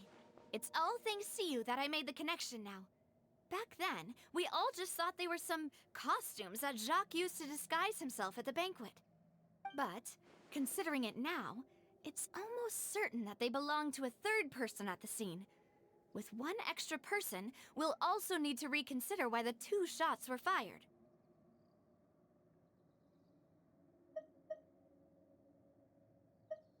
You're right. We still don't know what happened. But my intuition tells me that we're on the right track to figuring it all out. I'm finally headed towards the truth. Jacques was an empathetic man who was infinitely remorseful for his past actions. It's unlikely that he turned on Boss with 0 warning. I think this third person is probably the key to the full truth. On that note, however, even though this will not please you, demoiselle, as your and your father's butler, I must still offer a word of warning. Our opponent is insidious and cruel. They are extremely difficult to deal with, and Boss has already lost his life trying to bring them to justice. Even though Spina de Rosula has lost most of its former glory, Poisson has welcomed a new time of peace, and we have been allowed to live out our lives. There is no need to follow your father's path. It would be both wise and in line with Boss's wishes to step back and give up on the case. If that's indeed what he wished for, then he should have told me that himself. Was I not the closest person to him? And yet, I was the one most kept in the dark. What was the point of him dying without sharing any of the secrets he knew? Did he manage to protect anything in the end? Synth is still here. Callus the Unfaithful is still his epithet. And Spina di Rosula is barely getting by. Nothing has changed. Did he think I'd just accept his meaningless death and live out my life just as meaninglessly? I've never accepted that, ever. Not since that day, and certainly not now. I want to find out the real answer for everyone's sake. For the missing girls, for the victims, and for myself. Navia. This is indeed the best moment to act. Your partner appears to be quite reliable, and more importantly, demoiselle, I think you're also ready to take this on. So you do know something else, Maloose? Yes, I do. In fact, even before that banquet, Boss already knew of the connection between Synth and the serial disappearances case.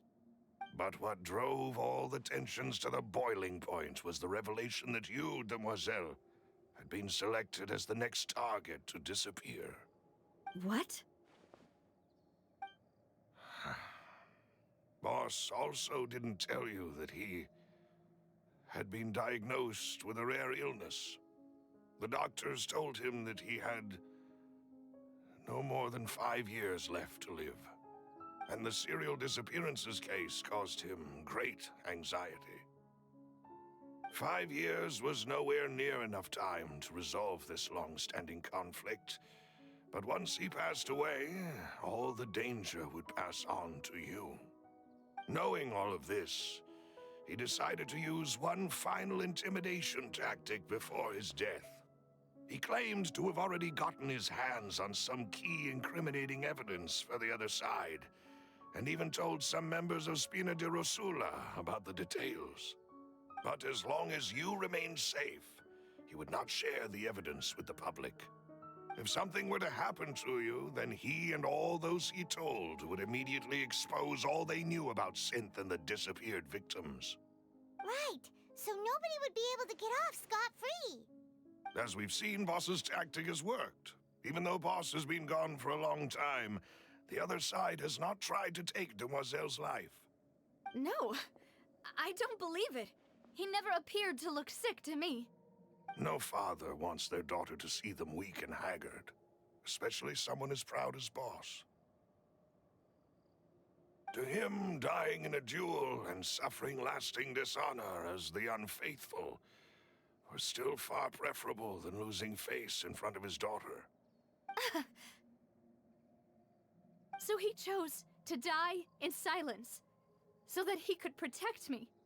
I'm afraid you're not understanding this correctly, Demoiselle. What Boss wanted to hand to you was not a parasol, but a sword. If Boss's spirit could hear you telling me that you want to find the answer for the sake of everyone involved, I'm sure he'd be extremely proud. That fool. Couldn't he have just given it to me straight? No. He might have set up everything precisely because he never thought I'd be able to understand him. Is that the amount of confidence he had in me? And what if I was never able to make it to where I am now? Yeah. I suppose that's true. With the way he'd set things up, if I had wanted, I could have just lived out my life without a care in the world. But thankfully, he rarely talked to me about complex matters, and thus understood little of me as a person. In this case, he really didn't need to give me an easy way out. Malus, what was the key evidence that he shared with you? It's the location where Synth is produced. Essentially, it's the enemy's headquarters. When he was threatening the enemy, Boss didn't share the specifics of the incriminating evidence he found. But if you want to use it against the enemy, you'll still have to take several things into consideration. Why? If we know where the place is, can't we just go storming in? You mustn't forget that we're fighting against a mysterious and dangerous organization that's been in operation for decades. There's no telling what might be lying in wait at their headquarters. We also have no idea what kind of evidence we may be able to find inside, nor what people we may be able to capture. But a single visit to their headquarters would be tantamount to a formal declaration of war. The worst case would be that we leave empty-handed, but also open ourselves up to full retaliation. Then, in that case, why not work with the Fontaine authorities? Well, you saw one of them dissolve during Mr. Linney's case. We have no idea just how thoroughly they may have been infiltrated. Huh. That's true. Seems my father really had no choice. But things are different now. It should be a lot easier to prove the other side's guilt, now that we've connected Synth with the disappearances case. You sound like you've put a lot of thought into this, Malus. I am the butler, after all. I live but to serve the boss and Demoiselle's will. I've always been willing to take on any kind of risk for your sake. But considering my relative lack of ability, I've spent my time keeping secrets, performing basic investigations, and waiting for the right time to come. Thank you for all of that, Malus. Have you discovered anything new in the past few years? Let me think. One conclusion I came to was that the enemy must be quite familiar with Spina di Rosula, or at least have an informant planted here. When I announced orders to the organization's members on Demoiselle's behalf, I used to deliberately keep a few people in the dark and observe the reactions of the synth vendors. If the vendors didn't change their plans, then the individuals informed of our orders must be innocent. If the vendors packed up and fled, however, then someone must have given them the news. After several rounds of testing and investigative tracing, I've narrowed the suspect list down to 3 people. The first is Florent, Spina di Rosula's senior advisor. Huh? Florent? Yes, surprising, isn't it? He was one of the people Boss trusted the most, which also means that he was someone who understood Boss really well. Thanks to his position within Boss's innermost circle, he always knew our upcoming plans and could thus avoid capture this whole time. There's someone else like him too. Marcel, the head of Confrérie of Cabrières. Uncle Marcel. It's a guild in Poisson.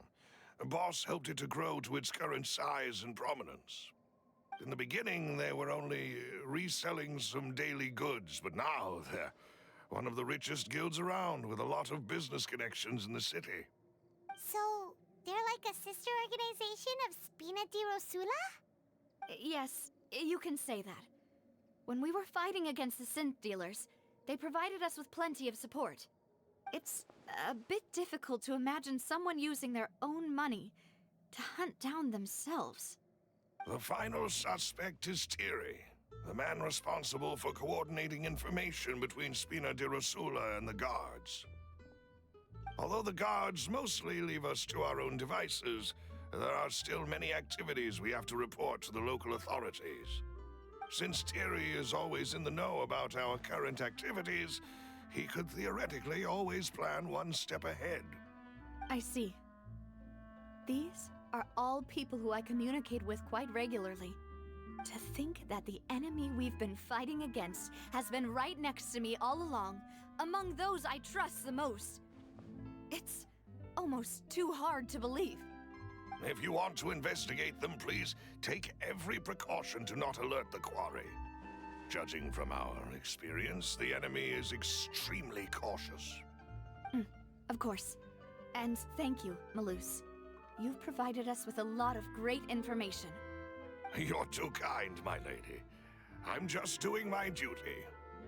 And before I forget, proving Boss's innocence would also mean clearing him of blame in Jacques' death. After that incident, Jacques' wife and daughter were taken into the Spina's care.